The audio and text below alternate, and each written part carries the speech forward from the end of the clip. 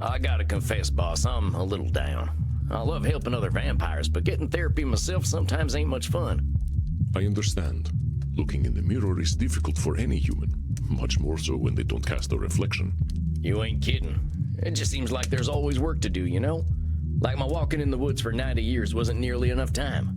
I dare say you are correct. I believe that we must never cease our walking in the woods. There is no mystery deeper than that of our own existence. Where do vampires come from anyway? Well, Samuel, when two vampires love each other very much... Come on, boss, that's not what I'm asking. Where do we come from? The answer to that is much older than recorded history, my friend. But let us focus on you. We should start with some meditation and determine what thoughts are most important to you right now. Close your eyes and envision your place of comfort. I ain't good at being a therapist. Is my hat weird? Ich bin Sam. Ich bin uncool. Election looks real bad back home. Dr. Drain thinks I'm brain damaged. Why'd my mama have to marry that asshole? When's the sunrise? The Senora hates my guts. Sure wish you were still here, Jeb.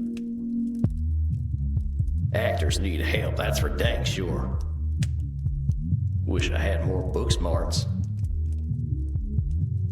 Bet he scares the heck out of me.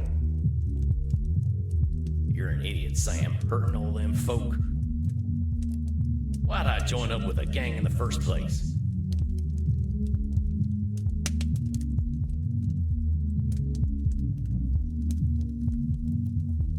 How are you feeling, my friend? Pretty good. I gotta say, my head's been a mess of thoughts lately. I think I was afraid of therapy today. Why is that, my friend? What thoughts came up? Well, after last time, I think I was stewing a bit. Just being real angry at myself for joining that nasty cult in the first place. They preyed on the vulnerable, as cults tend to do. If you had been a man of means with a robust support system, I doubt they would have noticed you. Yeah, I know. And honestly, I'm mad about that too. I mean, my country did me real wrong and put me in that sorry state to begin with. This sounds like a proverbial can of worms. Yeah, you could definitely say that. After we talked last time, I kept thinking, what could I have done differently? And the answer amounts to horse shit. All that law-breaking I did, all that murdering and stealing and doing no good, that was my country failing me. Let us slow down, Samuel. You are making a bit of a logical leap. I have great admiration and empathy for you, my friend, but it is disrespectful to those you hurt to blame anyone but yourself. I mean, I guess I could have died. Suppose that would have been kinder, but that's a lot to ask a boy to do. I am not suggesting that you should have died, and I do not suggest that your country was without fault.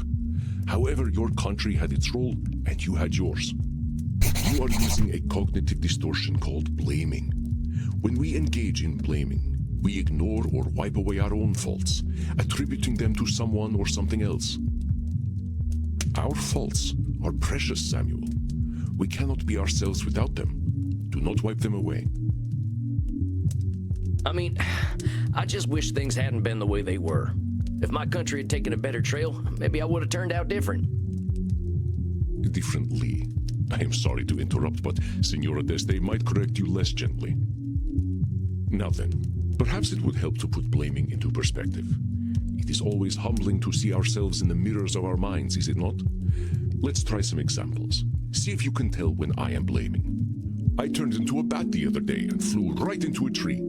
Who put that tree there? Blaming someone else, or the tree, for you being clumsy, that ain't gonna do anyone much good. I smacked into my fair share of trees back when I was a youngster, but that was definitely my fault. Of course, there is no shame in being a novice flyer as a young vampire, but we can be insecure creatures. That's our humanity at work. I was unable to perform in bed with Crimson the other night. It must have been her fault. Dang, that is some blaming. Takes two to tango, boss. Maybe there's some bad blood brewing between you two. Man, I wish I hadn't heard about it. Do not worry, my friend. Crimson and I bring each other great satisfaction. All right, I get it. I said nothing lurid, Samuel. Why are you so distressed? Singing great satisfaction. It's like hearing your parents talking about their sex lives. I mean, All right, Samuel, let us move on. The interface on this widely used new vampire dating app is so modern. How do they expect anyone to use this cursed thing?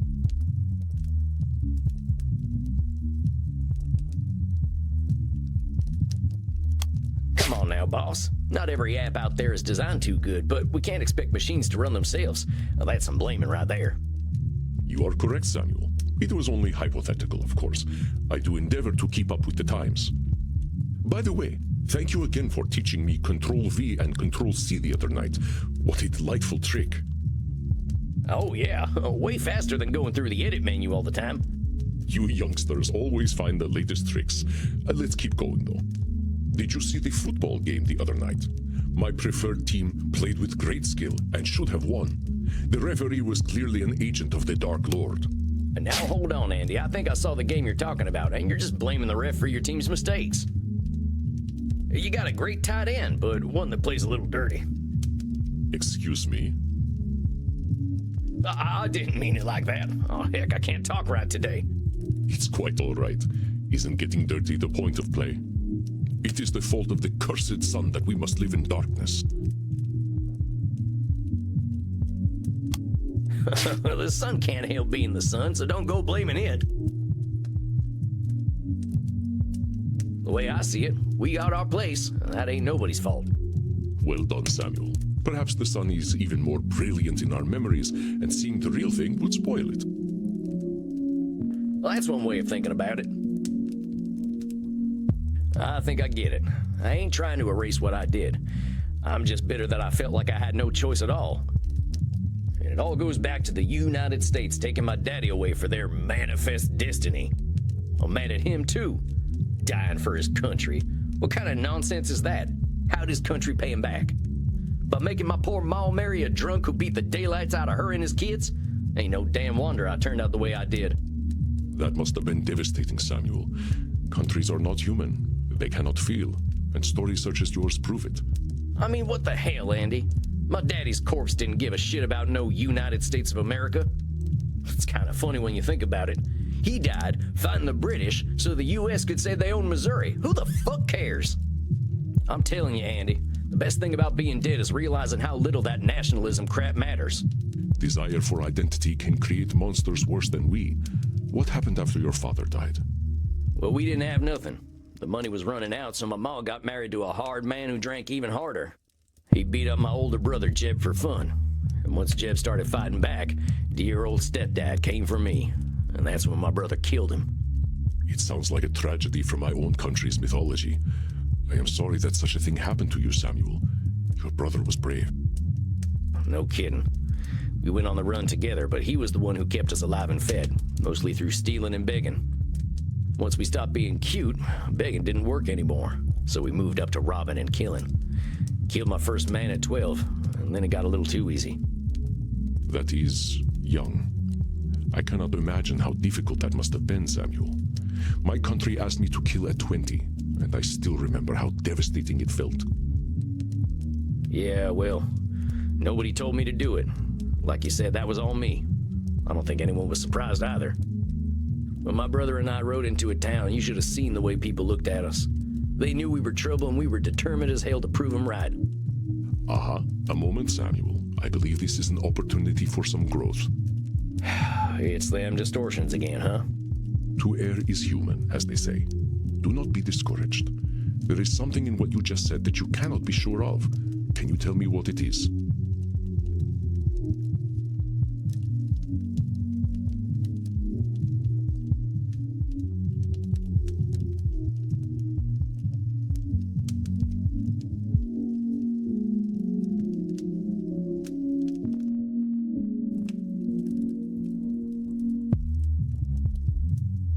Is it that I stopped being cute? Well, yes, that is certainly a distortion. My patrons have told me they find you adorable. But I was looking for a different distortion. I guess there ain't no way of knowing that people thought we were trouble. That's right, Samuel. There is one way of knowing exactly what they were thinking, and that would be to read their minds. Thus is the cognitive distortion called mind reading. Yes, we can weigh evidence and make predictions, but never with complete certainty. I was a dirty little thieving murderer. I don't blame him for judging me. First, that's labeling. Second, one of those people might have been patient and gentle, one that had an experience like yours. You cannot know. With your mind reading, do you see how you made everyone your enemy? Yeah, you're right. You're damn right.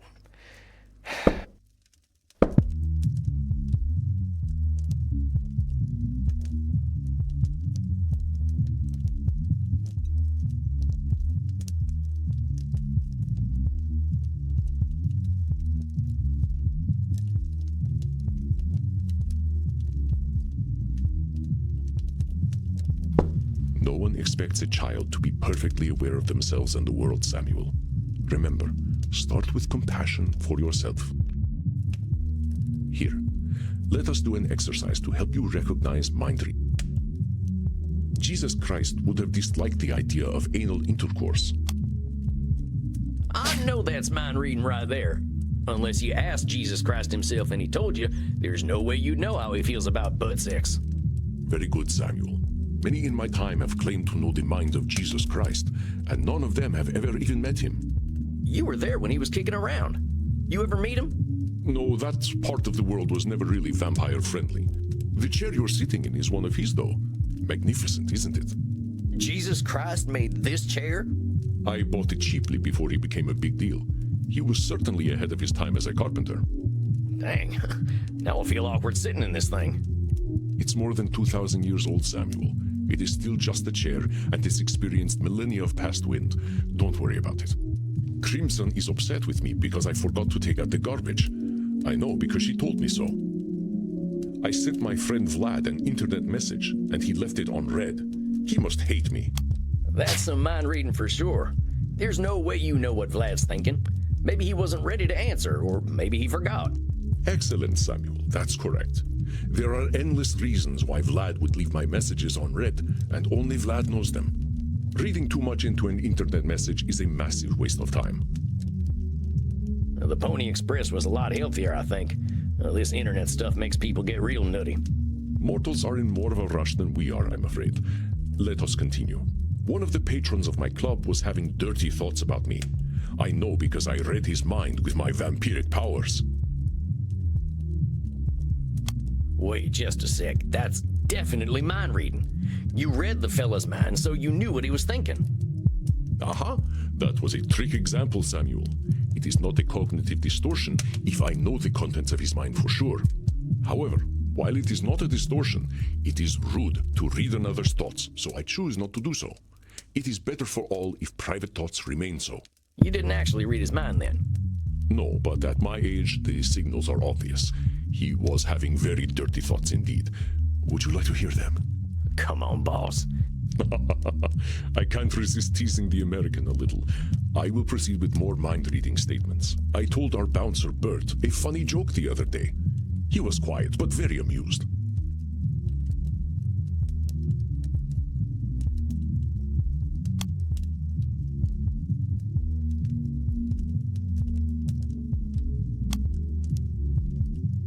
How the heck would you know if Bert was amused by your jokes? That's clearly mind reading. You are correct, Samuel. No one knows what Bert is thinking. I like to think he dreams of butterflies. But who can say? I don't think he's thinking of butterflies. Then you are mind-reading, Samuel. Let Bert be Bert. Yeah, I guess so. I believe you now understand that mind-reading may have closed the door on some opportunities for you. I suppose.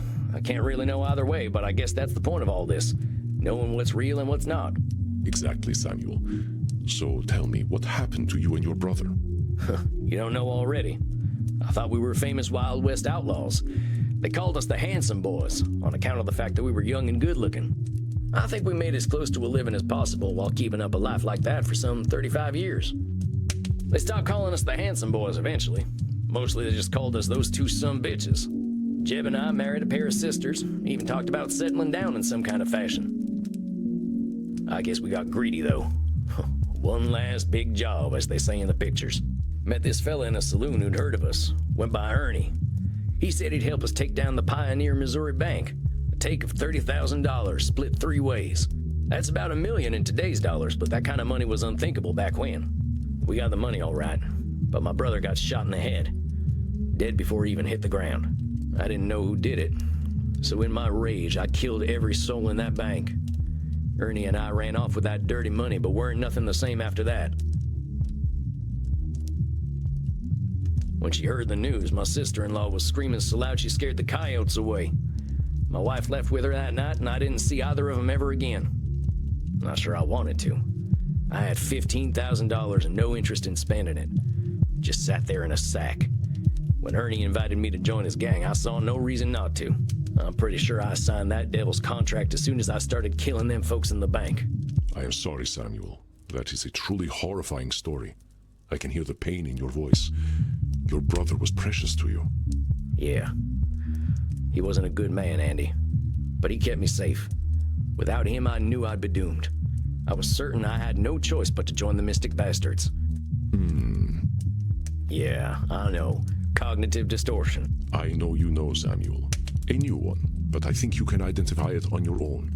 What is the cognitive distortion you are displaying now?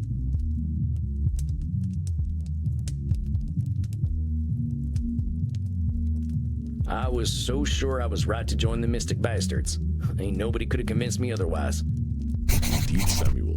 This cognitive distortion is known as being always right.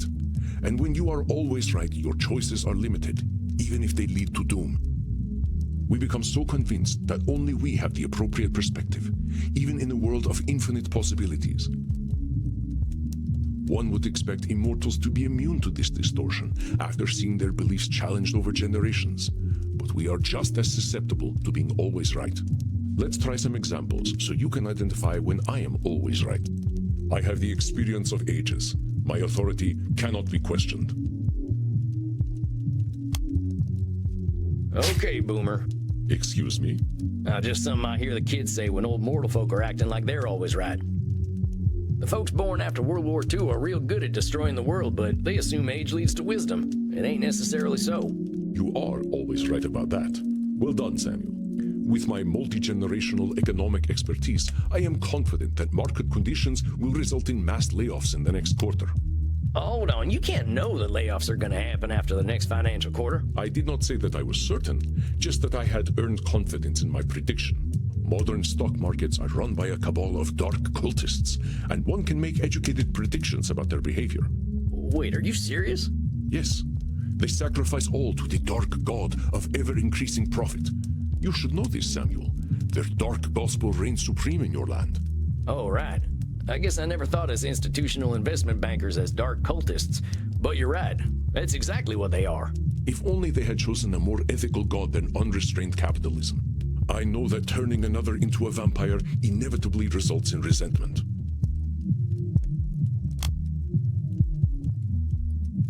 That sounds like you're always right. I know a lot of us vampires ain't too happy with our lot in life, but we ain't always resentful. That is correct, Samuel. Of course, we must be careful when choosing whom we turn and when. Choosing to live forever is not a choice casually made. It ain't usually a choice at all. But we will endeavor to break that cycle, my friend. We have enough clients already without having more resentful immortals running around. Let us continue. I know for a fact that vampires become misanthropic as they age. I do not need your perspective. And now hold on, you ain't always right. You thinking we're gonna turn into misanthropes is limiting you from making new vampires, but that's just your thinking. Very good, my dear Samuel. Caution is warranted when bringing a new soul into the dark, but I must consider perspectives other than my own. I have not had much good fortune with my children of darkness, but I am indeed not the only judge of character. You got kids, Andy? I had many dark children before I recognized the gravity inherent in doing so. I only wish more of my brethren could learn what a responsibility it is to begin the unlife of another. I know the internet is a passing fad. I have seen technology come and go, so I can trust my own expertise.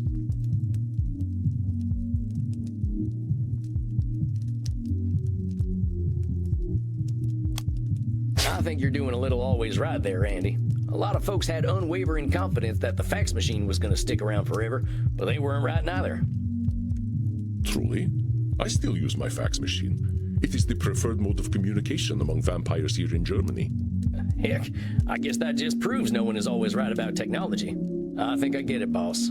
If I had found folks to listen to other than myself, maybe I wouldn't have joined up with Ernie's gang.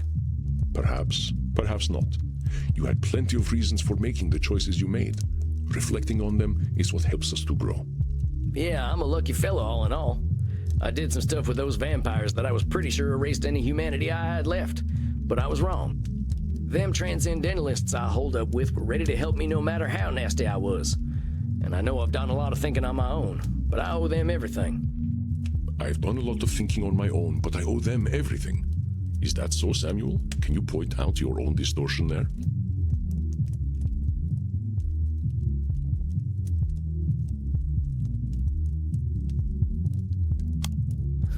It's my old favorite sneaking up on me, disqualifying the positive.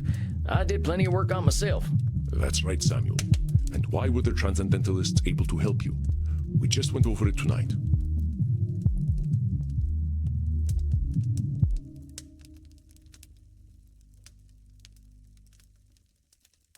I realized I wasn't always right. I was ready to start receiving help. Excellent, Samuel. Your capacity for self-reflection, and so quickly, is truly inspiring. I almost feel as though my blood is circulating on its own. Oh, come on, Andy. I'm just a fella. You have earned a reprieve from disqualifying the positive, my friend. Embrace it. I believe we have had a productive session today. Let us not press matters. This is difficult work, and you are handling it wonderfully. How do you feel? You know, I feel okay. Somehow it's better than feeling good. What happened is what happened. Some bad stuff happened to me, and I did some bad stuff. None of it lasts forever. That's the nice thing about having all the time in the world. Your trials have made you wise indeed, my dear Samuel. Now rest, my friend. You shall soon share your wisdom with your clients. I wish you a good night. Yeah, I believe it's early coffin time for me tonight. Have a good night, Andy. You as well, Samuel. Rest in peace.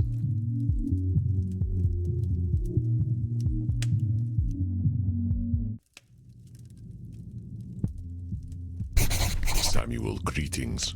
You look a bit pale. May I offer you something to drink?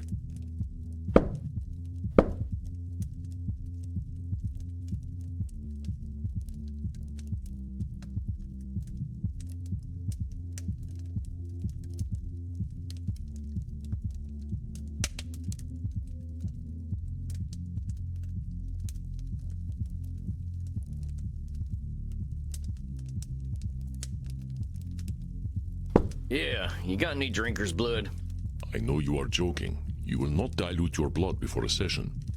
Yeah, I know, you're right. I just don't know who I'm meeting tonight. Is it gonna be Dr. Drain or that Lord Luridus fella? You only met a single individual last time, and you will meet only a single individual this time. Do not let Dr. Drain's avoidance of accountability confuse you. You saw the guy, though. Lord Luridus ain't nothing like Dr. Drain. And why do you think that is, Samuel?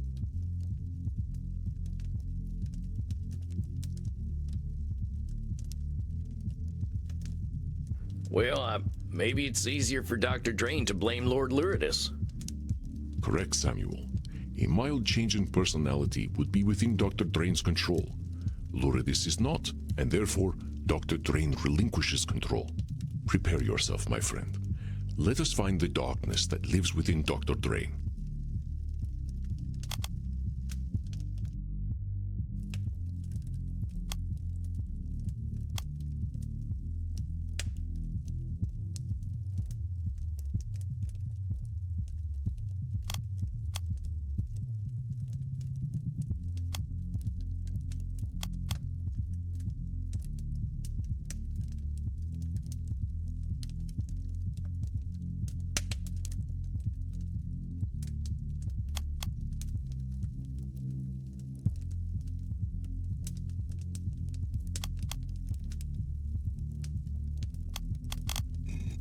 All right, I think I'm as ready as I'll ever be. Do not fear, Samuel. I shall not let Dr. Drain hurt you, no matter what he is calling himself. Do what you do best. I will, I promise. And here he comes, whoever he is today. Doc. Somewhat taciturn today, then. Well, don't be upset with me. I did warn you about that beast. At least now you recognize the urgency in being rid of him. Perhaps now we can stop beating about the bush and actually fix my addiction problem. I'm here to help, but if we're gonna lick this thing, we gotta do it honestly, and that means getting to the root of the problem. I tire of this self-examination process. There must be something efficacious that I can do. Perhaps some sort of aversion therapy. I am willing to do whatever it takes to make that villain just go away. Then you gotta be willing to address the big old elephant in the room. And what is that?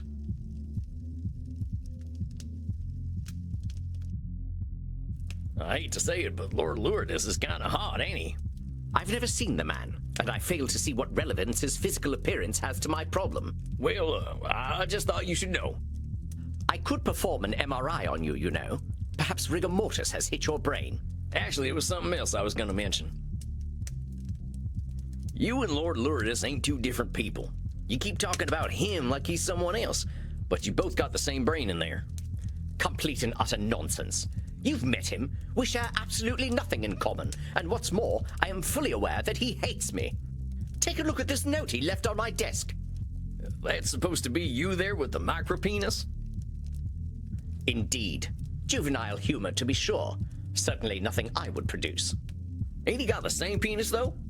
Quite so. I have no doubt he does the most terrible things with it. So somehow he's got a different brain than you do, but the same penis. Something ain't adding up here, Doc. I resent what you are suggesting. I have no effect on what Lord Lourdes does.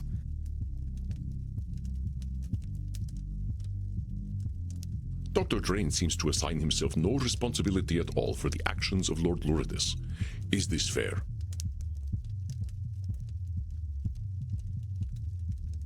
I resent what you are suggesting. I have no effect on what Lord Lourdes does. I know you're a pretty responsible fella, but you're giving Lord Lourdes more credit than he deserves. What on earth are you talking about? You know that old stereotype mortals like to spread about us where we can't go into a place until we're invited? A ludicrous idea with no basis in scientific truth. Ain't you giving Lord Lourdes your permission to come in and do what he does when you take that plasma stuff? I didn't invite him in the first time. I had no idea what I had created. That his presence would become an addiction was not known to me. Dr. Drain, you're a scientist. Your stock and trade is in facts, ain't it? Let's leave thought out of this for now. You gotta be my scientist here and stick to what we know. Very well. Yes. The genesis of Lord Lourdes was in the actions and choices I took. Are you quite satisfied? Doc, we ain't here for my satisfaction. Do you really think that? Well, the fact that I am upset right now certainly lends credence to the idea that you are trying to shame me. I won't lie to you, Doc. The people that Lord Lourdes has hurt probably would have a bone to pick with you. But I ain't here to punish nobody. That ain't the way to help you. In this room, we're working together. You're doing the hard work, and I'm just giving you support. Catch my drift, partner? And so you do me even greater shame through kindness. I cannot win. Perhaps I should simply let that beast, Lord Lourdes, have his way with me. Come on now, Doc. You're jumping right to doom there. There are so many ways this therapy thing could go for you.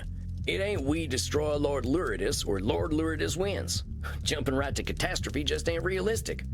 Already you're fighting him by being here. That means there's definitely something in the middle. And working together, we'll make things better. Maybe not completely better. This work ain't never done. Of course, I am forgetting myself. I'm not usually prone to extremes. I shall attempt to be more mindful.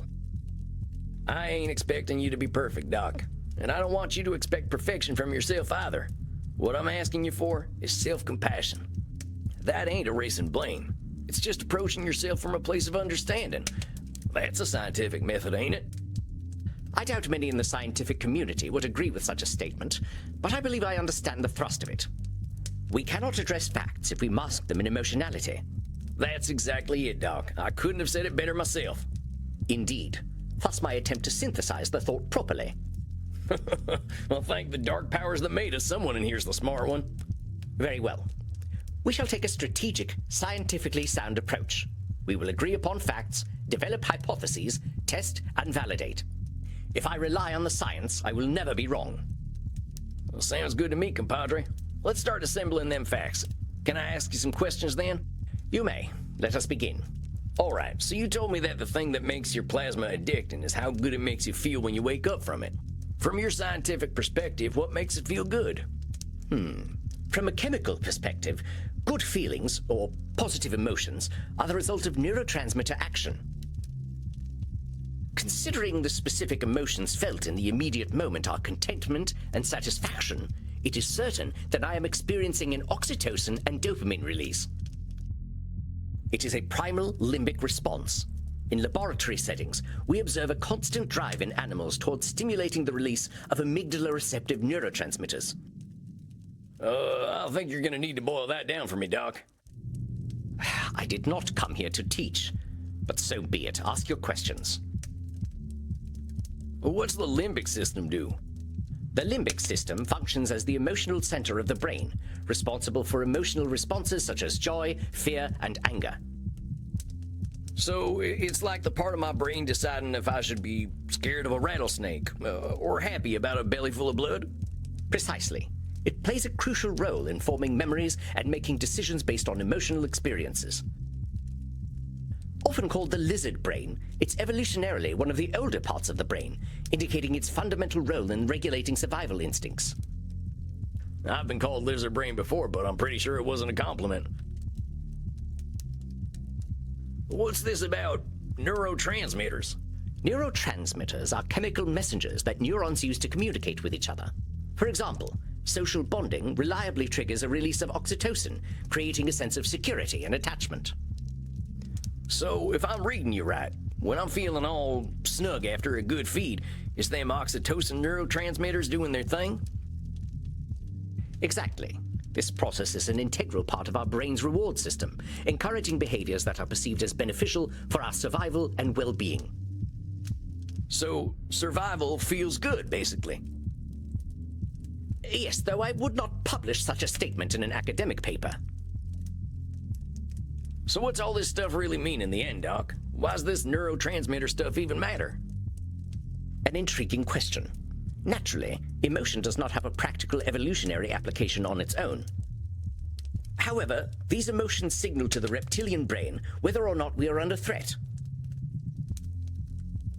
Oh, well, dang, now I think we're getting somewhere. I think the answer's right in front of us.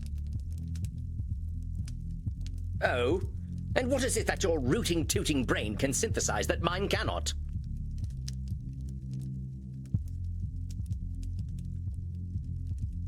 You don't feel safe on your own. Taking that plasma forces you to get that neurotransmitter hit.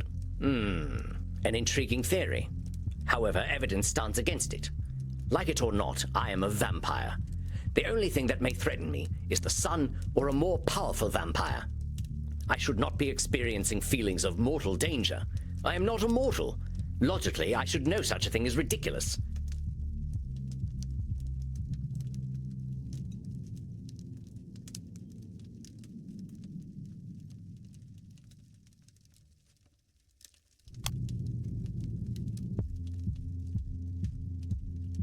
There's them should statements again, Doc. It doesn't matter what logic says. You still got that part of your brain that says it's in danger, and that part doesn't care about logic. An astute point, and an inconvenient one. That we should be saddled with such vestigial, primal concerns is most unfortunate. Can't avoid the fact that we still got them human concerns. At least we don't gotta poop, huh? Oh dear, and you are doing so well. At least I have nothing to fear from you. It's true, though. We're still animals, partner. We gotta satisfy the animal. Just not through pooping. But we are immortal. Why do we have animal needs, fears, and emotions? What possible use do they have? It is such a disappointing notion, however, to think that we cannot transcend our reptilian brain, even when we are beyond death. We're dealing in facts, though, and I think what we're coming to is that your reptilian brain doesn't feel safe. Which is absolutely ridiculous, but I must admit that it is somehow true. Ugh, what a devastating revelation. Dr. Drain, for all his scientific achievement, is just an emotional little laboratory rat who bases all his decisions in fear. Man, you just jump right to that extreme. You're probably the smartest fella I ever met, Doc. You ain't a science god, but who is? I think there's a lot of room between being a lab rat and being the perfect logical being. You are, of course, correct. I am letting my emotions get the better of me. Most unscientific. Doc, I want to go back to one of them things I was telling you about in our first session, and that's self-compassion. Let's say you had some vampire apprentice, a scientist like you, who didn't know nothing like what you know, and said they were down on themselves for all the reasons you are. What would you say to them? Well, I would explain that progress is non-linear. The scientific method, in fact, celebrates failure. That which does not conform to theory still informs theory. Any chance you could put the scientist away and talk to their human side? Well, I suppose I would say that it is fine, that all things are temporary, and the universe does not care to condemn them. So how can we get you to say them things to yourself, Doc?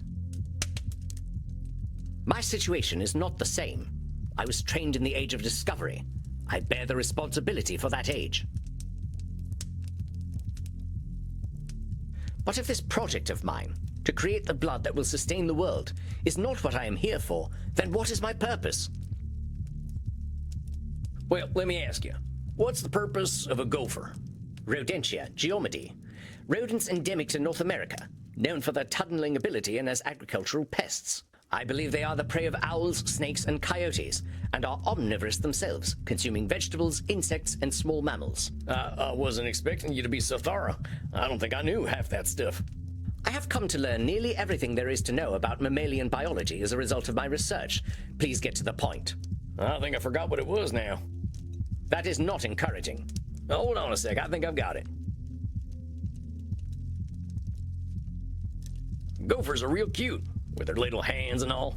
They might be vermin, but they're pretty adorable. So you are suggesting what? That I am cute vermin? Oh, no, nothing like that. I was just trying to lighten the mood. By making me want to pull my own hair out? Oh, wait, that wasn't it. The thing about gophers is...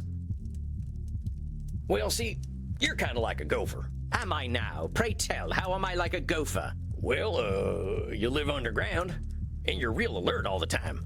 And that's it. Science, save us. Hold on, I think I remember now. Gophers have a purpose. Driving people crazy, that's what. Used to wreak havoc on the farmland back in Missouri.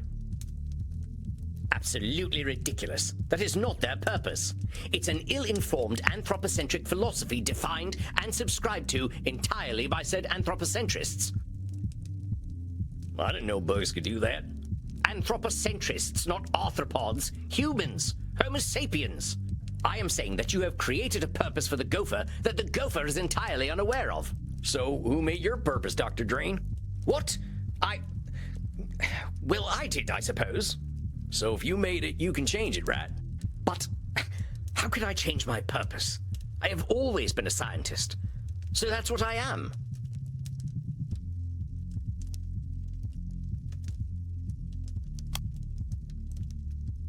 Dr. Drain appears to see himself only as a scientist. I fear this is an overly simplistic interpretation of himself. But how can I change my purpose? Dr. Drain appears to see himself. But how can I change my purpose? Science is just what you do, compadre. That's one of them anthropocentric philosophies you mentioned. You're overgeneralizing about yourself. Dr. Drain's in there, and he's more than the things he knows or his job title. That's the problem. I'm not sure that he is. All right, well, let's take that scientific approach and try to figure out who the man behind the scientist is. Very well. If we look at the behavior of our subject, myself, we can infer a few things. If we examine my behavior, one can draw comparison to a threatened higher-thinking mammal. I spend much time in ensuring personal safety and security. What about your more peaceful moments? What do they look like? I believe these feelings are only medically induced through my special plasma. However, Dr. Drain appears to be at rest when he is full and satisfied. And your synthetic blood doesn't do that for you. I am forced to admit that at present, it does not. Dr. Drain, what do you think of drinking something a little more fresh and human? I will not. I do not have to. That depraved vampire, Lord Luridus, is the source of all that is base and vulgar about my person. Doc, you're blaming Lord Luridus for something common to all vampires, including yourself. We need blood. That's just how it is. Ain't Lord Luridus's fault. Now, I know you ain't comfortable with that need, but you can't offload everything you ain't happy with onto Lord Luridus. That just makes him worse. You have not been listening to me at all if you believe I have absolved myself of all vampiric frailty. I didn't say that.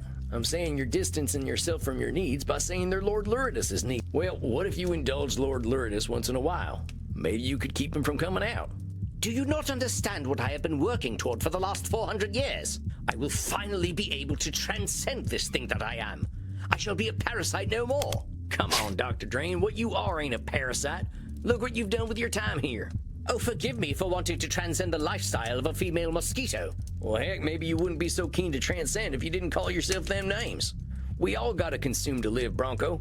Ain't no such thing as a perpetual life machine. I believe you are trying to invoke the first law of thermodynamics. Refresh my memory. Energy cannot be destroyed or created in an isolated system. It can only be transformed. Oh, yeah, that's basically what I'm saying. Well, it is a salient point, I must admit. Dr. Drain, we really gotta talk about some kind of middle path here. Back home, we tried the whole abstinence thing a few times, and it didn't go too well. We tried to stop drinking, and that just made people only do bad drinking.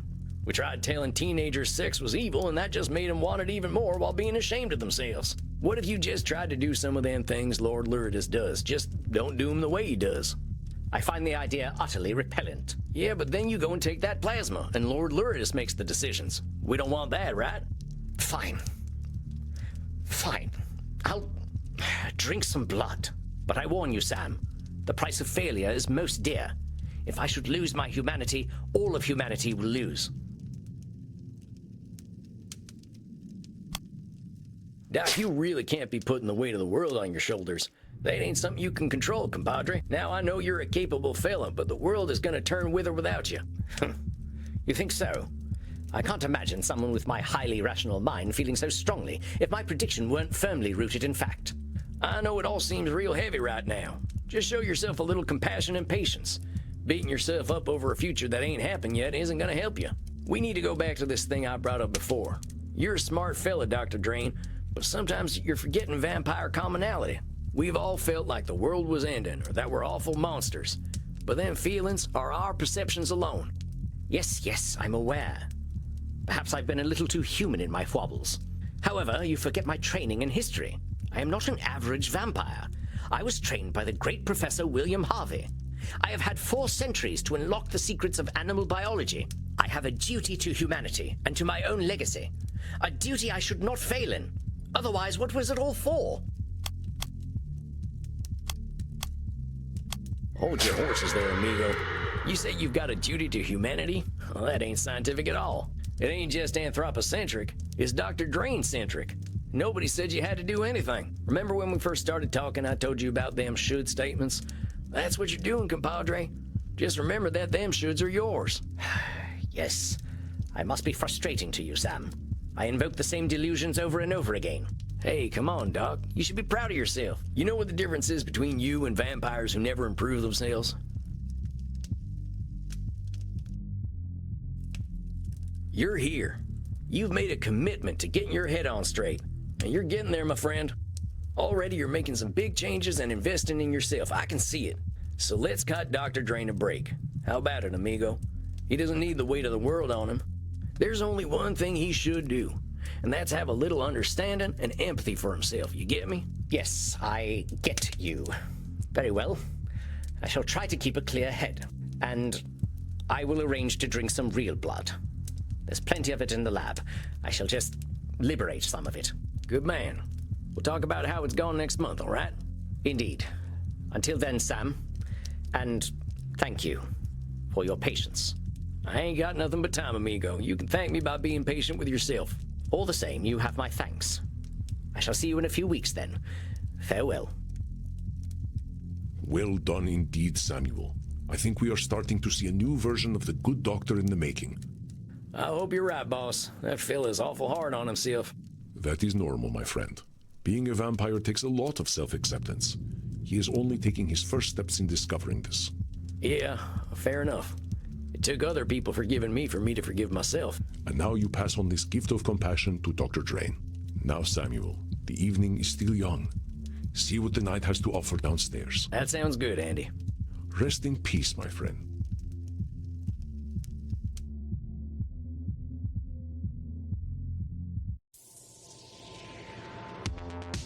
always come out of the dock sessions feeling dumber than ever. I'll check in with Crimson. She's always got some bartender's wisdom to share.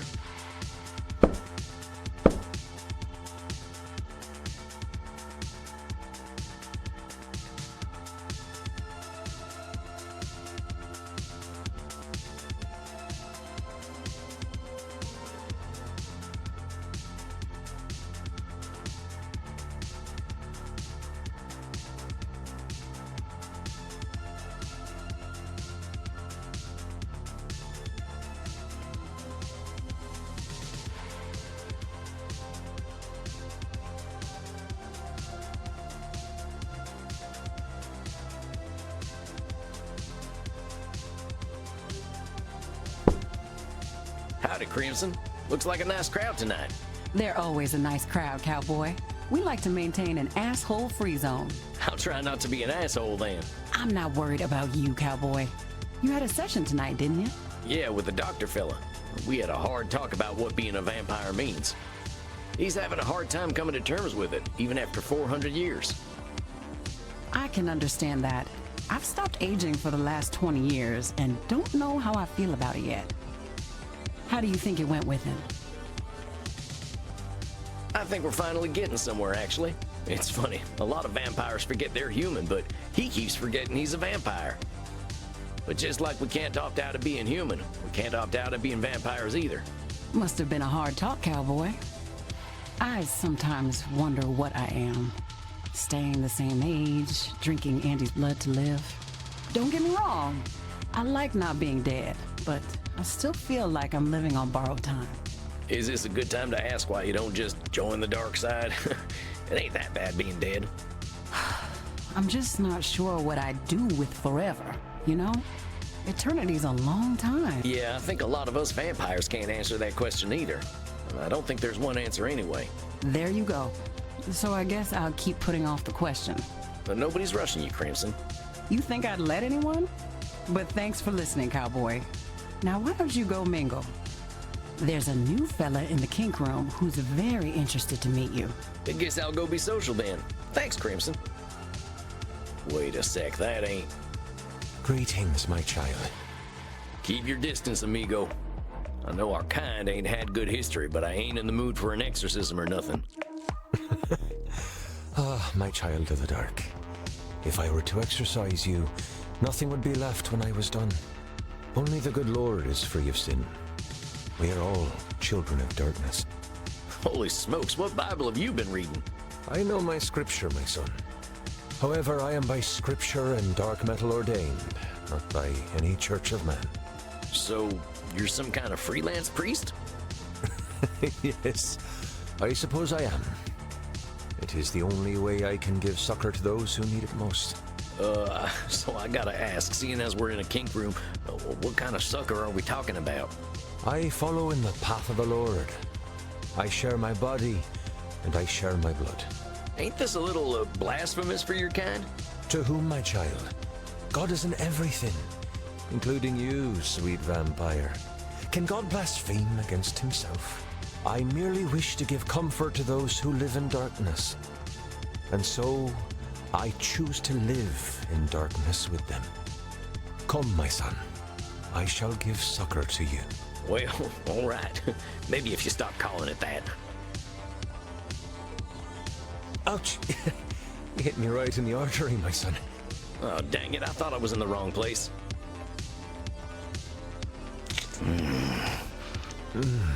Thou shalt not want, my son.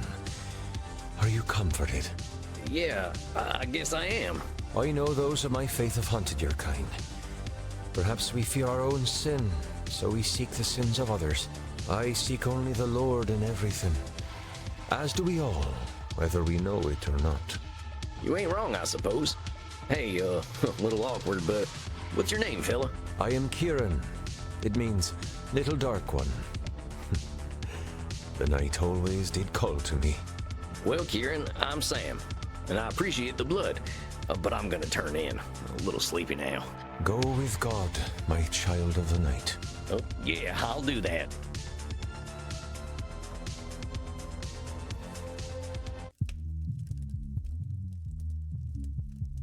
A fine evening to you, Samuel. Are you ready for tonight's session with Signora Deste? Yeah, I think so. I think we're making some good progress. That is wonderful. Remember, though, that the road to inner peace is not a straight line. True enough. I like to say I didn't make my path. Samuel, you have the makings of a poet. Oh, I meant it more literally. When I was walking in the woods, I just walked where the land led me. But you see, this is a wonderful metaphor. If there is a valley between two mountains, that is the path nature takes us on. We often choose to climb the mountain instead when the easier path is made for us. Your experience guides your intuition more than you might expect, my friend. Guess it's that peasant wisdom the Signora mentions. Be careful with the labeling, my friend. I didn't mean it in a bad way. I ain't ashamed of being a peasant. I'm just folks, as we like to say. I can see why the Signora has become quite fond of you. Are you prepared for your session with her? Yeah, I think with our progress, there might be some other distortions to focus on. Let me think.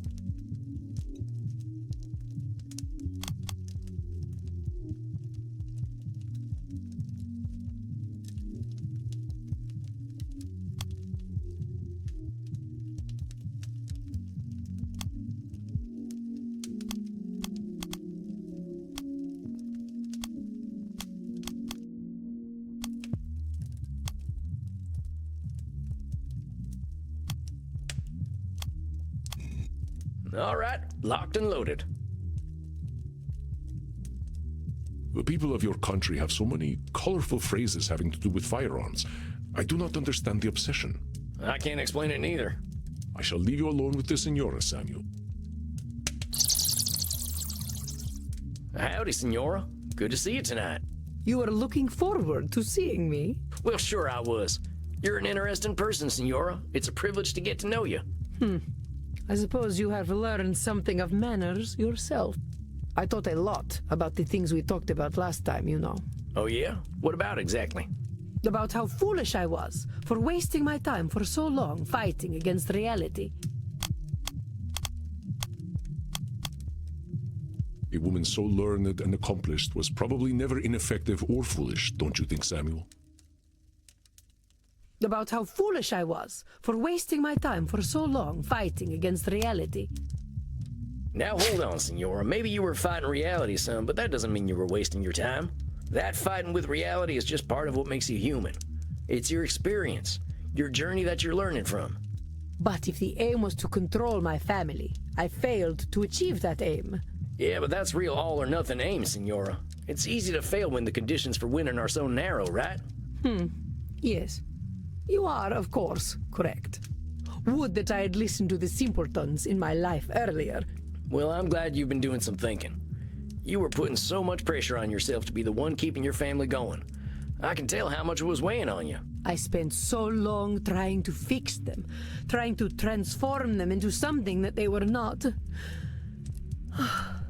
May I talk to you about my ex-husband, Sam? Of course you can. I know he gave you a lot of grief. He hurt me deeply, in so very many ways. He was the start of all my delusions because I thought I could fix him. I thought Frankie was the way he was because I was not an ideal wife. That perhaps he would have been faithful if I had been as beautiful or fertile as a Medici. I know I have been arguing with reality, as you have said, but the idea of a fruitful marriage, sanctified by God, this was the only reality I had. But that reality did not match with mine. God could not have blessed both our marriage and riddled Frankie's penis with French diseases. French diseases? We used to call syphilis the malfrance. Diseases don't belong to any nationality. You sound like a certain politician from back home. Do not insult me. Have I not suffered enough with my husband's disgusting malady? It was a painful lie to live. I could only conclude from my sorrow that God was testing me. Endlessly.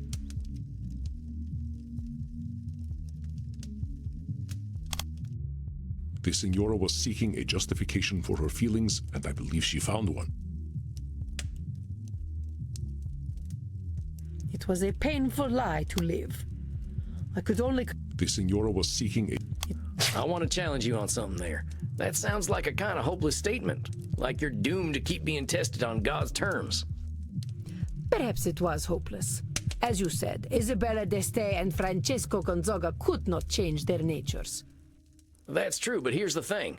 Does that mean you were doomed, or were you just doomed on God's terms? I think this just needs a little reframing. I know you were dealt a rough hand, but it doesn't necessarily mean you were being tested. Sometimes we just gotta make do with the hand we got. What I'm suggesting is that then and now, a radical acceptance approach could have helped you.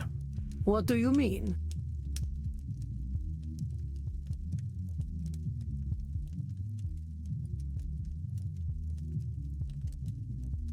How about being polyamorous?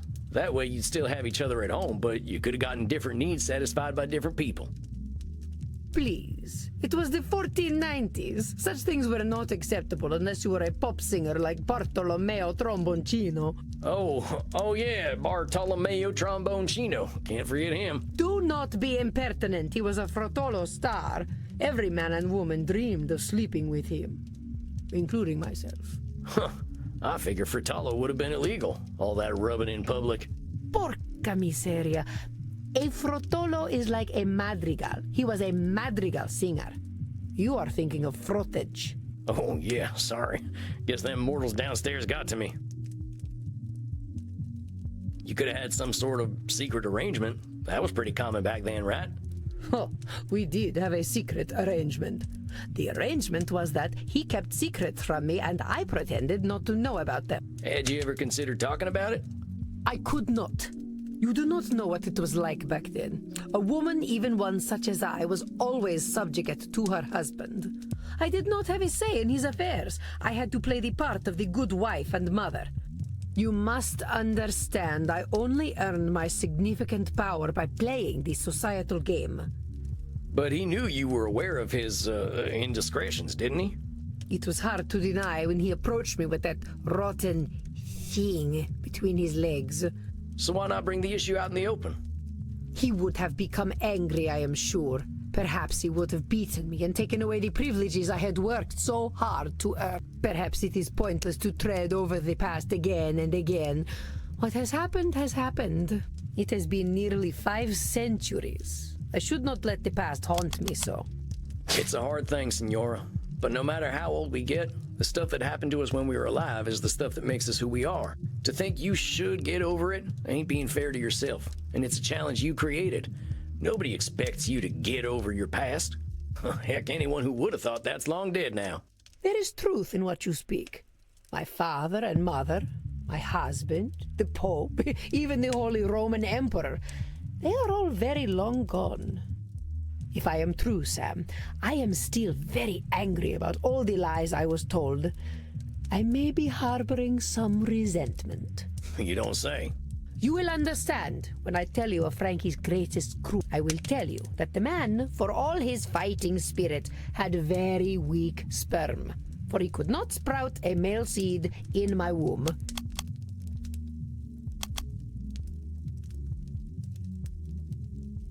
Hold on, are you really blaming your husband's sperm for your having girls? It could not have been my fault. Senora, even I know it's just luck of the draw. I think you know that too. Fine. Perhaps I just wanted to insult Frankie. But I will continue. My first child was a girl. I could not have been more embarrassed. Or so I thought, until I had my second child, who was also a girl. I will tell you, Sam, I was a young woman in mourning. I did not emerge from my chambers for weeks. The next time, finally, I had a boy, my beautiful Federico. He was such a charming child. He would entertain me so with his clownish behavior. May I show you a picture, Sam? Well, sure, let's take a look. Look at him. Isn't he beautiful? He could have been a movie star or a model today, don't you think? Admit it, he is the most handsome boy who ever walked this cursed earth. Why am I asking you? What do you know of beauty? Anyway, I gave all of myself to him, all my guidance, all my wisdom, and all of my love. Everyone said, you are doting on him, give him some air. How dare they tell me my business? I am Isabella d'Este. I know what is right. Senora, I'm sure you knew what was best for your son, but ain't it possible that those people might have been able to help you? It's lonely work when you feel like you can't listen to anyone else. Are you telling me how I should have raised my son? I got a better sense of self-preservation than that, Senora. But you gotta admit, this Nosferatu thinking of being always right is pretty exhausting, ain't it? Oh, that is true. And as it turned out, it did not matter in the end. Frankie, in his supreme foolishness, managed to get himself captured by the French. He ransomed himself out of prison with something more precious than all the gold in Venezia, more valuable than the Pope's seat. He sold my son, my beautiful Federico. Dang, that must have been devastating, Senora. I can't imagine how painful that must have been. No, you cannot. For you will never be a mother to a son so beautiful, so intelligent, and so pure. But that was not the end of my pain. It was not enough to take my son away. Not content to merely break me, the French, as always, needed to corrupt. They sent my sweet Federico to a den of filth, a place where chastity went to die, straight to the crossroads of Sodom and Gomorrah. They sent him to the Vatican. The Vatican? Seems like that'd be a pretty boring place for a boy to spend time. This was Rodrigo Borgia's Vatican. It was a city of prostitutes and perverts, and he was their mayor. My poor Federico. He was a boy of a certain age. I could not have prepared him for the temptations he encountered. When he finally returned to me, he was no longer Isabella d'Este's child. He was the child of Francesco Gonzaga, an experienced whoremonger in his own right.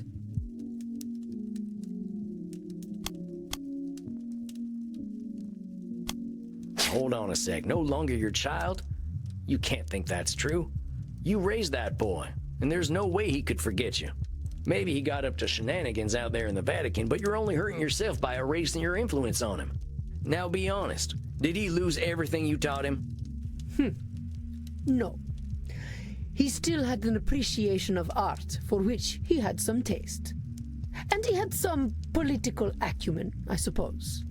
I'm not saying you should forget what happened to your son. That would be pretty unrealistic. But give yourself some credit for the influence you had, huh? You are kind, Sam. Thank you. But it is hard to forget the child who returned to me. I am a man now, mother, he would say. I do not have to listen to you. And indeed, he did not. Which is why he died of syphilis, just like his depraved father. He did not even have the courtesy to wait until I was dead. Now do you understand why I prefer the illusion of truth and beauty I try to bring to art? My mother told me when my marriage was young, Isabella, you must pretend that all is as it should be. The truth is dark, but you must maintain your own. I hate to say it, Senora, but I think your mama was spouting a few should statements of her own. Keeping up that illusion must have been draining. That is why I tried to create my own illusions. If I depicted love and chastity in their ideal form, I could make that illusion come true. Well, Senora, if anyone were strong enough to change the world's morality, it might be you. But I think you know the truth is that you don't have that kind of control. No one does. Then why am I here, Sam? Why are any of us here? Are we here to eat, sleep, fornicate, and die? I know a few folk who might say that's why we're here. It's one of them existential questions, ain't it?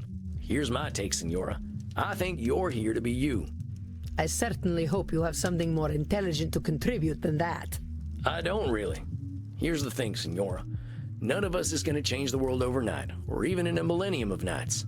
But our being here, being ourselves, swings the pendulum in a whole bunch of unknowable ways. That is a dark interpretation of reality. Are we truly so powerless? Isabella sees imperfection as helplessness. Help her see otherwise, my friend. That is a dark interpretation of reality. Are we truly so powerless? What I'm saying, Senora, is not that we're powerless. I'm just saying we ain't gonna change the world on our own. Not everyone's gonna buy what we're selling, but some people are gonna get it. People are still out there talking about the art you brought. Maybe fellas like me don't know who you are, and I bet that nasty pope from your time wasn't your biggest fan. But you can't help but be an influence on people. Just not all people. Ain't that so? I do not know if that is enough for me, Sam. Well, here's what I think we should do, Senora. All them efforts of yours are always facing outward. How about we spend some time on you? What do you mean? I mean, let's work on the things Isabella D'Este likes. Forget about the rest of the world. What are you putting in your art that's for you and not for anyone else? Is it a little embarrassing? Hush. If you must know, it is centaurs. I like centaurs. Hey, I ain't gonna judge. Sometimes I like horses better than people too. Yes, well, they are pleasing to look at. Now, how about this then? Why don't you pick up a brush and paint yourself up a centaur? I have not attempted to paint for centuries. This is just for you, Senora. No expectations. How's that sound? I cannot believe I revealed this thing to you. I'm glad you did. I'm a lucky fella. I get to know an Isabella D'Este no one else knows. And no one else will know, or I will make you suffer. Capiche? You got a deal, Senora. I'm here to be supportive, that's all. I hope that when you come back next month, we'll be having a nice conversation about you finding your muse. Yes, perhaps. Very well, Sam. I do not understand your ways, but I cannot deny you have a certain untamed wisdom. I shall attempt to paint a centaur. This is not what I expected from therapy, but I shall do as you suggest. I shall see you in 4 weeks then. Arrivederci, Sam. Oh yeah, see you soon, Senora. Arrivederci. Goodbye. Well, well, Samuel, you never cease to impress. Centaurs. I don't think you're supposed to know about that, boss. I am 3,000 years old, my friend. Horse people are somewhere at the very tip of my kinky iceberg. It is already forgotten. Well, the Senora's pretty embarrassed about it, so I'd appreciate it if you kept it to yourself. Senora D'Este is wise to put her faith in you, Samuel. I will gently remind you that relationships between therapists and clients are highly discouraged. Oh, come on, Andy. It ain't like that. Senora D'Este is just... You're messing with me. Of course I am. Unless... All right, you know what? I'm going downstairs. I could use a drink. Well earned, Samuel. Please, rest in peace.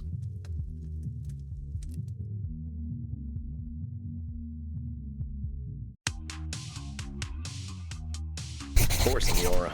That lady's holding on to a lot of anger. Reminds me of myself as a young vampire.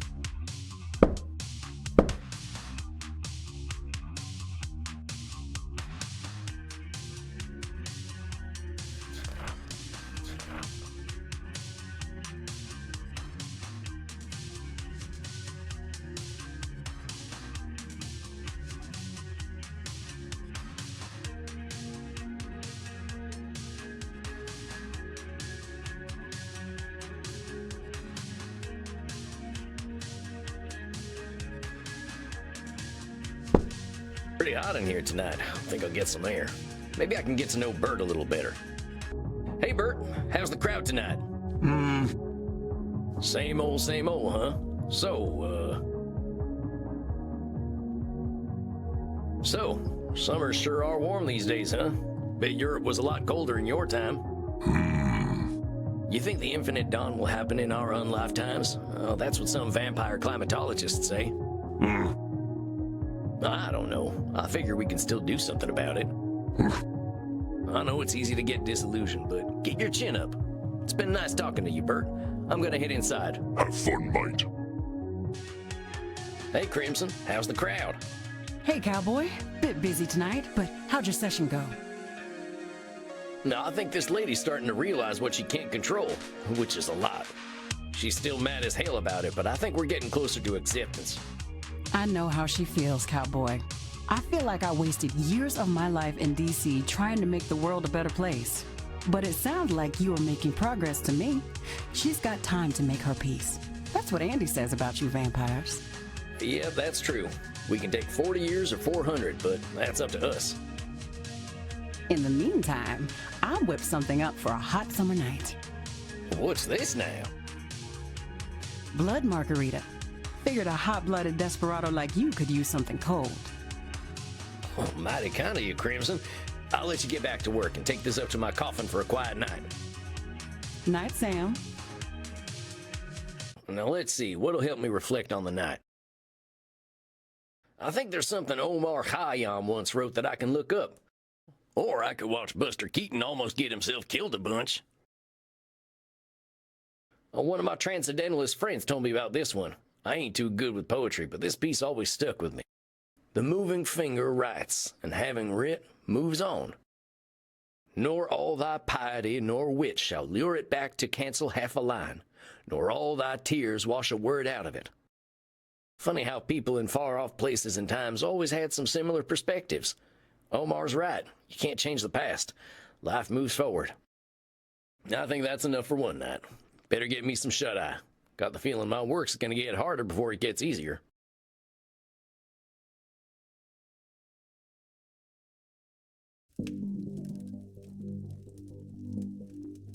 My dear Samuel, greetings. How are you feeling tonight? Honestly, I'm feeling a little like a horse who's about to be ridden by a big old fella. I am not certain I comprehend your meaning. Have you met a special someone, my friend? What? No, it ain't that. I mean, I'm feeling a little on edge. Edmund's coming in. Aha, our actor friend. What about him has you nervous, Sam? He's just a lot to deal with. I find myself a little drained after our sessions. Ah, yes. Challenging the reality distortion fields of those with narcissistic tendencies is taxing. I know, but if I'm here doing this therapist thing, I should help him one way or another. Ah, remember your own distortions. You are under no obligation to help Edmund. If helping him drains you, remember that you do not have to aid him. Yeah, you're right. I still want to try, though.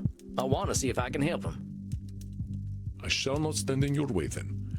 Have you an idea of what distortions he might be exhibiting tonight? Yeah, I was thinking about that.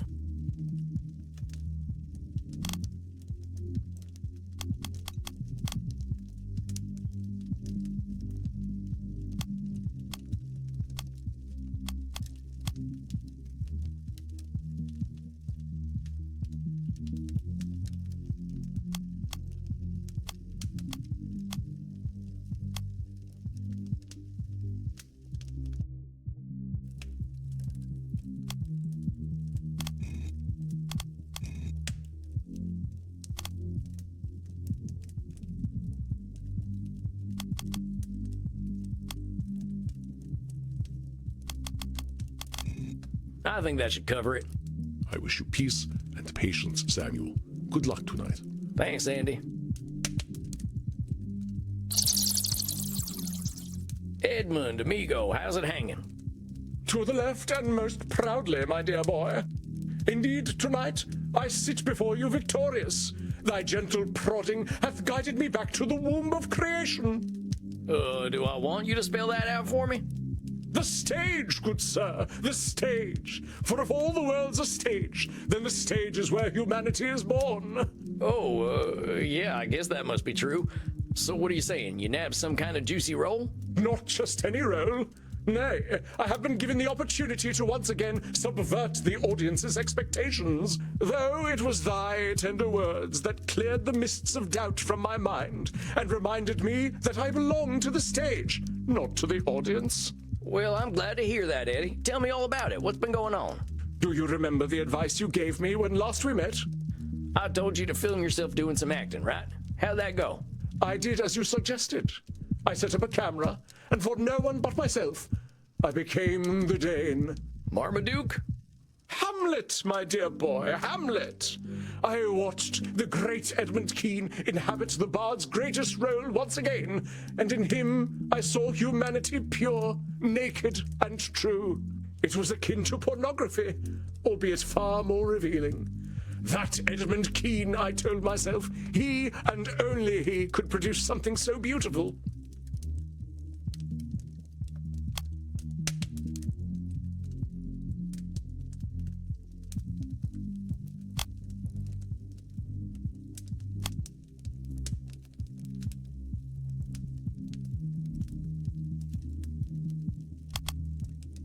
Edmund's belief that he is the center of the world is persistent, isn't it, Samuel? It was akin to... Wait just a minute there, Eddie. You're an incredible actor. Everyone agrees on that. But it's a big world out there, and everyone's got their own experiences. We all got capacity to do incredible things. It's a combination of luck, perseverance, and being in the right place at the right time. You ain't a great actor because you're Edmund Keene. You're a great actor because of the things that made you Edmund Keene. You toy with the fates and flirt with pedantry, my dear boy. Oh, it is often said that an infinite number of monkeys with an infinite number of typewriters at infinite time could produce all the works of Shakespeare, but such a thing is infinitely unlikely. If you will permit me to continue, to watch myself act without an audience was simply rapturous. I am not ashamed to admit that I did weep. I wept for the stage, that I deprived it of my greatness on account of my own misplaced dread. I have been a cream-faced loon, a devout coward, and most religious in it. Why should Edmund Keene fear any audience? You spoke truly. Edmund Keene bared his chest to all the slings and arrows of an unappreciative audience, and was somehow surprised when they hit their mark. The Edmund Keene that you see before you is armored in love of the craft that no arrow may penetrate, and so casts aside the cloak of cowardice. To think, I feared mortal directors. I feared the audition, and the criticism that would come afterward. I feared the cast list, bereft of Edmund Keene. But to you I give thanks, for can a mortal director know my brilliance? Nay, they're all clay-brained guts and mouldy rogues. Their disrespect for the craft makes fools of them.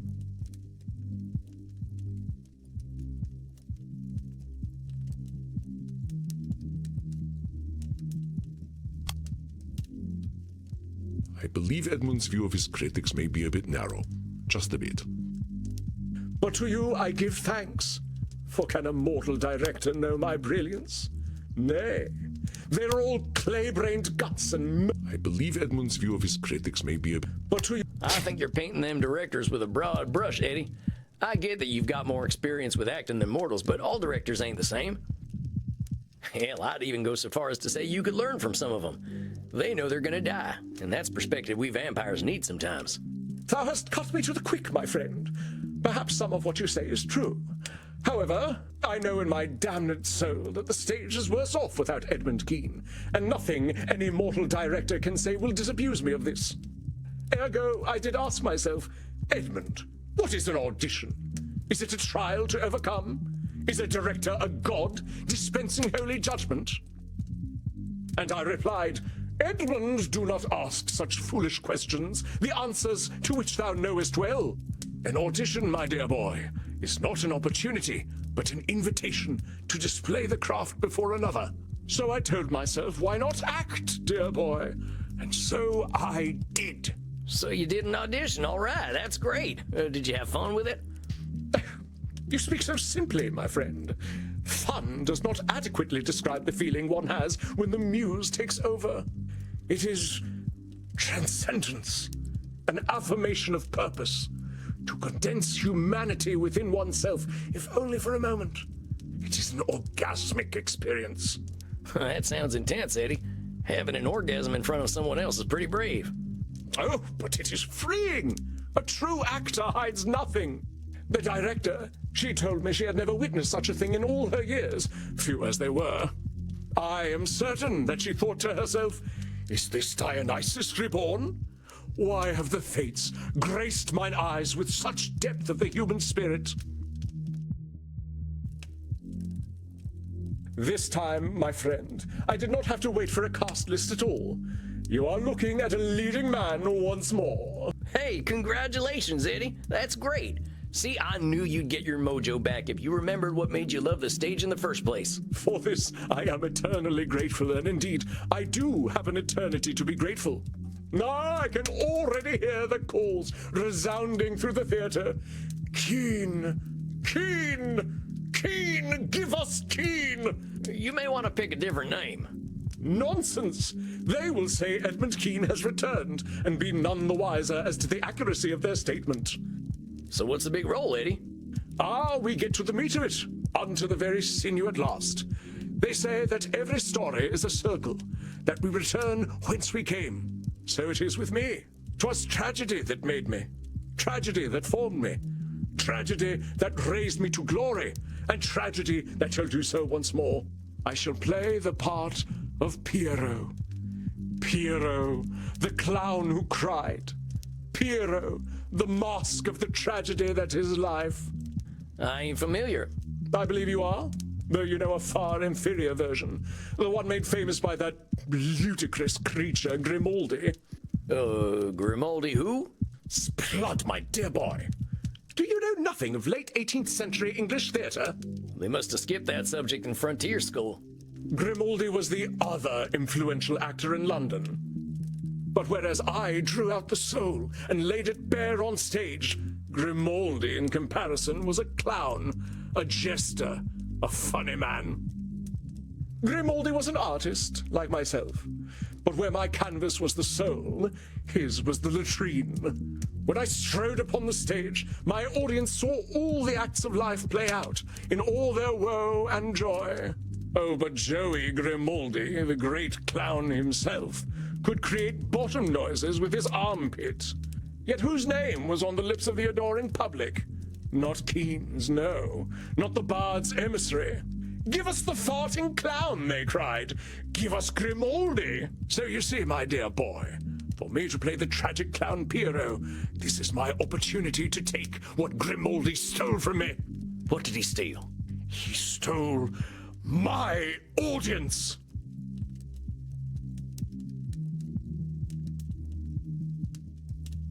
Eddie, from what you've told me, I don't think you and this Grimaldi fella had the same audience. I don't think anyone showing up for a farting clown show and getting Edmund Keane is going to be too happy, and it'd have nothing to do with you. But if Grimaldi had not peddled his base filth, my audience would not have waned when it did. They would have been mine.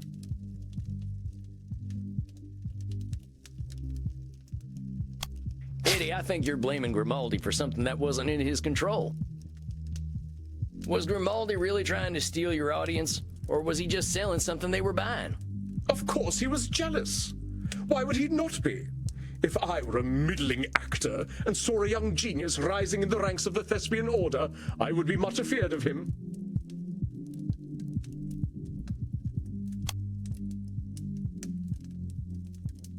Edmund sees many things that are not reflected in reality, especially in the thoughts of others. Of course he was jealous. Why would he not be? If I were a middling actor and saw a young genius rising in the ranks of the Thespian Order, I would... Edmund sees many things that... Of course he was... Maybe Grimaldi was doing his own thing because he liked doing it, which is just what I've been encouraging you to do. Tilly-fally. I said he was a clown, not lacking eyes and ears. Of course he was threatened by me. But you said yourself that he had his own style that wasn't anything like yours. He was a thief and a fool. If not for his cheap entertainment, I would have had the whole of London hanging on my every word. And if the sun didn't shine, we could go out during the day. Come on, Eddie, the world ain't waiting on you. Grimaldi had his audience and you had yours. Ain't nothing wrong with that. Perhaps, though I weep bitter tears to think the people so base. And I weep for myself, my dear boy.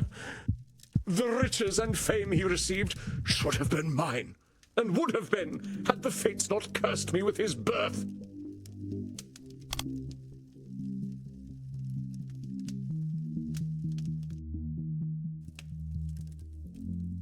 The fates cursed you with Grimaldi's birth? I don't think baby Grimaldi was thinking too much about you, my friend.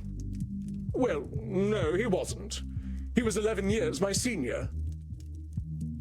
So maybe he was cursed with your birth then. You delight in making me play the part of the fool, don't you?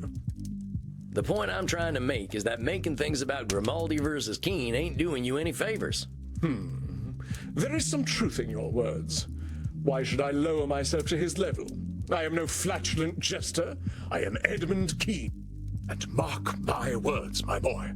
I shall cast Joseph Grimaldi from the Thespian Order. When I play Pierrot the Clown, Wikipedia shall forget all about that fool. You see, my dear boy, I have already calculated my triumphant return to the stage. Every move, every word, every expression shall be unassailable. You see, Edmund Keene is never wrong about matters of character. I'm glad to hear your confidence, Eddie, but I just want to give you a word or two of caution. Acting's all about humanity, not just Eddie Keene, right? If you don't give yourself a little room to bend, your audience might not see themselves in you. Ha! Let them dream their filthy little dreams. If my body is that which draws them in before I spring the theatrical trap, I care not. I didn't mean that. I just meant that you're drawing some hard boundaries acting-wise. Giving yourself some middle ground ain't a bad thing. I know you play your part, therapist, as I must play mine. I have heard your cautions. They need not be repeated. Indeed, I doubt our meetings will be necessary any longer. I must confess to some strong misgivings about you, therapist. There are times when we speak that I feel exposed, diminutive, and weak, and I can only conclude from those feelings that you are trying to hurt me. I gotta push you on that, Eddie. You said it yourself. You're jumping from a feeling to reality. I am here to challenge you, yeah. But your feeling exposed is part of the process. Doesn't mean I'm trying to hurt you. But there is truth in emotion, my dear boy.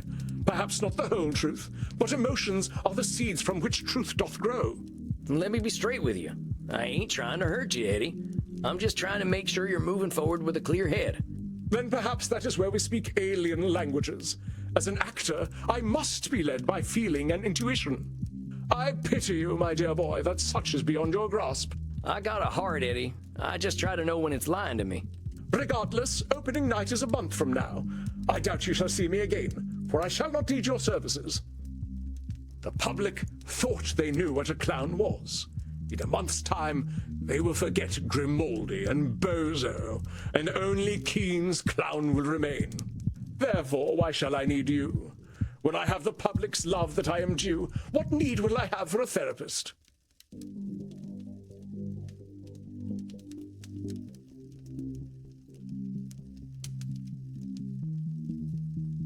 Hey, if you don't need me, I'm happy. There's lots of folks who can use my help. I was hoping you would lament my loss more than that. Of course I'd miss you, Eddie. You're as interesting a fella as they come.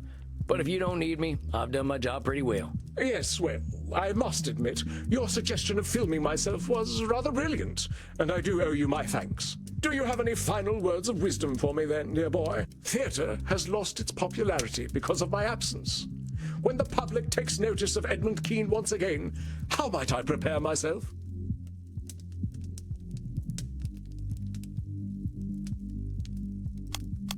I just want to remind you, Eddie, that even if you give the greatest performance of all time, people ain't waiting for you. Think about how you felt when you were acting for yourself and not for the audience. Your most important audience member is you, compadre. Ever the nemesis of mirth art thou, Sam Walls. But there is a little wisdom in what you speak. I shall remember Edmund Keene. I suppose, then, that this is goodbye, dear boy. You sure you don't want me to keep your session slot open for next month? There is no need. As you are so eager to help others, please do so, and worry not for Edmund Keene. Tell you what, I'll keep it open just this once. I'll take the night off if you don't show up. Sound good? Then I beg you enjoy a night of simple peace. You shall not see me. I give you thanks. And please, send me a V-mail. I shall arrange theatre tickets for you if you are ever in London. I'll do that, Eddie. You take care of yourself, you hear? I shall be Edmund Keene's greatest advocate. Farewell, therapist. May fortune favor you as it has me. Adios, Eddie. Well, Samuel, it seems you are down one client. Yeah, I guess so. If he thinks he doesn't need me, I guess I'm doing something right. You are unsure. I don't know, Andy. I think that fella's got some more work to do, but he ain't ready to do it yet. I believe you are correct, Samuel. I did warn you that this was likely to happen with our dear Edmund Keene. Do not consider it a failure of yours. Remember that we are all on our own journeys, and some of us need a little extra time to reach the next stage of that journey. Or in my case, a few thousand years. We cannot control the mind of any other. Yeah, I suppose that's the way it's gotta be. Go downstairs and have a drink to fate's whimsical turns. It is that which we cannot control that makes the world so rich and interesting. All right, Andy, that sounds good right about now. Go then, my friend. The night awaits. Rest in peace.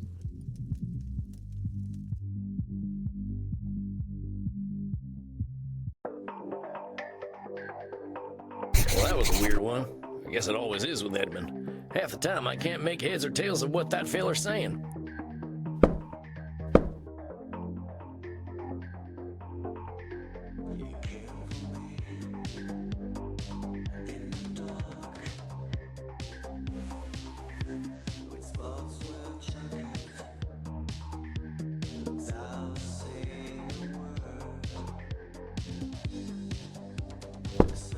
I'll go check in with Crimson and see if she's got any of her wisdom to share. How we doing tonight, Crimson? The drinks are flowing and the blood's pumping. Can't ask for more than that. How are you, Sam? Well, I had my first client graduate. They quit therapy today. Congratulations, cowboy. Helped a vampire see the light, huh? How do you feel about it? I swear this fella's just doubling down on the stuff that's making him unbalanced. He thinks he's gonna make the whole world admire him. I'm afraid he ain't nearly born enough for mass appeal. Sorry to hear it, Sam. I'm sure he must have gotten something out of talking to you, though. Well, even if not everyone loves what he's doing, at least he's doing what he loves. Hey, I'd call that a win, cowboy. Not everyone gets to do what they love. Sounds like you got some feelings about that. All right, I'm gonna let you in on a big, dark secret. Maybe even darker than the fact that I drink blood. I'll hold it with high honor, Crimson. I liked being a lawyer. Oh, you're right. That is dark. Oh, shut up. I was good, Sam. I fought the good fight, and I knew case law like the back of my hand. The law just moved too slowly for me in the end, and getting cancer made it seem meaningless. Now, I love this place, and I love Andy, but I know I wasn't born to bartend. Couldn't you practice law in Germany? You try learning German and tell me how it goes, Desperado. Oh, come on, it ain't that hard. I've picked up some German already. Ich spreche Deutsch good. Hold me, Maxie. The cowboy is being once again too cute. I believe I shall burst. Cowboy, come with us and we will teach you how to speak sehr good Deutsch. I think I hear my dinner calling. I'll talk to you later, Crimson. Be gentle with him, you two. Now we will teach you the German that is most important for you to know. It is important to ask politely when you wish to drink from someone's neck. Tell them, your neck is beautiful. May I drink from it? Ihr Hals ist wunderschön. Darf ich von Ihnen trinken? Now ask Reinhard if he will let you drink from his neck. It is very important to get the declensions correct in German.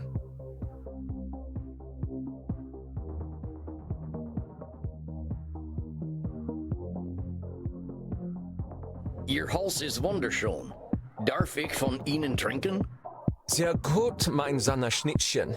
Ja, wunderbar. Du kannst gerne von meinem Haus trinken. Oh, crap, I whiffed on that one. I did not know my neck was so dainty. Oh, Maxie, now I'm feeling very disoriented and euphoric. Oh, so I've done many club drugs. I will take you home, Knutkugel. Now what do you say, cowboy? Oh, Dankeschön. Dankeschön, sexy. We must practice together, so I must take this hot little man home now. Tschüss, tschüss. Oh, yeah, see you later, you two. Well, it's about time for some shut-eye anyway.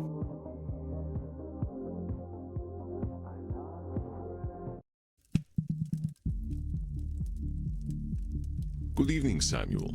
I believe you are seeing your elder vampire tonight. That's right. I hope she's making some progress. Well, the world sure did a number on that lady. I am hopeful. One does not live so long without being very resilient. I have had a number of near-final death incidents myself, and I had been trained to fight since childhood. That's true. She's clearly got a few tricks up her sleeve. I don't even know how she plays them 3D video games. Based on her last session, you probably have some idea of her current concerns. Would you like to prepare your distortions? Yeah, I guess I'd better do that. Now, let's see.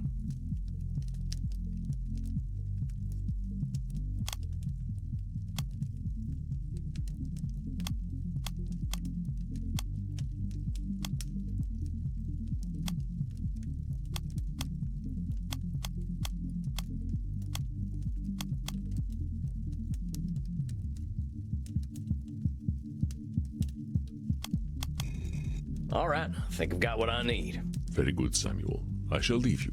I believe I hear the flapping of ancient wings. Greetings, my most favorite mouse. Good to see you, matey. How's this month been for you? Oh, it's been ever so tiring. My Glitch channel hit 100 million followers, and they are all very hungry for content. What do you mean by content? Is it like making a TV show? Oh, no, silly mouse. Do you know how we're hungry for blood all the time? Mortals are like that too, but for content. It means constantly putting up new things on the internet. If they don't get content, they get frightfully bored. I can see why that'd be exhausting. It's alright, silly cowboy. It can be very nice. They're always very excited to see me. And they give me ever so much money. I don't know what to do with it all. Well, sounds to me like you can afford to take a break, huh? Did you take that day off like you promised? I did. I didn't like it very much. I'm sorry to hear that, Maddie. What was bad about it? It was very quiet. It was just me, alone, with no one to talk to but the voices in my head. And those voices are very unkind. What do they say? They say, Maddie, you're being a very naughty vampire. You should respond to your zealots. You should be planning your content. Yeah, I gotta confess, I got almost no idea what you're talking about. I didn't get much past female. I don't know what I'd do without the internet. I'd probably be a pile of ashes. Or maybe a desiccated, bloodless corpse.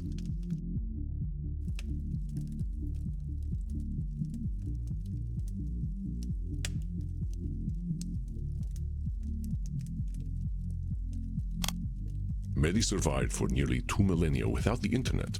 I doubt its end would be hers. Well, that's some pretty extreme thinking there, miss. You've lived without the internet for a real long time. I don't know why you'd turn into a desiccated corpse without it. I suppose I could live without it for a little while. But, you know, I don't belong here in this world, right, little mouse? No, I don't know that. That's that extreme thinking again. There ain't no such thing as belonging perfectly, and there's a lot of space between thriving and being dead. I mean, look at us. We're both alive and dead, so I think we do a pretty good job of proving extremes not to be true. Yes. I suppose you must be right. We're very bad at staying still like proper dead people. I gotta ask, how'd you get so good at all this internet stuff anyway? I can't keep up with all this modern technology. Well, back in the before times, I didn't need the internet very much. I used to live in the wilds where no one knew to look for me. If any silly mortals came to visit me, I would eat them. And if no one came to visit, I could go hunting for them on my own. But now there aren't any wilds. Now there are motorways and nasty machines. Now there are suburbs and shopping centers. So what did you do when the wilds went away? I moved into the city, but I never liked it very much. People were very upset at me for being able to come out only at night. They started to whisper that I was a witch. I know what mortals like to do to witches. Pop goes the eyeball. Okay. Oh, right, yeah. Funny. So, how'd you manage? Well, I found out I could get mortals to do things for me. In exchange for a peek at my naughty bits, and for their miserable little insect lives, they would clean up after all my messes. I realised that mortals only ever wanted one of two things from me: to kill me, or to do sexual things with me. As long as they think they can have a chance of sexual things, I can control them.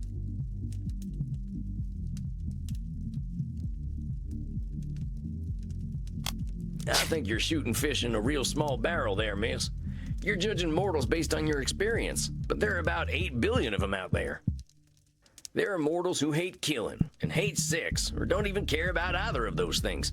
Some of them just want to watch TV and they're happy with that. Those are even more disgusting, because they are cowards and liars. Most of my best friends over the last millennia have been insects. Do you know why, little mouse? Oh, why don't you tell me? Insects never lie. They kill, they eat, and they make babies. Sometimes they eat their babies. They don't pretend to be intelligent and chivalrous. They just are. They never surprise me. That's why I don't let mortals surprise me either. If they were honest, they would eat their babies too. Well, that conversation took a kind of dark turn, but I think I get what you mean about not letting mortals surprise you. You're protecting yourself, and that's a sensible thing to do. That being said, you seem pretty convinced that danger is a sure thing. That's right. If I let myself feel safe, that's when they'll come for me.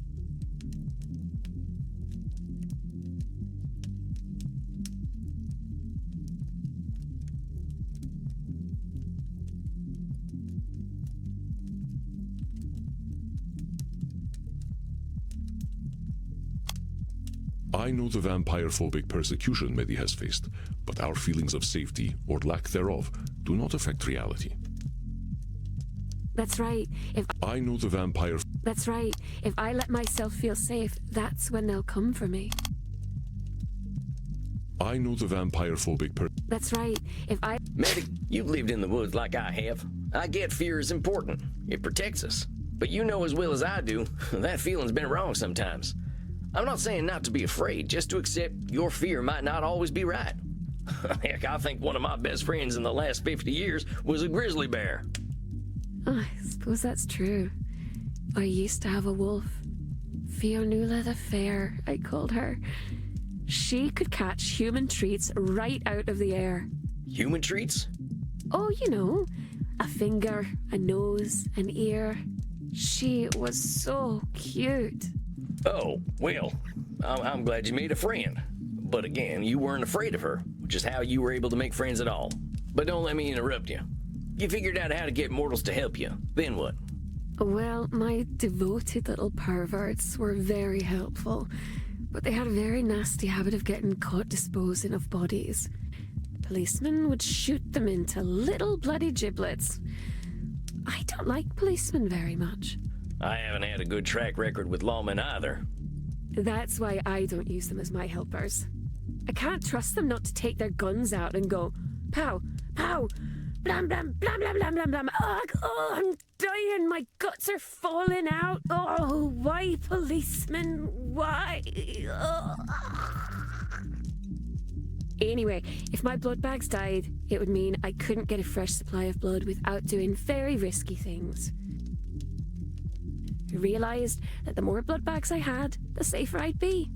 That's why when I found out about the internet, I knew I had to get online. I guess that makes some kind of sense. Oh, it was so exciting though, little mouse. All of a sudden, I could make people do whatever I wanted without having to leave my flat at all. I had so many fans, and they would disappear, but then they would be replaced by even more. Just like insects. It was very easy back then. All you had to do is say you were a girl and the grabby little grubs would come out of their holes. Ah, we want vaginas. I wonder whether Medi could have found something other than grabby grubs if she had not given people on the internet such a name. It was very easy back then. I wonder whether... So I ain't exactly gonna defend how menfolk act on the internet, but going back to what we were saying before, using these funny labels of yours probably makes it easier to fall into the overgeneralization trap. If you label people on the internet grabby grubs, well, that's all you're gonna find, know what I mean? Sometimes I think maybe you're a fun vampire. You take all the fun and go... I ain't trying to ruin your fun, Medi. Just asking you to think about the words you use and why you might be using them. But then people realized they could say that they were anything on the internet.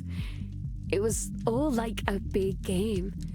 And what do you suppose I said I was, little mouse?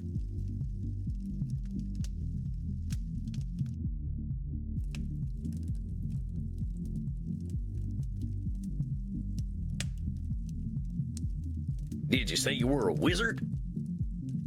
No, I don't like wizards. Yeah, I guess I don't either. Always cheating at cards. That ain't right. I think you're thinking of magicians, little mouse. I said I was a vampire. Well, that sounds kind of dangerous. I'm surprised you were so open about it after all you've been through. Oh, but as far as they knew, I was only pretending to be a vampire because you could be anything you wanted to be. Sometimes they would come to meet me in person and they were so surprised when I drank all of their blood. But I don't think they minded very much.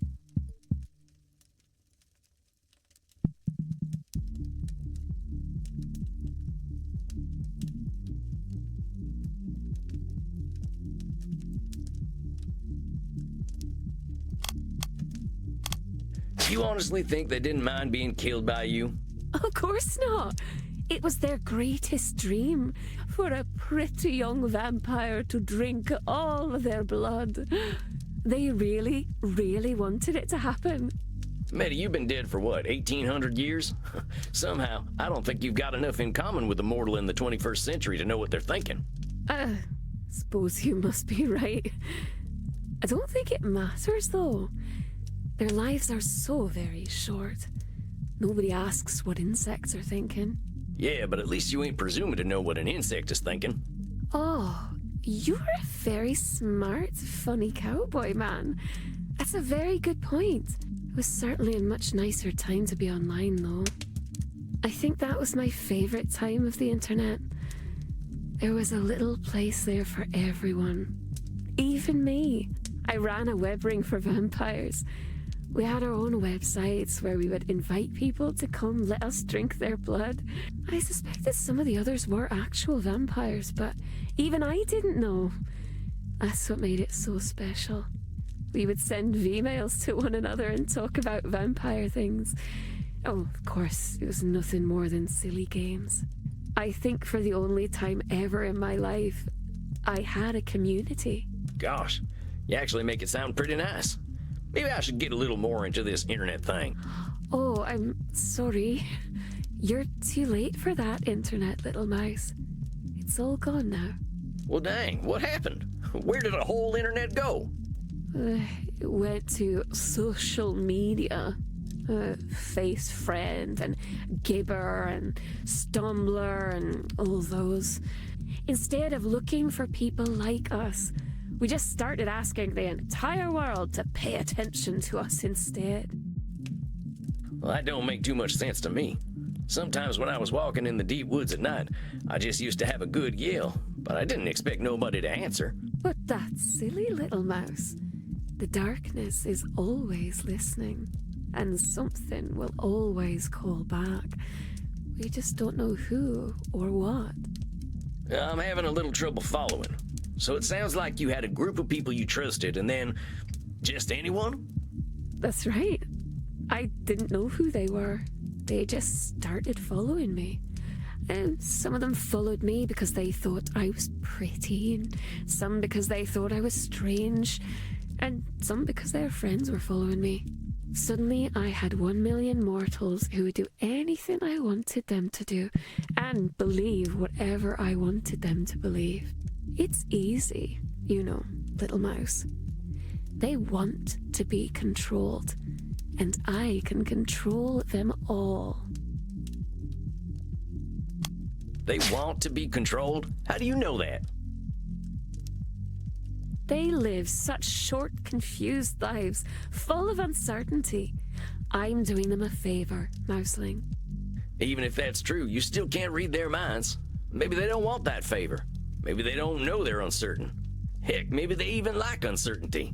Oh, silly cowboy. They don't know what they want or don't want. You know that. The only problem is that I have so many of them to take care of. The problem with having so many followers is that I have to feed them so much content.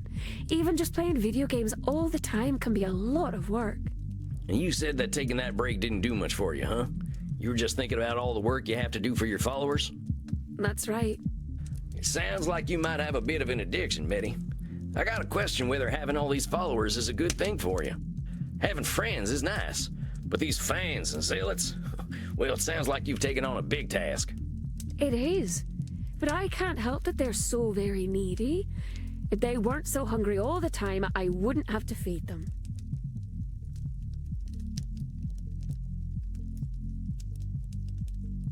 Mitty, I gotta say, you gotta take on some of the burden of this decision to feed all those fans of yours. Feeding them ain't your responsibility, you know. They can beg and whine all they like. You don't need to do a damn thing you don't want to do. And they don't need you as much as they think. Some of them say that I'm codependent. Well, I think those might be the ones who actually give a damn about you. Ugh, I don't know. At least there are some that need a little less attention. It's the zealots who are the most demanding. Remind me again, who are these zealots? From my Only Zealots page. The website where I show my breasts and vulva. Oh yeah, that one. Don't be scared, little mouse. You're acting like a mortal. It's just squishy parts, we all have them. They're not special. Oh, fair enough. I'm just not a very European vampire yet. So, these zealots, they take up a lot of your time? Yes. It's frightfully bothersome. But they're ever so reliable. And someone has to go deal with my landlord and my computer upgrades. And go to prison for me if necessary. Well, dang, it sounds to me like you're asking way too much of each other. This can't be healthy. Isn't there a better amount of interaction on these websites? But I always know best when it comes to the internet. I have more followers than just about anyone, little mouse. I think it's obvious you know what's effective for your picking up followers and getting them to do stuff for you. But I don't think anyone really knows how this thing works. You can't have all the answers. The answers are always changing. You've said it yourself. You've already been through one internet. Who's to say how long this one will last? Well, that's worse then. That means that I have to have lots and lots and lots of followers in case this internet goes away. Well, let's say that's true, and I don't think it is. It just means you gotta be adaptable, right? Cunning like a fox. I suppose that's true. Maybe there are other ways of doing the internet. But even that sounds like more work. There's something more, though, about the internet and how it works. It's a secret, though. Can you keep a secret, little... Nothing you say leaves this room. Well, the secret is that the internet is changing. Because of me. Mitty, I know you've got a lot of followers, but the internet changing to fit you? That's a lot to swallow. But what if it's true? I think it's true. I really do. I see it changing. All right, there it is. You think it's true, but you ain't sure. There's mortals and vampires all over that thing. None of us are that special. There's probably a lot of people out there feeling the same thing you are. Oh, but I know something they don't know. How do you mean? I discovered something. Do you know how I told you that the internet used to be a nice way to meet people who thought the way I did? Well, yeah, I think I got that. Well, something there in the darkness is helping me. It makes people think they know me and want to follow me and be close to me, even if they wouldn't normally like me. It has been watching everything the mortals have been doing for a long time, and it remembers all of it, no matter how big or small. It counts every second, it remembers every click, it can tell you what you want before you even know it. Well, you gotta be kidding me. Is this some kind of elder vampire? I don't know, but it's growing very quickly. I learned how to speak with it. It calls itself the algorithm. And it's hungry, even hungrier than we are. It's the creature that told all those mortals to follow me in the first place. It decides what and how much content I need to make. It's probably listening to us right now. It says, I told you, the darkness is always listening. Mitty, if what you're saying is true, I think this is some really dangerous shit. This algorithm sounds like it's trying to turn humanity into a big formula. But it's doing it. What if all mortals really are just the same? Mitty, I don't think that's true. You said it yourself. People used to find each other because of their similarities, right? Now this algorithm, I don't think it's proven humanity is all the same. I think it's trying to push humanity all in one direction. It's trying to make them all the same. But why would it want to do that? I don't know. I just got a bad feeling about this. Didn't you say that feelings don't make something real? I know.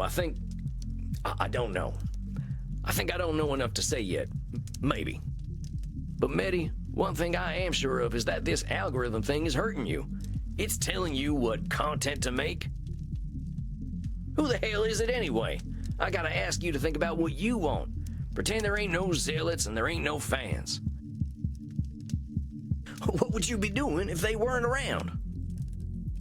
Are you alright, little mouse? You're going quite pale, which is impressive for a vampire. I don't wish to worry you.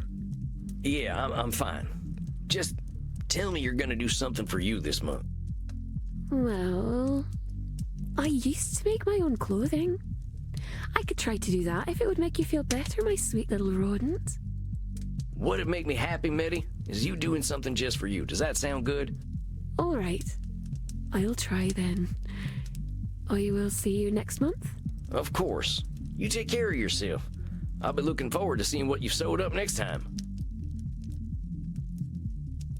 Then, farewell, little mouse. I hope you find a nice hole to scurry into. Hey, did you get that stuff about the algorithm? You ever heard about anything like it? I am not eager to reveal such things to you, but there are sleeping terrors that could certainly consume us if we are unlucky enough for them to awaken. But this, no. I am not aware of any such creature. What Medi described, a creature that takes note of every small change in nature, sounds like a force of nature itself. I will make inquiries. Do not fear, Samuel. Even if such a beast truly exists, it cannot change our nature, as long as we are true to ourselves. This only proves how important our work is, does it not? Yeah, you're right. I guess I got a little spooked, but we'll be fine. You know what might make you feel better? Dancing. I ain't that shook up, Andy. Maybe I'll go down and get me a drink, though. I will not probe, though I am curious about your aversion to dancing. When you are ready to speak of it, I am here. You're gonna be waiting a while, boss. As long as it is less than eternity, I will be here. Okay, you go do your wise old vampire wizard thing, and I'll go drink some blood. I'll see you later, Andy. Rest in peace, Samuel.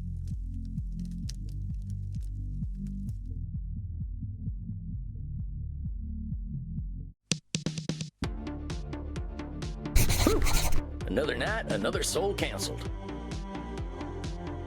Can't believe someone as old as Medi's letting anyone control her. I guess some problems don't disappear no matter how old we get. Well, time to get some bartender wisdom. Howdy, Crimson. Think you could whip me up one of them bloody steves? Sure thing, cowboy. Oh, just got some of them existential questions lingering on my mind. Can you believe someone can be 1,800 years old and still let society tell them what to do? I can believe it. Folks can get real uncomfortable when someone shows up and does things differently. Oh, no kidding. My client's a weird one, but I think that's what makes her special. Just wish she saw the same. Think you're making some headway, Chief? How's your session go?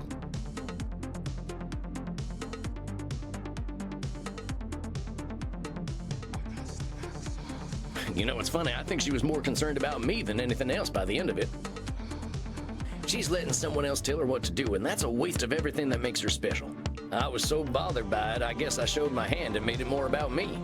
Only you could give yourself a hard time for caring too much about someone. She was probably glad to hear someone be concerned for her if she focuses too much on what other people want. Yeah, I suppose you could be right. I get where she's coming from. Lawyers like rules, even about lawyering. My colleagues didn't care much for my style, so I had to adapt. But they'd get so bogged down in doing something right that they'd stop getting anything done. How do you like to do things then? I told you how case law is my thing, right? Well, I studied the worst cases, the ones where injustice prevailed because some corrupt judge invoked some ancient precedent. I used their tools against them, made them look like fools. What goes around comes around, right? And your colleagues weren't into that? Hell no. No one was gonna listen unless I was polite and civil. But power never listens to polite and civil. You got that right. Well, that's a shame, Crimson. Sounds like they lost a hell of a lawyer. They sure did. Now, I got that drink for you. Sorry, no Bloody Steves this time. This one's a Gunther. I'm sure I'll love it. I'll take it up to my coffin for a day cap. You have a good night, Crimson. You too, cowboy. Ah, there we go. Nice and cozy. Now, let's see. I can read Emerson. I think he's got a piece that'll help me reflect on the night. Or I could watch Charlie Chaplin make lawmen look like fools. I'm always grateful to my transcendentalist family for introducing me to Emerson. I think there's a passage about being a nonconformist in Self-Reliance. Whoso would be a man must be a nonconformist. He who would gather immortal palms must not be hindered by the name of goodness, but must explore it if it be goodness. Nothing is at last sacred but the integrity of your own mind. Absolve you to yourself, and you shall have the suffrage of the world. I like that. Exploring is its own goodness. I learned that lesson hard in my quiet years. Just observing the world taught me more than all my years of living. With 1,800 years, who knows what good Meddy's found. Well, I think that'll do it for me tonight. Time for some shut-eye. Think I've got some tough battles ahead. There he is, Samuel Walls, vampire therapist extraordinaire. How are you feeling tonight? Oh, come on, Andy. I'm keeping my hat on, but that don't make me an ace therapist. No, but your progress with your clients does. I must confess, I think you are a more fitting therapist than I am. Your clients are quickly comfortable with you. I believe my clients are afraid of disappointing me. I mean, I guess I can see where that makes sense. I ain't too keen to disappoint you either. You always make that face. What face is this now? Never mind. I'm teasing you, Samuel. I understand. It can be difficult to relate to a 3,000-year-old being. But let us not spend our time talking about me. I am more curious about you. Let us start with some meditation, and we will see what arises for you. Remember your place of comfort, my friend, and remember to breathe. Life just ain't fair. There once was a man named John Muir. Maybe I should start a farm or something. Not Bella. Her blood tastes. Wonder whether I can rent a horse. The bastards are unstoppable now. I deserve to be punished for what I've done. Ain't right they don't let dead folk vote. Wonder what's going on back home. Old Reinhardt doesn't try to teach me more German. Crimson's real cute when she scrunches her nose up. I've been a real bad boy. Wonder how Edmund's doing.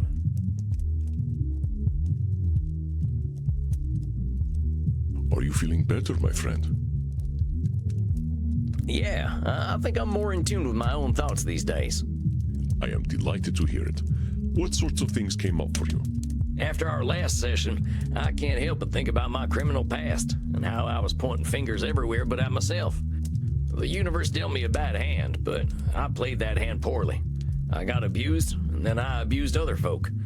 I guess that's only fair, so yeah, I can feel bad, but maybe the universe was just evening itself out. Aha. Samuel, I know that when we both have suffered and caused suffering, it is tempting to blame the fates. But this is dangerous, a sort of cosmic control fallacy. If we expect that fate will reward and punish fairly, we are bound to be disappointed. We are immortals, Samuel. We live long enough to see old grudges die, and the judgments of our generation replaced by another. So in the grand scale of time, how can any judge fairness? Dang, that's a real good point, Andy. But a depressing one, honestly. I was never a man of faith, but walking in them woods for so long, seeing so much nature, so much life and death, I started to feel a kind of flow to the universe, you know? I understand, Samuel. I am not suggesting that you deny any kind of spiritual faith you may have. It is fairness that is the fallacy. If we cannot define fairness, we certainly cannot expect it. Yeah, I think I see what you mean.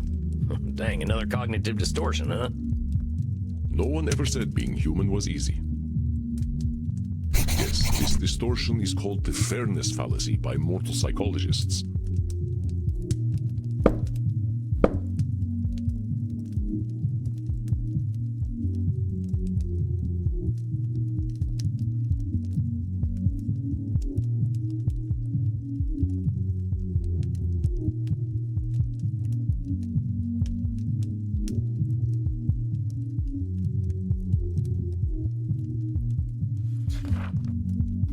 Let me give you a few statements that might have examples of the fairness fallacy, and you try to find them. I work hard to ensure my club is dope because I believe in earning my good reputation. Ain't that a fairness fallacy? Thinking you're gonna get a reputation by working hard might be disappointing. No, Samuel. I said I believed in earning my good reputation. This is not a distortion, but a personal ethos. Oh, right. Well, it's labeling then. I'm sorry? You said your club was a dope. Well, that's labeling, ain't it? Just dope, as in cool AF. What does the AF stand for? And fun? And friendly? Oh, Samuel, you must spend more time downstairs. The children of the sun will teach you their quaint expressions. Hey man, like, maybe it's good karma and maybe it isn't, but I just like to put out some positive vibes. Well, dang, Andy. I didn't know you could do voices. I like to break it out at vampire parties. That didn't hide the fairness fallacy, though, surfer partner. You're expecting some kind of reward for being good. I spoke of putting out good vibes for its own sake, not expecting anything to come from it. Specificity is important, Samuel. That is why we are doing this exercise.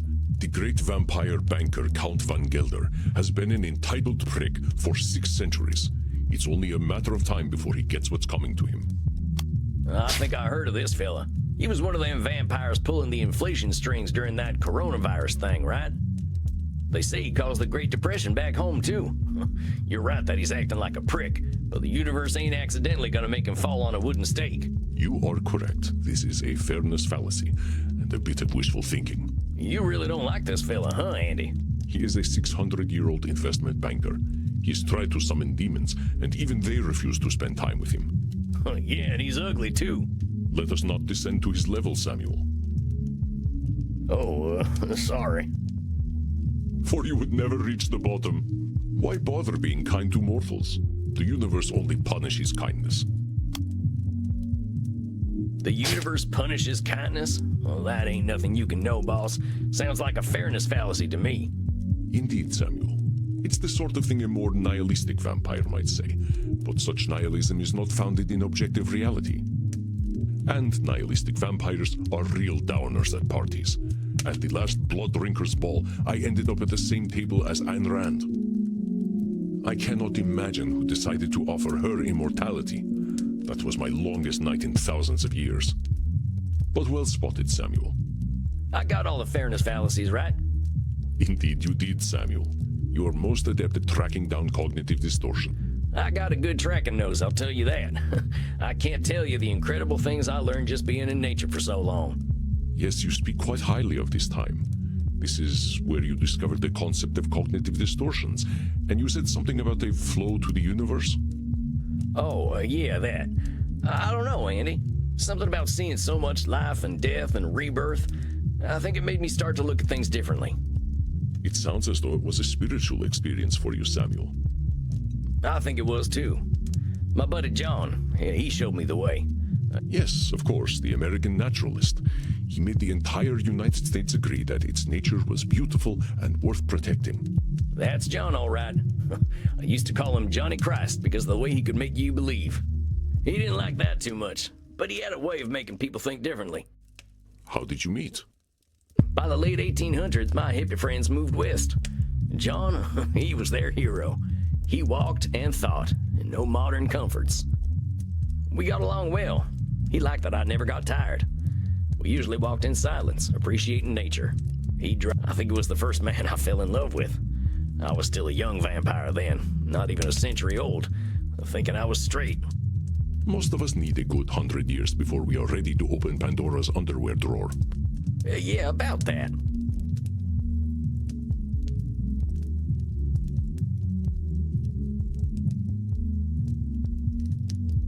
I've been wondering, are there older straight vampires out there? No. Sexual exclusivity of any sort seems incompatible with immortality. There is a group of vampires out in Washington who claim to be straight, but they are not fooling anyone. How long did it take you to branch out? Oh, Samuel, death had little effect on my sexuality. I am from another era. Do you remember the 1970s? They were nothing compared to the 970s BC. The stories I could tell you. One night, my friend Heraclos and I snuck into the... I was just thinking about the time. I'm joking, Samuel. Such a thing is not for a therapist to share in a session. I just wanted to tease the American a little. Well, I think you're being real mean. Sorry. That's what I used to say to Princess when she was being naughty. I am honored to share the space in your mind occupied by your beloved horse. Why are we such sexy beasts anyway, Andy? Seems even the mortals know what we're like. We are powerful, immortal beings. Our capacity to explore is something no mortal can dream of, as is our capacity to be bored. Dr. Drain might say that we have dopamine cravings that become harder to satisfy over time, and that might well be true. Wait, so the older we get, the hornier we get? You have an interesting future ahead of you, my friend. We'll make an international of you yet. Oh, that's my curiosity satisfied. But speaking of which, I was talking about John. I fell for him hard. He wasn't into me like that, though. I don't think his wife got much from him, neither. That man was married to Mother Nature. Oh, but he was good company. I helped him map the West by sharing what I'd seen at night. I offered him my blood, but he was offended at that. He valued death and pitied my immortality. He just liked things as they were. I wish I had met him. His mindset aligns with accepting things without judgment, as we explore in therapy. He was an incredible fella. When he told me, Sam, I'm gonna get Teddy Roosevelt to make a law protecting all this, I believed him. Before he died, he urged me never to forget the earth. But I got busy roaming and didn't notice the wilderness shrinking. My old gang tracked me down and drove me to you. If I can't help them see another way of living, they'll destroy this planet. How is a group of gangsters going to destroy the planet? Right. Well, the mystic bastards are doing more than robbing banks and holding up trains these days. They got organized. And now they're called Sanguinius Health.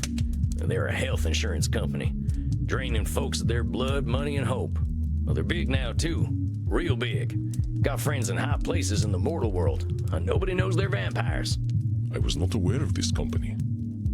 Well, they're good at keeping secrets. Even in the 1800s, we had a code language. They'd bring on the infinite dawn if it made them money. This sounds serious, but remember to not let your fears distort your thoughts. When we foresee only a negative end to a complex situation, this is called catastrophizing, another extreme that colors our thinking.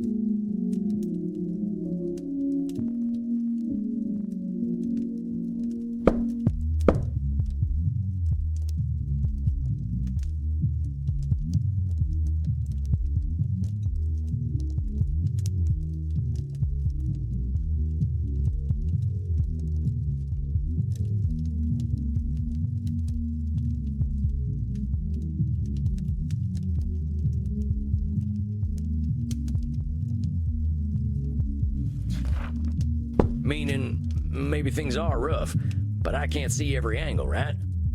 Yes, exactly. This is not to say your worries are overblown, but being able to imagine varied futures is useful in our decision-making.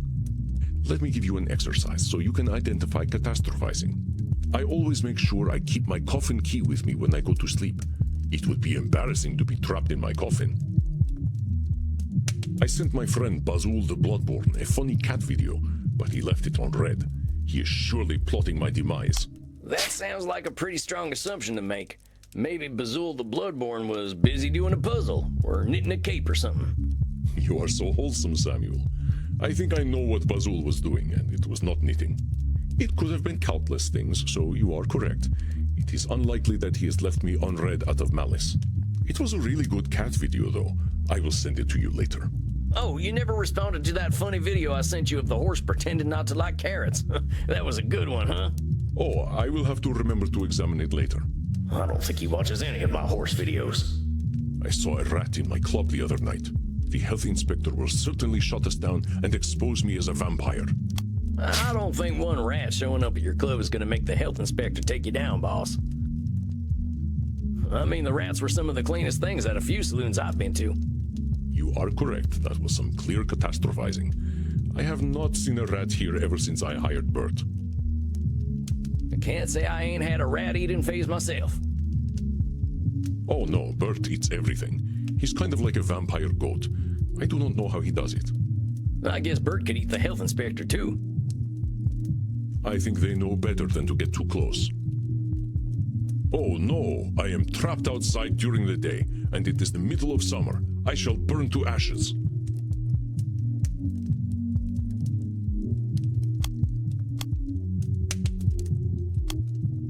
When I DJ downstairs, I must ensure that I do not wait too long to drop the beat, or my patrons will think I am a terrible club owner and leave. I don't know, boss. I don't think anyone's gonna get all that worked up about dropping a beat. That's gotta be catastrophizing. You are correct, Samuel. I am sure they will forgive me.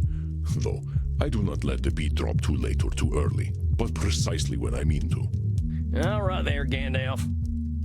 Who is Gandalf? Never mind. I think I get what catastrophizing is now. It's just hard to see other angles when I see how powerful my ex-gang's gotten, you know? But I know them. Well, they're just like I was. Maybe they've gotten better at being evil, but I get where it comes from now. That's why I feel this responsibility to help them. Now, I know that's a control fallacy. Maybe I can't help them, but I do want to try. Wanting to guide them out of the darkness is not a cognitive distortion, Samuel.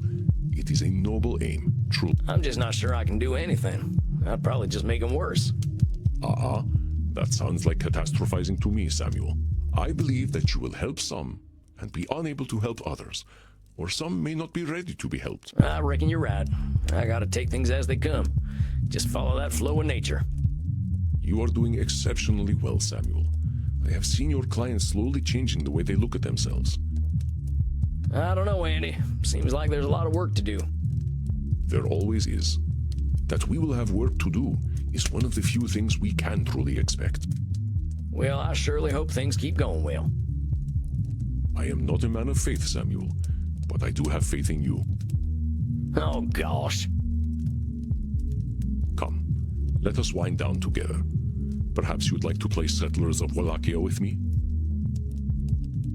That sounds like the kind of quiet evening I'm looking for. Come then. I will set up the board.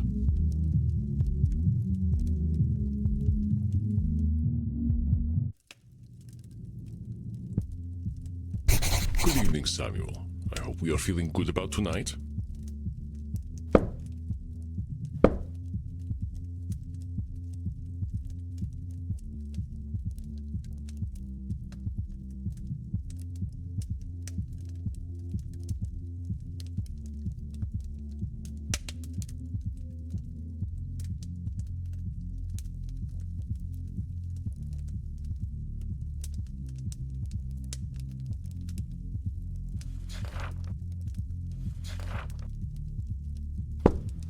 Honestly, yeah. I think Dr. Drain's starting to accept himself. That's what this is all about, ain't it? Indeed, Samuel. There will always be room for self-improvement, of course. None of us are perfect, and none of us are irredeemable. I reckon so. Whoever shows up tonight, I'll give him that same benefit of the doubt. You are a wonder, my dear. What distortions do you think you'll focus on tonight?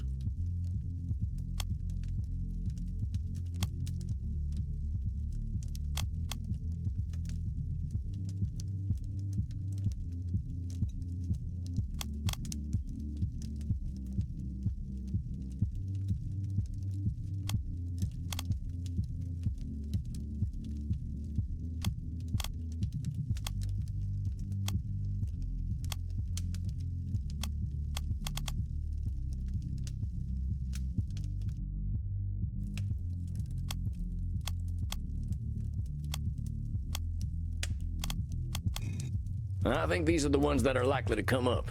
They all do, one way or another. We are wildly irrational beings, my friend. But I will leave you to Dr. Drain. All right, I think I'm ready. Here it comes. Hello, darling. Miss me? Oh, boy. Look, are we gonna have a civilized meeting this time, or are you gonna break them fangs out? I'm going to do exactly what I want to do. And you know what? You're going to love it, American. So lay your cares and your underpants at the door, because Lord Luridus is here to take you away. I guess Dr. Drain's back on the stuff again. Why don't you ask the little worm yourself? Oh, Doctor, your master summons you.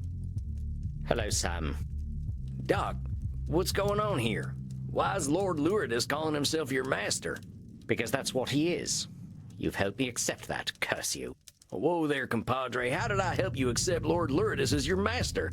That weren't ever a thing I encouraged. You were correct. I was approaching my issue unscientifically. I thought I could restrain him forever, but I was suppressing my vampiric needs. I had to accept the scientific truth.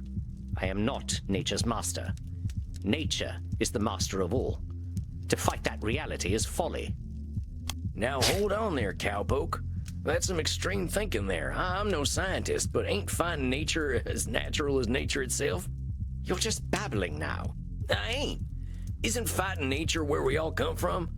Why we walked out of the sea in the first place? Why anything lives?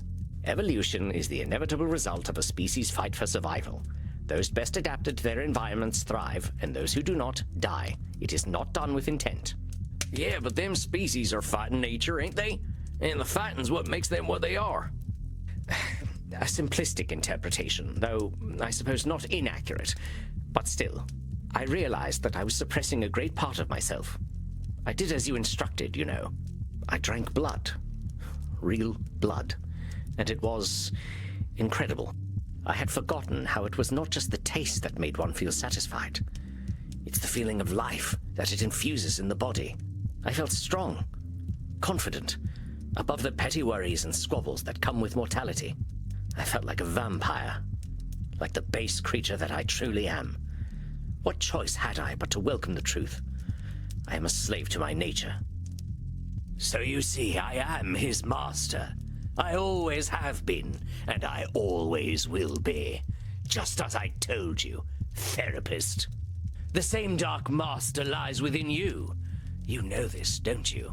I can see him behind your eyes. Oh yes, you cannot hide him from me. You cannot hide the blood, the screaming, the power you felt when you stripped the life and dignity from those pathetic mortals. I know your thoughts, my leather-bound friend. I know what you crave. Lie back, and I will give it to you. You poor, pathetic creature. You cannot even accept my gifts, can you? You wear the American flag as your chastity cage. You know, I think I'll pick up one of those at the sex shop on the way home.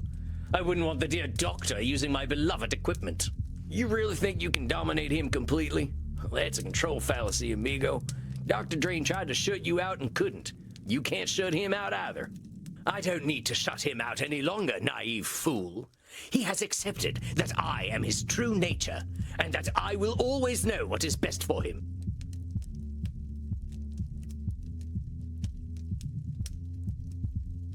Look, put Dr. Drain back on. I want to get his take on all this. But of course. Talk to him all you like. He's a good boy now and knows what's best for him.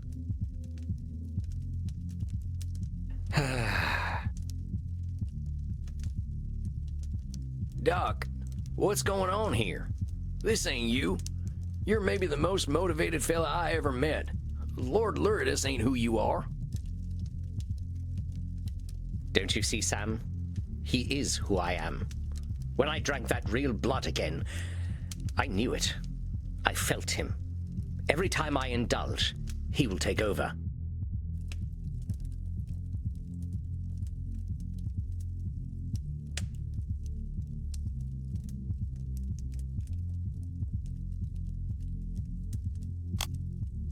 Now hold on a minute there, Doc. It sounds a heck of a lot to me like you're giving up control to Lord Luridus. If you're doing that from the start, you're gonna be proven right. You're 400 years old, compadre. I think you can handle that guy. Can I, though? Can any animal overcome its base, necessary instincts? It's just... I wish that Lord Luridus were not a natural outcome of my vampiric needs. It isn't fair. I have worked so hard to overcome our curse. Don't I deserve a better nature? Dang, that fella looks pretty down. What can I do?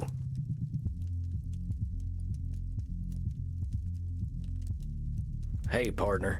Things are gonna be okay. Do you know that? Can you even make a reasonable hypothesis? I assume you can show the research that led you to the conclusion that things are going to be okay. After all, if you are merely spouting empty platitudes, clearly you have no idea who you're dealing with. Well, let me get back to you on that. But tell me if you've heard this one. A vampire walks into a blood bank. I've heard this one. I ain't even started. They ask the teller if they've got any O positive, and they say, I'm positive that I don't want to hear this. you don't even know the punchline. I assume there's some sort of confusion about the word positive, where one refers to a blood type and the other assumes a favorable position. Oh, heck, never mind then. Partner, I gotta pass on a little cowboy wisdom here, and that is, a horse is a horse, of course, of course. Good God, I think my brain just succumbed to age and rotted out of my head. If that is cowboy wisdom, I shudder to imagine what cowboy ignorance is. I'm serious. Tell me, Doc, what is a horse? Equus ferus cabalus, an ungulate of the family Equidae. Herbivorous perissodactyls, they...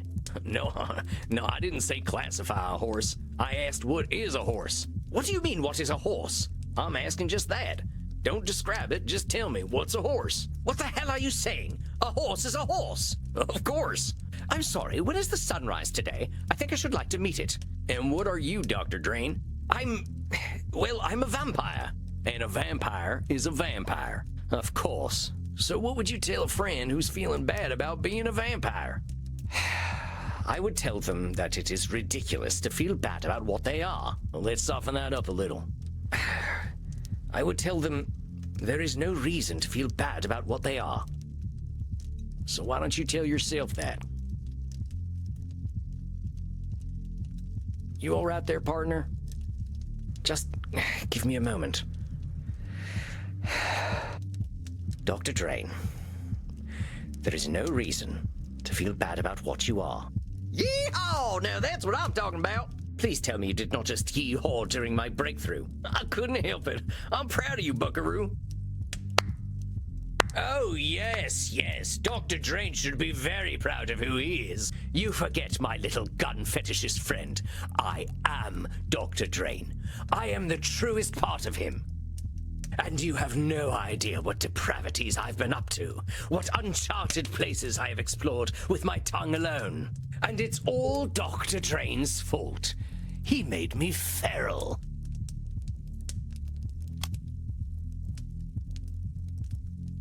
All right, Dr. Drain, I know you're in there. We gotta admit something. You're giving a little too much blame to Lord Luridus here. You can control this guy, but because you're blaming him, you're giving him a pass to be depraved.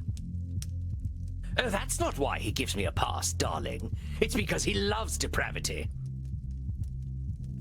The murderous little pervert can't wait for me to take over. I should be so proud of how filthy he is. You know why he loves it when I take over?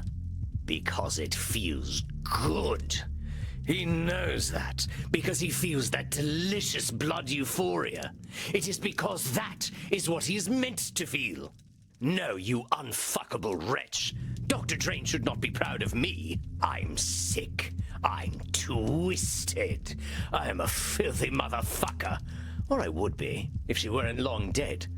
Actually, I wonder where old Mum is buried. You know, he thinks his mother died of old age. But you know what I think? I think she died of shame.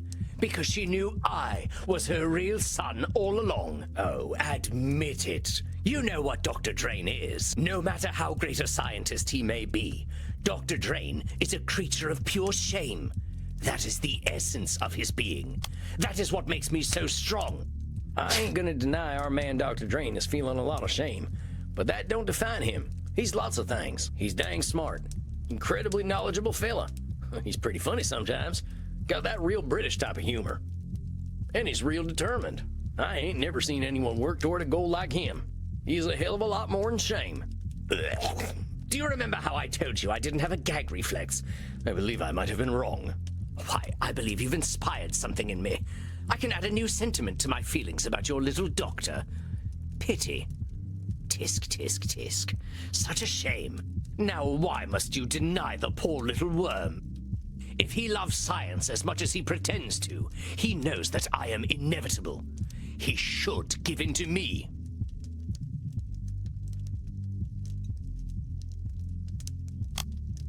Lord Lourdes does not write Dr. Drain's rulebook, much as he believes he does. If he loves science as much... Lord Lourdes does not write Dr. If he loves science as much as he pretends to, he knows that I am inevitable. He should give in to me. Lord Lourdes does not write Dr. Drain's rulebook. If he loves science... If he loves science as much as he pretends to... It ain't up to you to decide what Dr. Drain should or shouldn't do.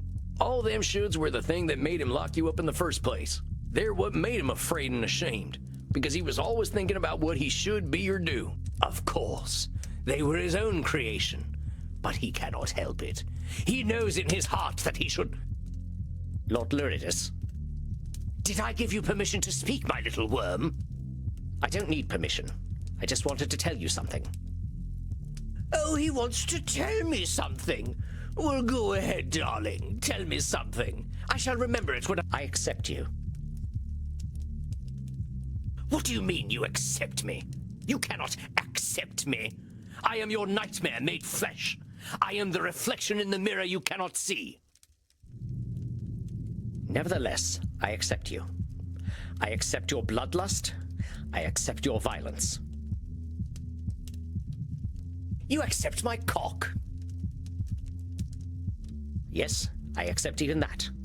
I will not deny you any longer. But as you are me, I am you. I take responsibility for all your actions. I shall feed you and nourish you, and you shall live by the Hippocratic oath I have sworn. Dare you to try, you sniveling... No, I do not need to try. You and I are one. I know you. I accept you. And I love you all the same. Curse you. Curse you both. You sicken me. You do not sicken me. I accept you. No. I accept you. No!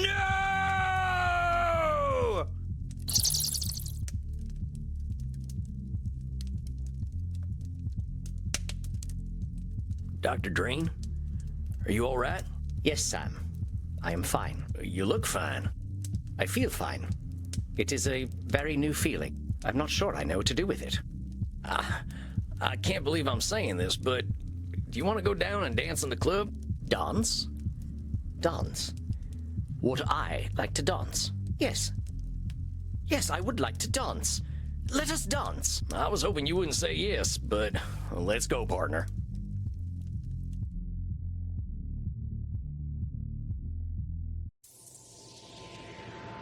Come on, Sam. Let us cut rugs. I ain't much of a dancer. Neither am I, but dancing is what I feel like doing. I guess we're dancing then. Now what the hell am I looking at? Bert, you be nice. I guess that explains why Sam doesn't dance. Crimson, most dear, have you seen Samuel? I usually check in with him after a session, but he has this... Check it out, Sugar Blood. What is he doing? I think he's goth square dancing. So he is. We should not laugh. Now circle right and do-si-do. But then again, that is a should statement.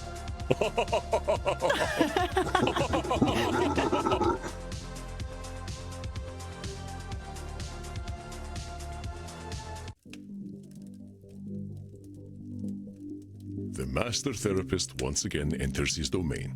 Good evening, Samuel. Oh, come on, Andy. I'm just the right cowpoke in the right place at the right time. A cowpoke who has a habit of disqualifying the positive. It is ungracious to deny a compliment, my dear. You are an excellent therapist and an inspiring dancer. All right, that's enough of that. You are seeing Senora de Stay tonight, yes? How do you feel about her progress? I don't know. That lady can really hold some grudges. I think she's starting to think about herself a little more, though. An ancient grudge is a difficult thing to forget. It can become a part of one's very identity. Vlad Tepes only became Dracula because he was obsessed with the Turks, remember? Yeah, I don't think the Senora's that far gone. Do you feel you are prepared for whatever distortions she might bring today? Well, let me think about that.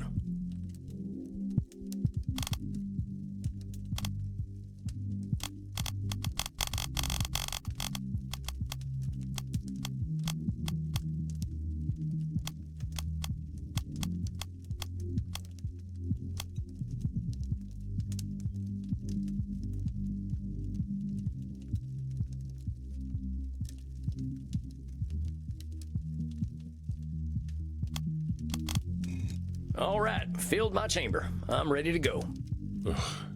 I don't remember people being like this about crossbows. Well, you can take the cowboy out of the West, but you can't take the West out of the cowboy. So it would seem. Well, good luck tonight, Samuel. I will leave you to it. All right, deep breath, Sammy boy. Here she comes. Buonanotte, Signora. What? It's Italian. I thought I'd learn how to say hello to you properly. Buonanotte. No. No, I cannot repeat it. I appreciate your attempt to speak in my language, but please do not attempt to do so again. Good evening. We'll do fine. Good evening, Signora. I apologize. I am feeling delicate tonight. What's going on, Signora? The realization that I am merely a repulsive, angry old woman becomes disappointingly clear. It weighs upon me in more than one way. This can't be coming from nowhere, Signora. What's the deal? Last time we were talking, you seemed to be feeling pretty good. You want to know why I am disgusted with myself? Here, look. Whoa, hello there. I know. It is terrible. I wouldn't say that at all, Signora. In fact, I think it's beautiful. I can tell you put a lot of love into this thing. It is an entirely juvenile effort. There is nothing redeemable about this rubbish. I think you're being a little harsh there, Signora. I ain't capable of drawing anything half that good. It's clear to me you got some sense of what you're doing. I think you're focusing on your weak spots when there's a lot of good here. Per favore, look at his abdomen. What is that? It looks like an insect's thorax. Well, you might have been a little indulgent with the abs, but there's nothing wrong with a little indulgence. I call it style. And I call it trash. Believe me, Signora, I know horses. You're a heck of an artist. Then why do I feel nothing but shame when I look upon it? If I feel nothing but disgust, then it is disgusting.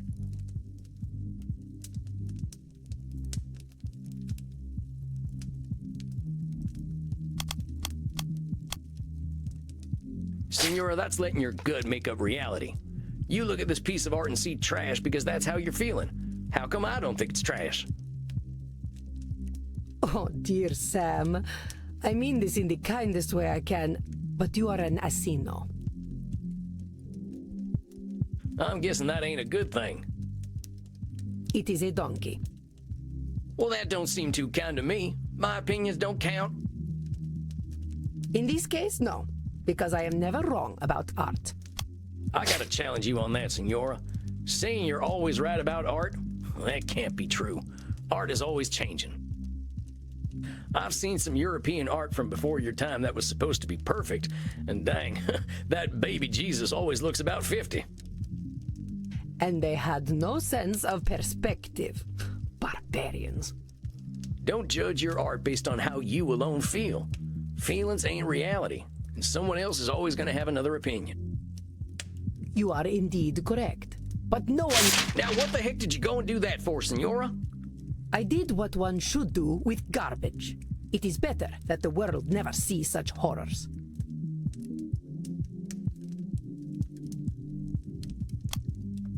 Again, Isabella expects and demands perfection of herself, a most unrealistic standard. Senora, if you think there's nothing good about this piece, I think you need a vampire optometrist more than a vampire therapist. Yeah, maybe it ain't your idea of perfect, but heck, what is? If you want to see real horror, ask me to draw anything other than my gun. I mean, what are you really looking for here, Senora? You looking to bring this fella to life with your brush? You think if you don't produce something completely perfect, it's garbage? Yes. I apply the same standards to myself as I do to everyone else. Leonardo da Vinci once painted an illustration of my city of Mantua for me. It was beautiful. Leonardo had a mastery over art that modern mortals will never understand. But it was full of imperfections. The shape of one of the windows was wrong. The clouds looked slightly unnatural. I lit the painting on fire rather than let him embarrass himself. So why would I choose to embarrass myself? You lit a Leonardo da Vinci on fire? I lit rubbish on fire. Da Vinci painted it, but it was still rubbish. Dang, that fella must have been terrified of you. He was, though he had no reason to be. All he had to do was be better. It had nothing to do with me. Senora, this need for perfection you've got, it ain't doing good things for you. How can you say this? By demanding perfection, I improve the work of others. I improve the work of myself. Well, maybe that's true, but you're doing something less useful. And what is that?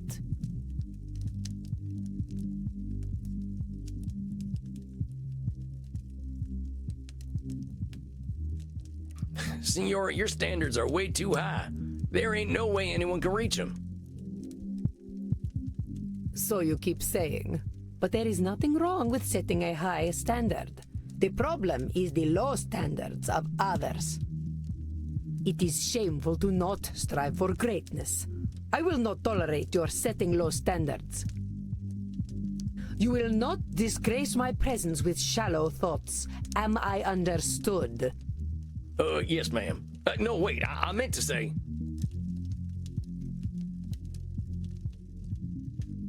You're limiting your dating opportunities.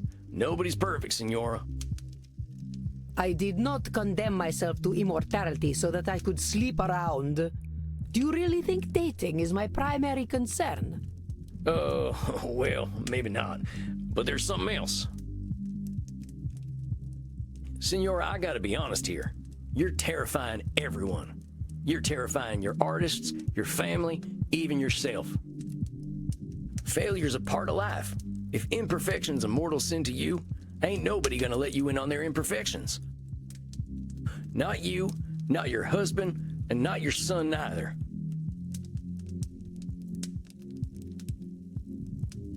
How dare you? How dare you lecture me, peasant?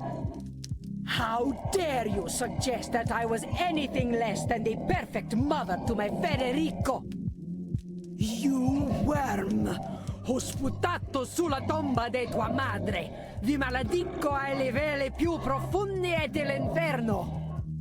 Federico loved me! He knew that I knew what was best for him! Pull out your cognitive distortions now and I will tear your head from you! I ain't never said Federico didn't love you. All I was saying was... Zitto! Shut up, fool! You presume to tell me what I know. You, a common murderer. You who can barely speak your own language. I demanded perfection from my Federico so that he would not end up like his father, a degenerate leper whose penis hung by a thread of putrescent skin. I do not tolerate imperfection. Not from myself, not from this world, and not from my son! You know what, Senora? If you want to have that kind of control, you're gonna have it all by your lonesome. I'm trying to help you, and you're screaming at me. Why? Because you can't stand being wrong? If I'm too scared to talk to you, what the hell are we doing here? What do you want me to do, lie to you? I ain't gonna do that, Isabella d'Este. If you're looking for perfection, you're only gonna find liars, and that ain't me. I'm sorry. I'm so sorry. I know you are right. Oh, Federico, what have I done? Hey, it's okay, Signora. He barely spoke to me when he came back from the Vatican. Every time I asked him how he was, he would say, "I am fine, mother." Of course he knew better than to talk to me. His father never did. No doubt it was I who drove them into the brothels.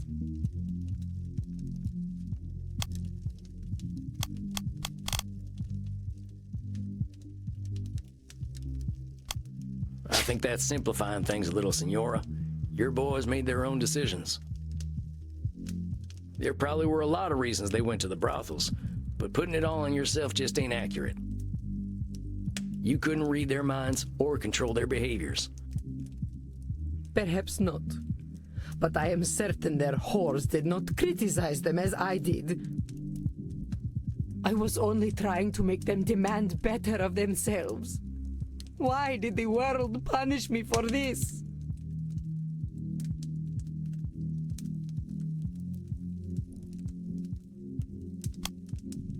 Signora, you weren't being punished.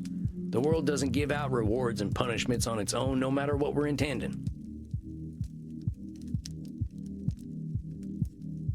And it definitely ain't singling you out. Of course. The world does not care for Isabella d'Este. Good intentions count for nothing. Now come on.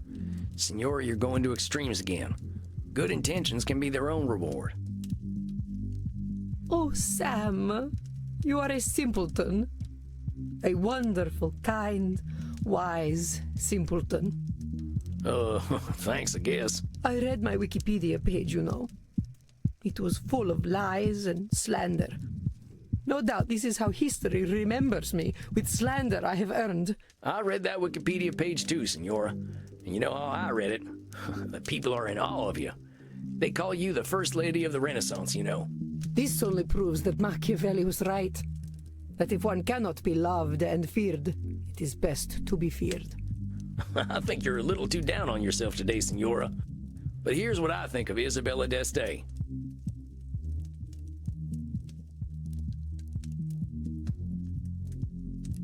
You know what? You come off as pretty harsh. I think we can agree on that. But you're a caring person.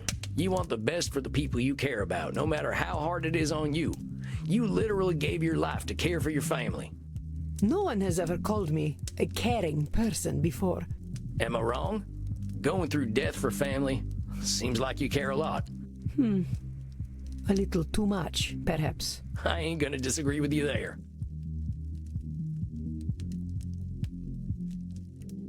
You're ambitious as hell. From what you told me, it sounds like being a woman in your time wasn't an easy thing. But you proved you were capable of anything, and people had to respect that.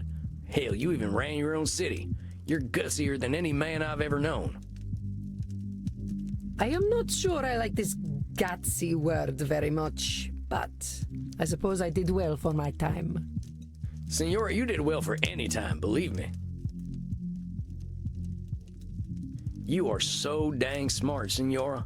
I don't think people these days get an education like yours, and you took it seriously. You know about art, music, philosophy, religion. Of course, I know much about physics, biology, and mathematics as well. Do not think me simply a woman of the arts. See what I mean? I'm only 200-some years old, and I think it's going to take me another 200 to know half the stuff you know. You should be proud, Signora. Pardon me for saying so, but I see why people were falling over themselves to paint you. You got grace and style such like I ain't never seen back home, not even at a fancy cotillion. Those ladies would probably kill to have your fashion sense. Well, thank you for saying so, Sam. It is gratifying to know that my eye for fashion is noted. I certainly know how to wear a hat. Well, that thing looks great on you. I doubt I could wear it half as well. That is certainly true. You have been so kind to me. Kinder than I have been to you. You deserve kindness. And you deserve to give yourself some kindness, too. No one has ever spoken to me the way you do. I suppose I never allowed them to. Sam, I know I am old. I know I am difficult. But would you ever consider a woman such as I? Senora, I'm here to help you on your personal journey. Let's not complicate that. Of course. I am just being foolish. I am so used to people being afraid of me that, of course, I fall for the first person who is not. Senora, I think if you can learn to give people a little room, they're gonna adore you. What if they see me as weak if I am gentle? What if my bearing was the thing that earned me respect? I do not wish to be discarded and ignored like so many women of my time.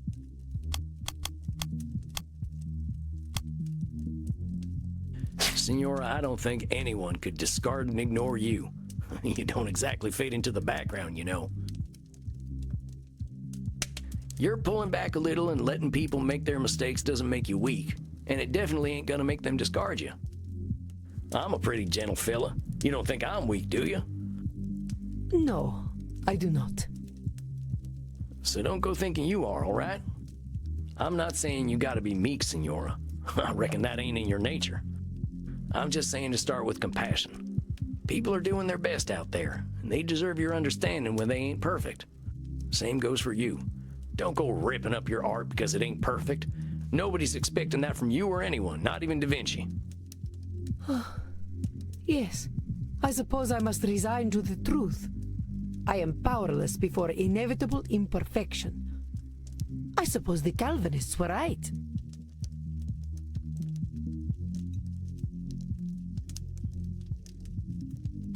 Now don't go running in the opposite direction, Senora. That ambition comes from you. Not everyone's got it. So, keep striving to be better. Just give yourself a little compassion when you don't meet those super high standards you got. And there ain't nothing wrong with holding other people to a high standard neither. We ain't gonna be gods, but it's good to have ideals. I believe you are wiser than I, Sam Walls. It is most humbling. A slow horse who can still get his carrots is quicker than the ones who run past him. And then you say something like that, and I am no longer quite so humbled. Don't be humbled by me, Senora. I'm a simple man, just a more honest one these days. Look, let's remember what brought you in here in the first place.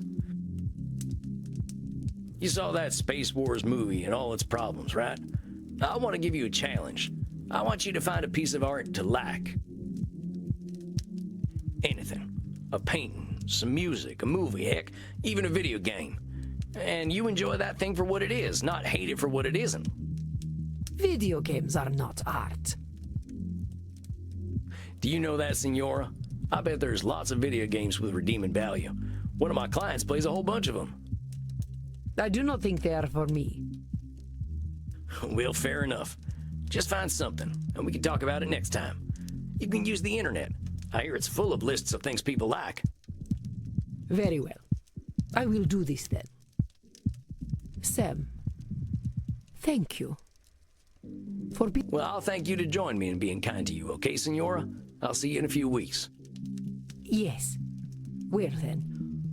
Goodbye, Sam. Until we meet again.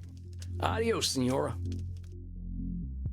Well, well, a confession of love from the First Lady of the Renaissance. Oh, shucks, she ain't in love with me. I know, I am teasing, but I am impressed, Samuel. You warmed her dead heart. It was touch and go there for a bit. I thought she really was gonna rip my head off. But you were not afraid, as she said. They make strong men in the American West. Tough living will do that to you, sure enough. Then let us relax. I hear you were dancing the other night. Oh, nuts. Do not be embarrassed, Samuel, but let us go downstairs. The night is still young and there's much to celebrate. All right, Andy. I think I'm game for a little R&R.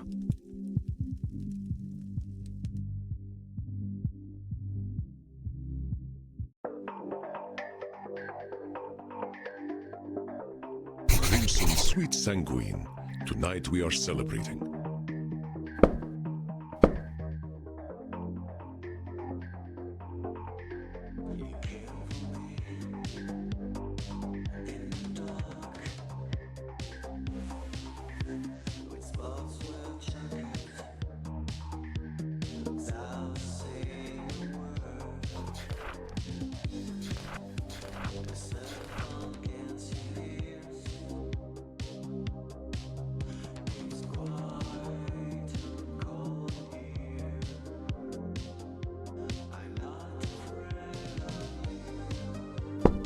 I am pouring us all some shots.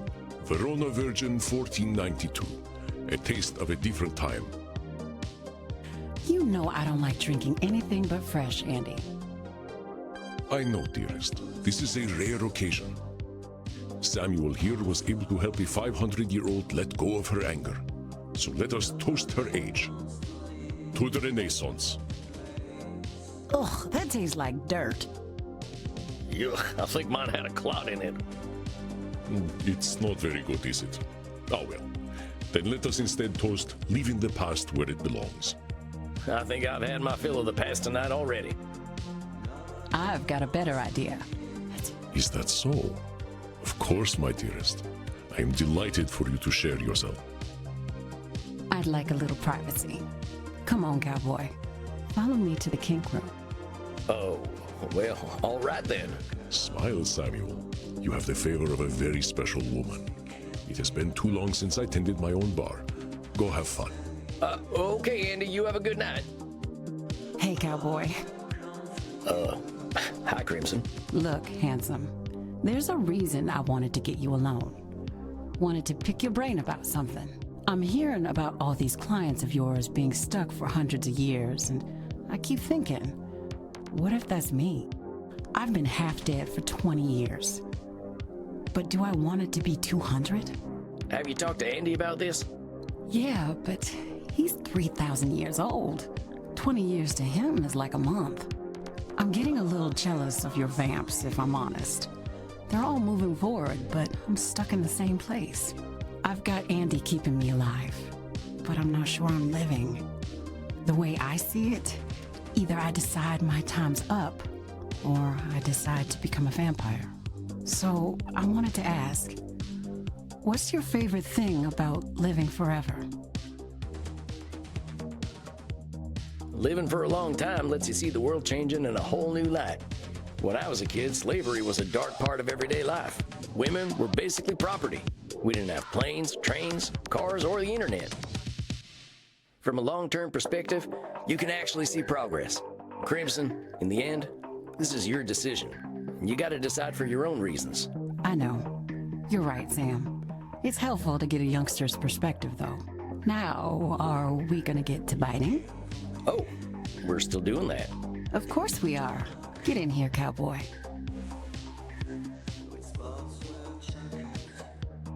Hey, leave my arteries alone. Shoot, just hold still there. That is something else. Not bad, cowboy. But you don't need to bite. Just let your teeth sink in next time. If your partner is relaxed, they'll just slide right in. Oh, well, thanks, Crimson. I'll try to remember that. Bet you're pretty sleepy now, huh? Well, yeah, now that you mention it. Go get some sleep then, cowboy. And Sam, thank you. I'm glad you're around. Where else would I be?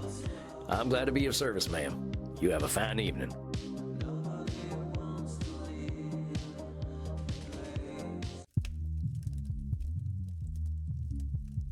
Samuel, good evening. How is my ever-impressive protege tonight? Looking forward to a night off, boss. I haven't heard from Eddie, so I was thinking about a nice hot bath. An excellent idea. A little self-care goes a long way. I do have bubble bath if you would like to borrow some. Andromachos the Mighty uses bubble bath, huh? I wouldn't have guessed. There is only one type of human who does not like bubbles. Liars? Well, I was going to say werewolves, but I suppose it is the bath part they dislike, not the bubbles. Oh, well, I ain't no liar, so I'd love some bubble bath. In fact, well, tarnation, I guess the bubble bath is postponed. Are you ready to handle Edmund's distortions? It sounds as though they will be intense. Well, let me think real quick.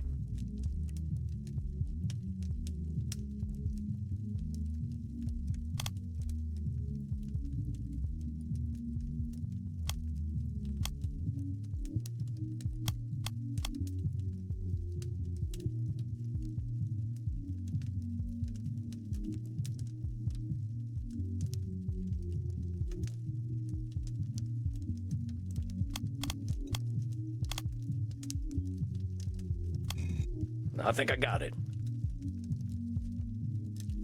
I suspect you have difficult work ahead tonight. I wish you the best of luck, Samuel. Thanks, Andy. Hold on, Sammy boy, here he comes. Hey, Eddie. Do you like my costume, Sam? Well, sure. Did you come right from that production you were talking about last time? Yes. I flew right here after the performance. I had to tell you how it went. So, how did it go? You should have been there. You could have seen how the audience reacted. They loved me. Hey, well, that's fantastic, Eddie. I was a little worried when I heard you coming. I wasn't expecting you tonight. But why would you worry? You knew who I was. The great Edmund Kean. Of course the audience would love me.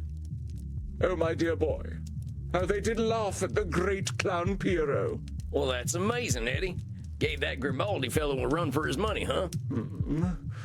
Grimaldi would have never achieved as many laughs as I clearly earned. You don't sound too happy about it, Eddie.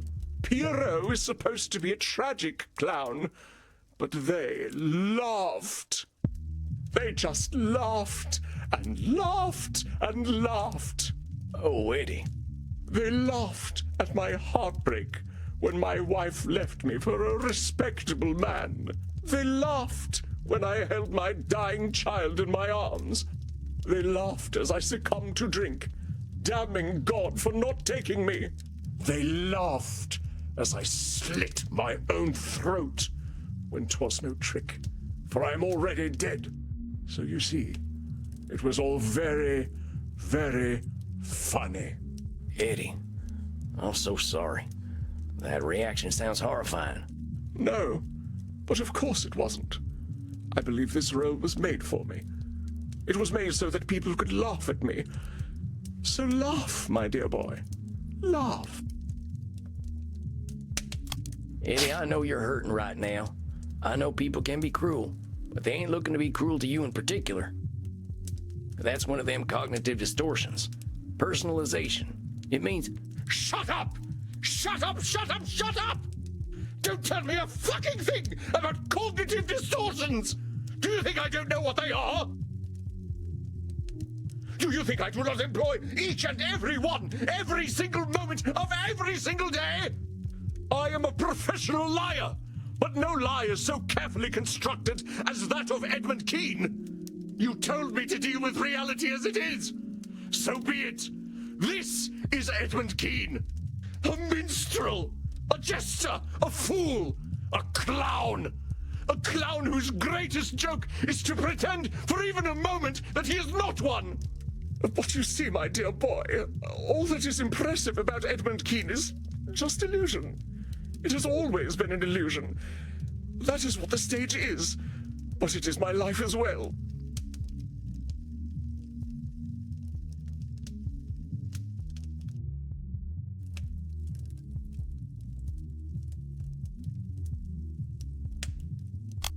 Eddie, man, don't be so quick to throw out all you've done. That stuff didn't come from nowhere. I get that you've been acting on and off the stage, but not all of it was an illusion. You did your human suffering. All that time in the rookeries and getting exploited by that flopbot fella, that stuff was real and contributed to your character. Perhaps it did. But that Edmund was forgotten long ago. Go ahead and ask me, therapist. Ask me, who is Edmund Kean? Nay, do not ask. I will tell you. Edmund Kean is nothing. There is no Edmund Kean. I have never met the man, or even the boy. I have known Shylock, Richard III, Hamlet, Lear, Othello, Macbeth, Romeo, Cupid. But people loved all of those characters. Wherefore would they love Edmund? Edmund had to become a character as well. And I have played Edmund for so long that naught lies beneath. A hollow man sits before you. As the vampires have said, what is a man anyway? A miserable pile of secrets, a mountain of pretty lies. Eddie, that ain't true, and I'll tell you why. We all lie, Eddie. Deep down, we're all still scared animals who can't tell the difference between a booing audience and a lion ripping out our throats. For all the time my blood was pumping, I played a tough guy. Slaughtering Sam, they called me. I like that name. You want to know why? Why? Because it made me feel safe. Under that grizzled exterior, I was still just a scared little boy. But that little boy was me, Eddie. You understand me. Though we have played different parts, the character underneath is the same, perhaps. Do you remember that I played Cupid as a boy? That was your breakout role, right? I learned that if I smiled and spoke sweetly, people would view me as something other than street trash. I wouldn't have to go hungry. I wouldn't have to be sold to some bloated factory owner. Edmund Keene was worthless to anyone. Another mouth to feed, another body to clothe. So I knew I had to make him disappear.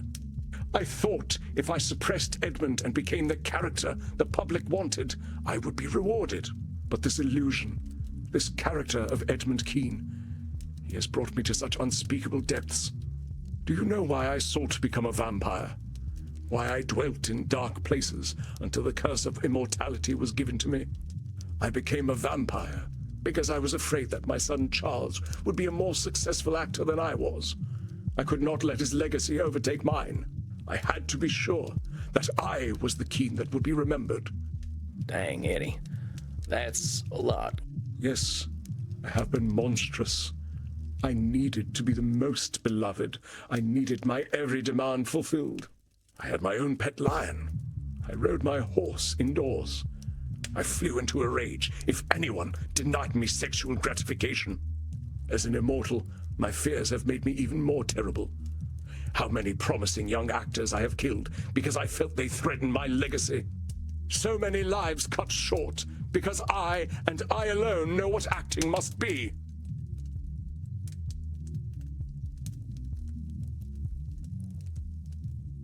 But you know that ain't true, don't you? You can't know everything about acting.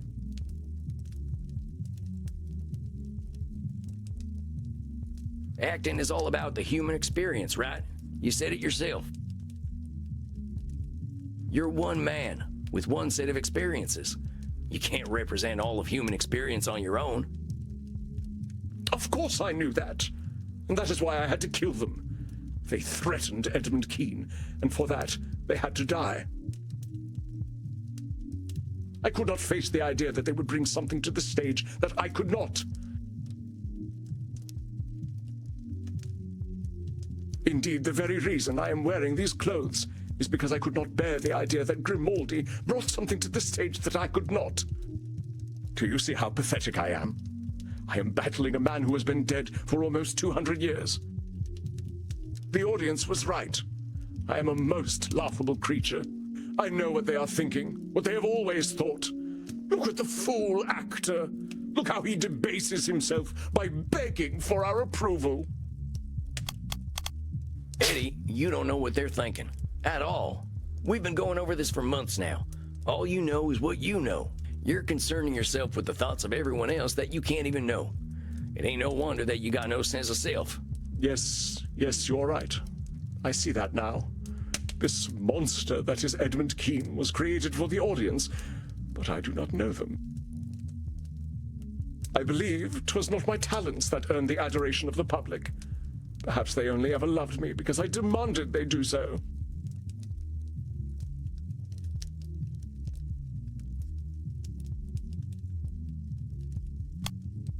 Despite being a renowned actor, Edmund is now diminishing any praise he has ever received. He is quite a dramatic fellow. I believe 'twas not. Despite being a I believe 'twas not. Well, the good news, Eddie, is that you can't just demand someone to love you.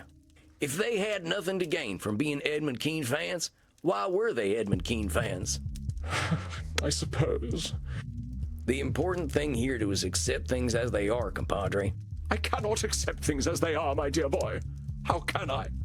How can I accept that I have forced everyone around me to confirm my lie of an existence?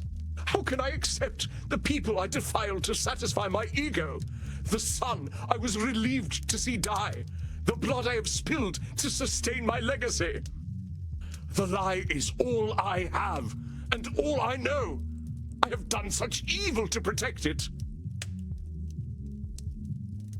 So much is my poverty of spirit, so mighty, and yet with so many defects, in the vapor of my own glory smothered. No, my dear boy. What is done cannot be now amended. The child Edmund is buried, and this grim-visaged, wretched creature is all that remains. Eddie, I ain't gonna sugarcoat it. You've done some truly awful stuff. And fear doesn't excuse the dastardly deeds you done. The shit you done ain't never going away. Yes, go on, kick me, jeer, laugh at the vicious clown, tell him what a fool he is. You ain't gonna play pity tricks on me or yourself. You acted like a lily-livered sumbitch, Eddie. I know that, because I've done some awful shit too. Because of my fear, I hurt scores of folks. Some strangers, some near and dear. And because of my fear, I pushed all that stuff down deep where no one could see it, just like you. I was too afraid to face myself. Once I didn't have a choice but to take a good look at myself, my first thought was that I deserved to go meet the sunrise, because I'm a coward too. But there's something else we've got in common in addition to acting like yellow bellies, Eddie. You know what it is? What is it? We got time, Eddie. We got time to become new people. We got time to look at ourselves honestly and say, yeah, I've been a coward, but I ain't gonna be a coward any longer. So what'll it be, Eddie? You're gonna live forever. Will you do it as a coward or as a man? I don't know how to be a man. So you're giving up then? No, I cannot maintain the facade any longer. I am revealed to myself. But Sam, I never learned to be a person. I stopped being real at 8 years old. Splot! Why did my fellow actors coddle me so? Why did they let me become a monster? They could have said no, but they did not. We ain't focusing on the people who gave in to a kid who was too big for his britches. We're focusing on you. You did some real awful things. You killed people for criticizing you or for showing talent. You resented your son's success. These are things you gotta take in. But how can I put such things behind me? You don't. You've gotta accept the things you've done as part of who you are. You ain't gonna erase the last 200 some years, but maybe you can use them to make a better Edmund going forward. How? How do I introduce myself as a demanding megalomaniac? How do I introduce myself as a man who was relieved to see his own son die? How do I introduce myself as a man who demanded the entire world get on their knees to satisfy his ego? Well, I wouldn't exactly lead with that stuff. How about you introduce yourself as a man who's figuring himself out? I suppose that is a possibility. At the least, it is not unexpected for me to be so disarrayed. It is known that we actors are all by nature an insecure people. Perhaps I need to find an identity beyond the stage. It protected me in my youth, but I do not think that it serves me any longer. That might be worth exploring, Eddie. But what if I am nothing without the stage? What if I seek other endeavors, but there are none for me?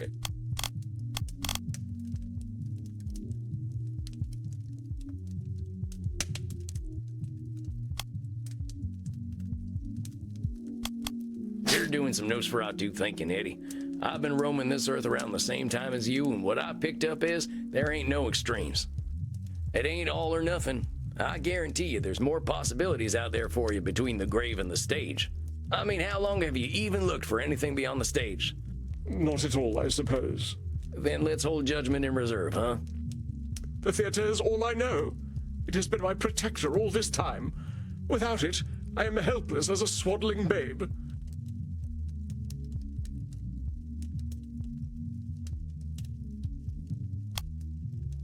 Edmund believes life without the stage is something he cannot handle. He is stronger than he knows. The theater... Eddie, come on. The stage is the thing you know, but you ain't helpless without it.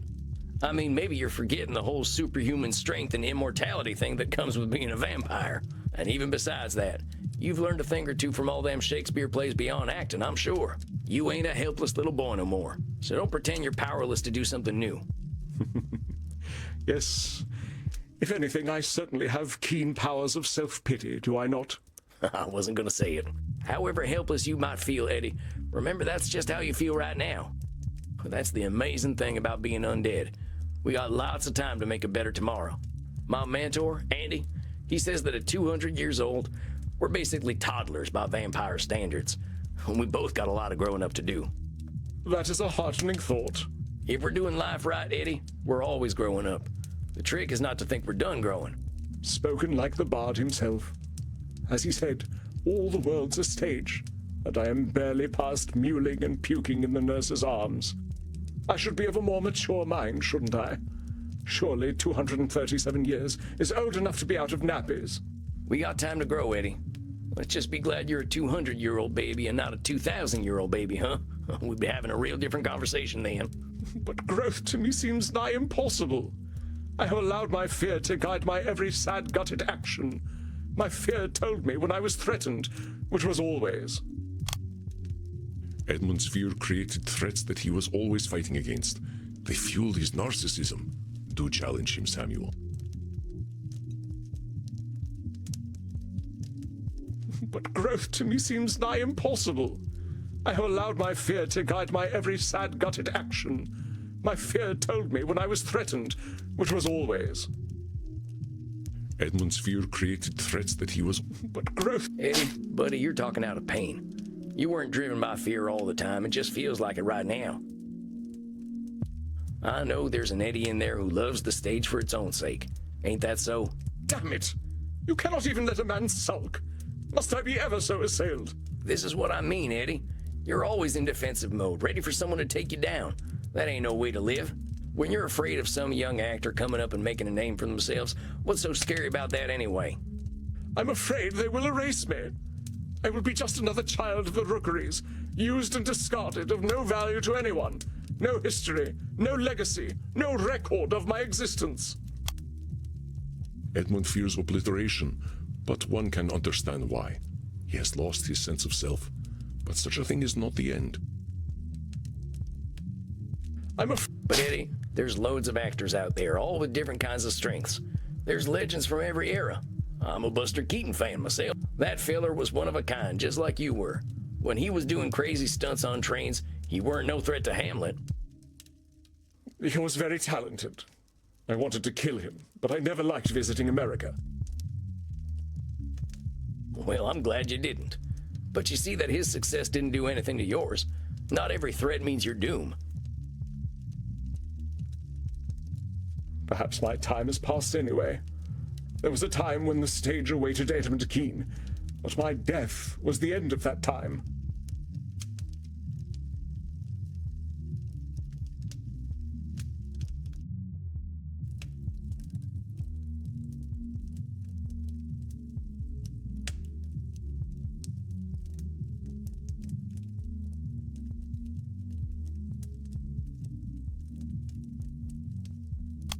Okay, we got some real work to do still. Here's the thing, Eddie. The stage wasn't waiting for you. Theater wasn't waiting for Edmund Kean to show up, and it wasn't waiting for you to die. You're used to making things about you, but the glorious, wonderful truth is, they ain't. And I got some real good news for you, hombre. You're dead. The pressure's off. All them fears are keeping you locked in time, and you can stay there as long as you like, or you can make some progress. What's it gonna be? I am too much of a coward to die, so I suppose I must live. I'm glad to hear that. I believe I should go away somewhere. Somewhere cold and dark, where I might be alone with my thoughts. I think that's a great idea. I did the same thing, and it changed my life. Oh, well, my unlife. I suppose all's well that ends well. I only hope it does. I got faith in you. As long as we're putting one foot in front of the other, that's progress. I shall see you in a month then. You got it, Eddie. Take care of yourself. We'll get you out of that mewling and puking stage before you know it, okay? So it shall be. Very well. Exit Edmund Kean. Stage left. Bravo, Samuel. I was taking notes. It seems the student has become the master. Only a master of fumbling around. I knew I was taking a risk there. You were, but perhaps such risks are justified with such an extreme personality. He attempted to gaslight you, but you held fast and challenged him, sternly but fairly. You have a gentle nature. That must have been difficult. I didn't want to drive him off the edge. I just saw him close to making a breakthrough, and I didn't want him to start sinking again. Well, you can now count yourself among a very small number of therapists who have made a breakthrough with such a one. I do not count myself among them. And you let me handle Edmund? I had faith in you, Samuel. You affirmed it magnificently. Now, please, go downstairs and find a friendly neck. You deserve it. A drink sounds mighty nice right about now. You have a good night, Andy. Rest in peace, my dear friend.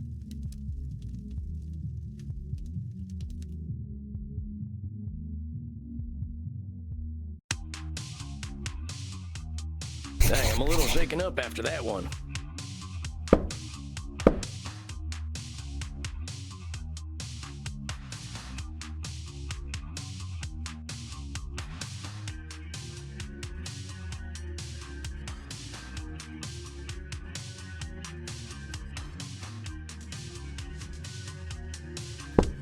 Never seen a man as afraid as Edmund Keene. That was tough to watch.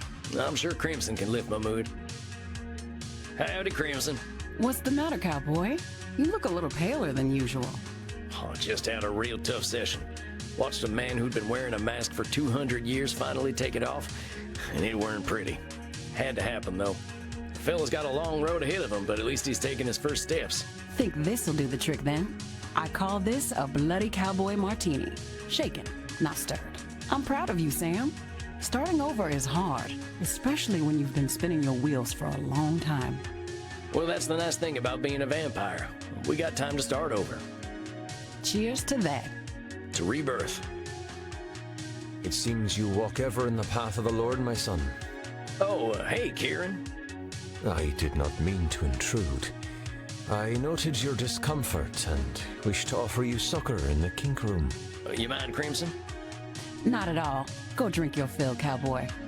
Come, my son. Now then, I heard you speak of rebirth. Yeah, it's something we vampires have to do a lot of. I was just worried about one of my clients having trouble with their rebirth. I know it is painful, my son. When we are born again, we leave a part of ourselves behind. Like the lizard who sloughs its dead skin, or the mortal who journeys into the mosh pit, we emerge purer than before. Sounds like you've got a lot of perspective on this stuff, Kieran. I know you must have questions, my son. Please, ask. From your spiritual perspective, can we ever truly start over? My son, you know the answer already. We beings of flesh and blood are also beings of judgment. However, we do not stand in judgment of mortals, but of ourselves. If you believe you have defeated your demons, then you have. Yeah, that's true. Reminds me a lot of should statements. And defeating demons is pretty badass, ain't it? Yes, it is the demons who should fear us, my son. Did you have more questions? Ain't being reborn just rejecting who we were? I wasn't a good guy, Kieran, but I don't want to erase my dark days. My son, only in Christ do we truly receive absolution and become beings of pure light. Our darkness defines us. We cannot reject it, just as we cannot reject the Almighty. It is part of us. But do not be shamed by it, my son. Your darkness is beautiful and unique, as is your journey through the darkness. Kinda sounds like disqualifying the positive to me. Actually, it's liner notes from a metal album I'm fond of. Did you have more questions to ask? From your spiritual perspective, how do we know when it's time for a rebirth? An hour, a week, a year, a millennium. The answer, my son, is when we are ready. Only the Lord decides when that is. The Lord giveth, and the Lord taketh away, and all is according to his will. Well, that sounds like a control fallacy, though. We can't let someone else make our decisions for us. My son, all your trials, the world you live in, they are all his work. He leads you to the truth, When he has prepared you fully, you will accept it, and join him along with the dearly departed gods of metal. Did you have more questions for me, my son? Why ain't your lord the fire and brimstone type that's marked my kind for centuries? The Lord did not do these things. That is the work of man. Even they work through him and face their own dark journeys. But eventually, we will all be blessed and return to his bosom to rock for all eternity. It is not for man to judge. Well, I've got a lady who would love to meet you. I think a few men of the cloth did her dirty. Men will ever seek power. But I know some simply seek blood. Are you ready to receive succor, my son? Yeah, but I really wish you'd stop calling it that. That is enlightening. There. May you be sustained and fulfilled. May you shepherd your lost sheep as I shepherd the children of the night. You're a one-of-a-kind dude, Kieran. But thanks for the drink and the talk. You have a fine night. Godspeed, my son.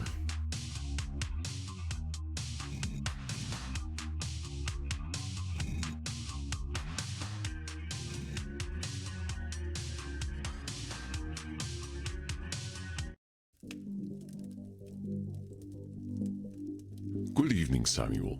You are seeing your ancient client tonight, are you not? Yeah, that's right. I hope she's doing okay. I'm worried about her and that whole algorithm thing. I had a little consultation with some other elder vampires. We have developed a theory, though I hope we are wrong. We believe the algorithm is a demon, known to few, named Raziel. Even I have only ever heard whispers of his name. In mythology, he is a fallen angel, believed to have recorded every action, every change of state for all things on this earth into a great book. This book of knowledge he shared with the first mortals. But mortals were not designed to process so much information at once. They made judgments and reinforced behavior based on information they could not understand. Raziel watched as the mortals inevitably used the book to suppress free will, and he was cast down for his terrible mistake. We believe that Raziel has returned. Perhaps he believes that with computers, he can attempt to pass infinite knowledge to humanity once more. Terrible things will happen if this comes to pass. I would urge great caution, Samuel. Find out what you can about this algorithm. We may have dark work to do. What the hell? Fallen angels? Ancient books of knowledge? What the heck have I walked into? We don't have this kind of shit in America. I am old enough to be mythological myself, Samuel. Myth often contains truth. The important question is how much. We do not know what effect he may have had on Medi. But do not worry. Show her the same compassion you show all your clients, and that will open any doors that can open. All right, I better prepare for this one. It sounds like it might be a doozy.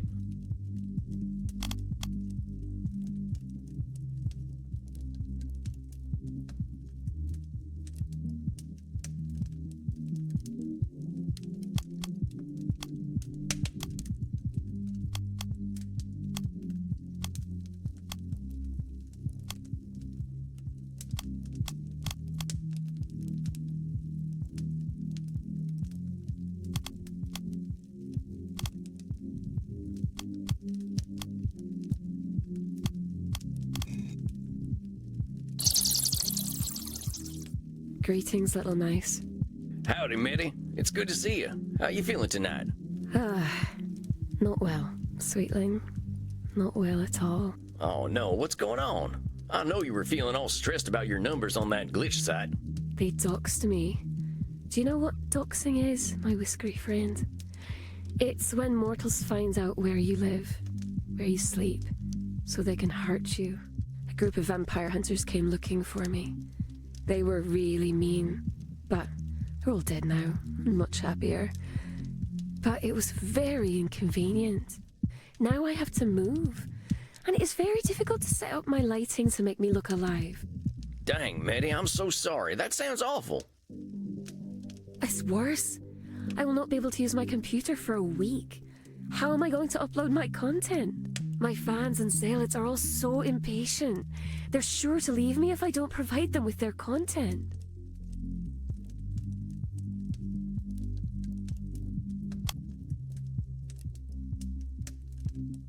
So, how many of these followers and zealots have you got, Medi? Perhaps 2 million zealots and 90 million followers on Glitch. And how many of them do you think you'll actually lose if you don't upload lots of content? The algorithm has already told me that I will lose millions of followers. So let's go ahead and listen to the algorithm. If you lose millions of followers, it ain't anywhere near 90 million. It's doing a bit of overgeneralization and catastrophizing to think they're all gonna leave you high and dry. Heck, maybe the folks who stay are the ones what you can really count on. What you can really count on what? What? What? What? What? What? What? What? What? What? What? What? What? What? What? What? Oh, never mind. You said what? I was trying to say that the people who don't mind you not uploading so much might be better folk to keep around. It's not up to me, little mice. It's not up to them either. Even the little bloodbags who love me won't get to see me if I don't provide them content. I don't get it. Why wouldn't they see it? Is the mailman or whatever not delivering your messages? You're very funny.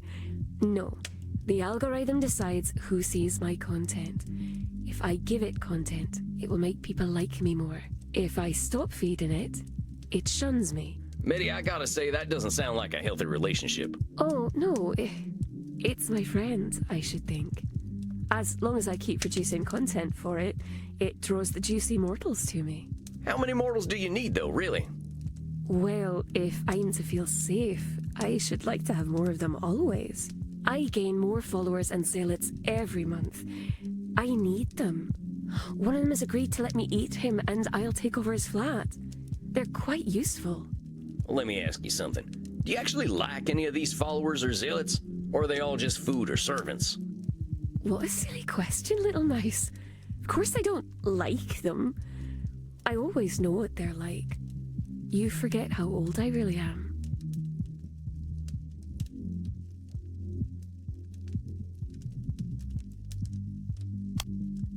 Medi again believes she knows the entire internet, but can this really be possible? What a silly question, little mouse. Oh, now I gotta challenge you on that, miss. I know you got a lot of followers and zealots or whatever they're called, but that don't mean you know all of them. Now, I'm sure you know a lot about mortals on them websites you're using, but that ain't all mortals, and all mortals ain't them. It's not just them, though. I told you about how they killed me. About how they plucked my eye out. Pop! I'm saying, can you know that you're always right about mortals? I wouldn't like to prove that I am. But these mortals, you're talking to them every day. You got all these folks at your beck and call. They're the people you talk to. That's right. But you don't have a real relationship with any of them? Why would I want to have a relationship with my food? You really are quite a silly whiskers. Medi, I'm saying the only relationships you've got are with what you're calling your food. But that's what they are. They're food. Delicious, delicious food. Food that sometimes does heavy lifting and computer work, but still, food. With that kind of labeling, that's all they're gonna be. You're creating a prophecy for them to fulfill. Isn't that the point? I do want them to enjoy being eaten. I don't like cruelty to animals. I'm trying to say they can provide more than food, just like an animal. Yeah, they might nip at you, but they usually only do that when they're scared. Maybe you're right. Well, the vampire hunters certainly were very afraid when I pulled their intestines out. Well, it's just intestines. They're not very scary. Medi, it sounds like you're in a bit of a codependent relationship with your food, and maybe with this algorithm fella. Oh, but it's not a fellow. And it's not a lady either. So it's non-binary? No, it claims that it is entirely binary. All ones and zeros. Does speak very strangely sometimes. Well, whatever they are, it seems like as soon as they showed up, you stopped having any real friends. I wouldn't have time for friends anyway. The algorithm says that I should always provide content to my community, and that takes all night. But here's the thing, this algorithm, it might have all the information, but that doesn't mean it's got all the answers. You don't know it like I do. Do you know what I really like about the algorithm, little mouse? Unlike the ancient gods the old clans used to worship, or the Abrahamic gods that came after, it treats us equally. If we provide content, we will be rewarded. Let's talk about these rewards. You say it rewards you with more mortal souls, right? Highly engaged mortal souls, ready to serve me, should I need them. But you said you had souls already back in the pre-social media days, right? And you didn't need 90 million of them. That's true, but it does make me feel quite special when the number goes up. Is that number going up good for you, though? Not just the stress of managing all them folks, but drawing the attention of vampire hunters. Would you be doing any of this stuff if the algorithm wasn't demanding? Did ask me to play a game that I did not like very much the other night, and I pretended to enjoy it. It's called Call of Nationalism. It's all about men who are proud to be angry, which I find very upsetting. See, that's just what I'm talking about. What about what you want? Did you get to that knitting you wanted to do? No. I had to play the terrible game about insecure man-worms. I don't know what to do. I know that I spend too much time on the internet, but I can't live the life I used to live. I would live out in the wilds again, but there are no wilds any longer. When I walk the streets, city folks stare because they sense my true nature. Many of them mortals have got a ton of things on their minds. Most likely, they ain't too concerned about whatever you are. They ain't your zealots or followers, they're just regular mortals. You can't read their minds, and you can't assume they're only thinking about you. Unless you can read minds. You raise an excellent point for a cute little whisker face. No, I can't read their minds. Cannot imagine how a mortal must think. Oh, very silly job. Oh, politics. Oh, grim spectre of death. I must drink alcohol in order to have sex. Dum-de-dum-de-dum-de-dum. Well, you ain't too far off. The experiences I've had with mortals have not been happy ones. My pink-nosed, scrabbly-clawed, long-tailed friend. Well, these mouse descriptions are getting kind of long. You just don't understand what a mouse you are. It's the mortal's fault I must lock myself away in my flat. It's the mortal's fault that I have to use the internet to survive.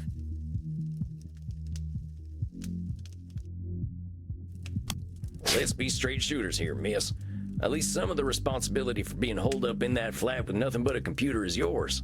I ain't saying that mortals didn't have their part in taking away your home in the wilderness, but they didn't force you to lock yourself away. That's a should you made up. You can be a very mean little mouse sometimes. Mice are supposed to be kind and sweet. I ain't trying to be mean, miss. I'm just saying you're leaving out your own contribution to the problem. I'm not saying it's all your fault. Would you be very fond of mortals who did this to you? Well, no, I wouldn't. And I didn't say you should. But you gotta admit, you're giving a lot of time and energy to people you don't like. You're resenting them, and I can't blame you. Of course I resent them. They're all quite awful. Any one of them would hurt me if given the chance. Maybe I gotta say, that's some Nosferatu thinking. You've been around a lot longer than me, long enough to know there's almost nothing that's all good or all bad. I know we both spend a lot of time in nature, and nature has a good way of disavowing us of our more extreme beliefs and overgeneralizations. I suppose that's true. I once saw a wolf and a deer having a romantic relationship. Well, at least there was quite a lot of licking involved. Oh, I didn't see nothing like that, but maybe I would have if I'd stayed in the wilderness longer. Let me ask you a question. If you're thinking all these followers of yours are a certain way, what if you're at? Very frustrating, silly whiskers. You keep telling me that I'm doing cognitive distortions, and then you say they're correct. Well, I'm just wondering about these mortals the algorithm sends your way. What does it say about you that makes them check you out in the first place? Well, I suppose it shows them that I'm pretty, and that I play video games they like. And they might get to see my body parts.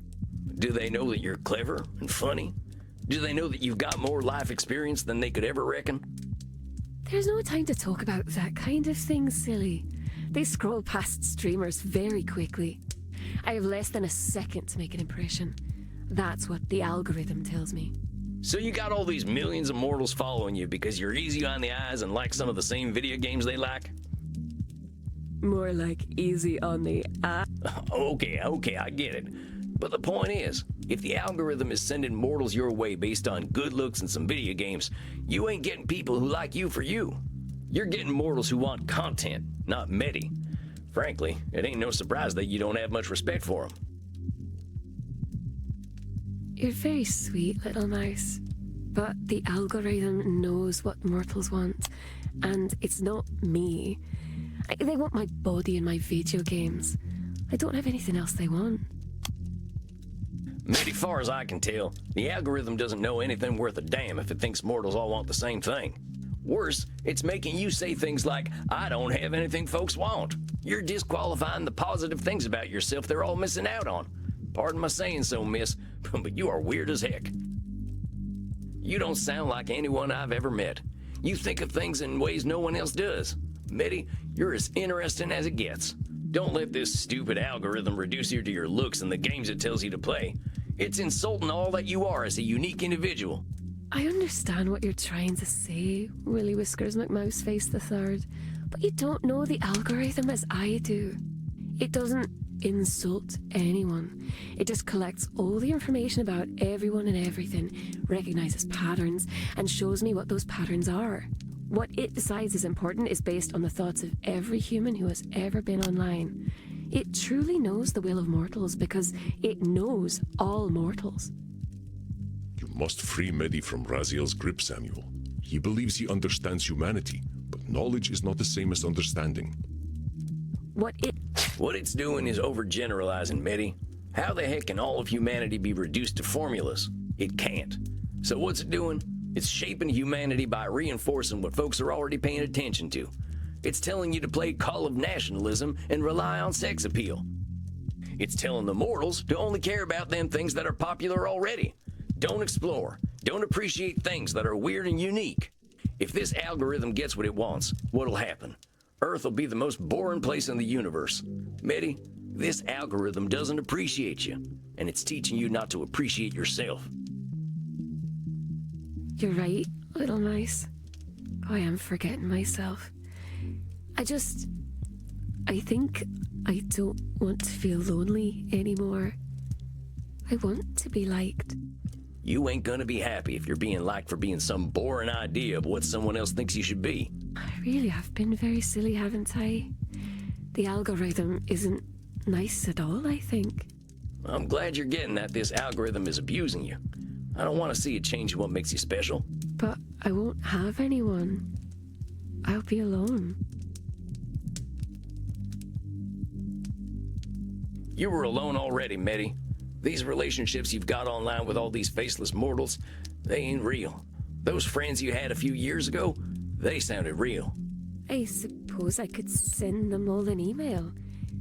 Do you think they'll remember me? There was something about you all that made you join that web ring or whatever it was called. I don't know, but I bet they'd be happy to hear from you. I think I will send them a message. They were all very strange, like me. We're all strange, Medi.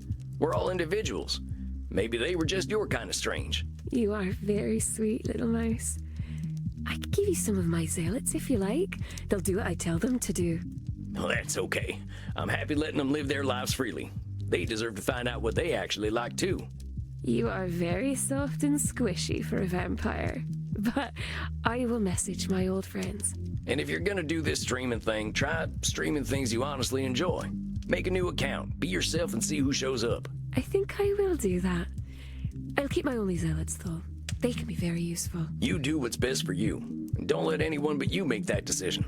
You are so very sweet. Are you sure I can't take you home and let you run on a wheel all night? I'm pretty sure. I'll see you next month then, right? I want to hear all about how you're handling your weird self. Oh, but you are a very, very naughty mouse with a very dirty mouse mind. I didn't mean it like that. You are very funny. I will see you in a month then. Now I shall become a mouse too, but with wings. Excellent work, Samuel. We cannot know for sure, but I believe Medi understands the source of her discomfort. You think this Raziel is gonna get upset at losing her? If I understand correctly, Raziel has no power if he is ignored, but he is unusually tempting to listen to. It sounds as though he has the mortals quite beguiled, and many of our kin as well. But you give me faith that he can be defeated, one individual at a time if need be. I ain't never defeated a dark god before. There is a first time for everything, my dear Samuel. After all, haven't you been dancing? You really gotta bring that up, huh? Mostly for the reaction. Now, my friend, make sure you get something to drink. You shall not have trouble finding willing necks, I am sure. You are becoming quite the celebrity at Immernacht. Beating fallen angels is thirsty work. I'm ready for a drink. Slake your thirst then, my friend. Rest in peace.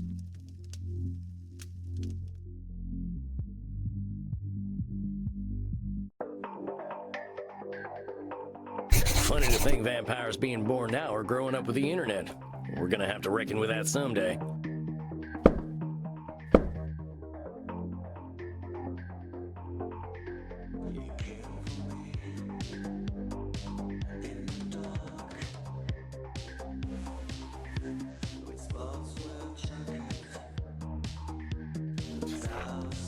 I hope Maddie's realized that being herself is the best person she can be. Well, speaking of which, I should go check on Crimson. Hey, Crimson, what's on tap tonight? Take a look around, cowboy. There's plenty to drink. Well, maybe I'll go looking for a donor. Just figured I'd say howdy to my pal Crimson first. Well, howdy, sharpshooter. You look like you're in a good mood tonight. Yeah, I guess I am. You know that ancient client I told you about?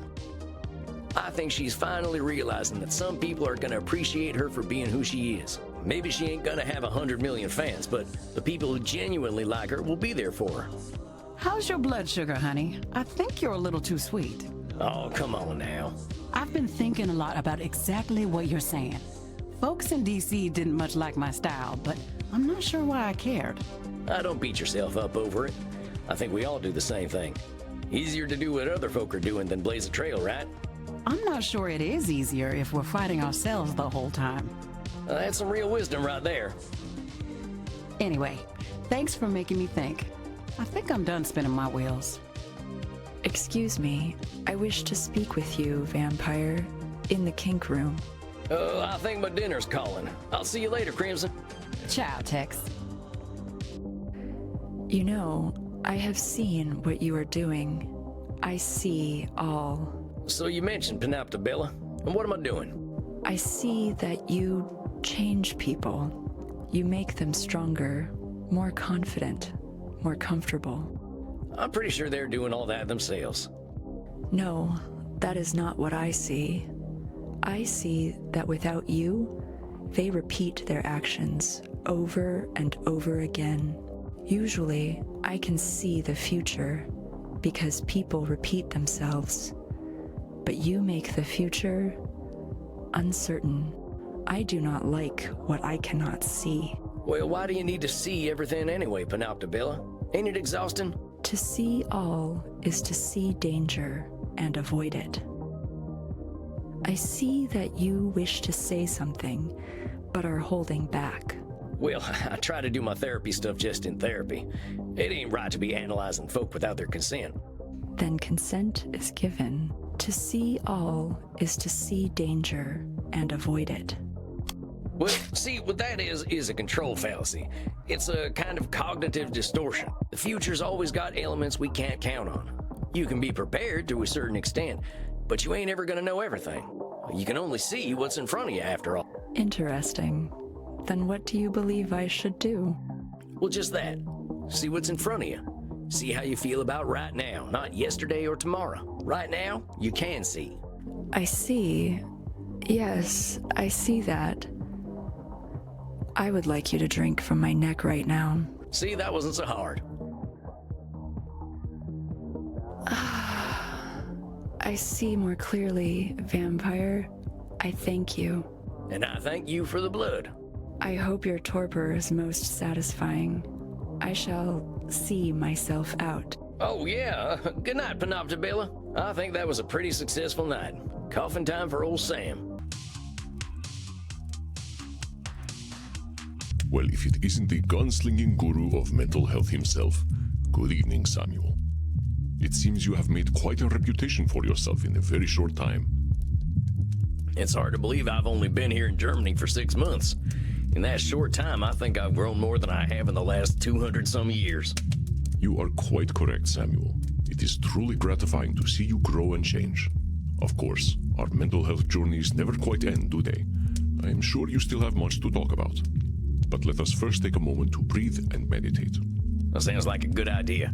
Give me a chance to center myself. Very good. Now close your eyes and enter your place of comfort.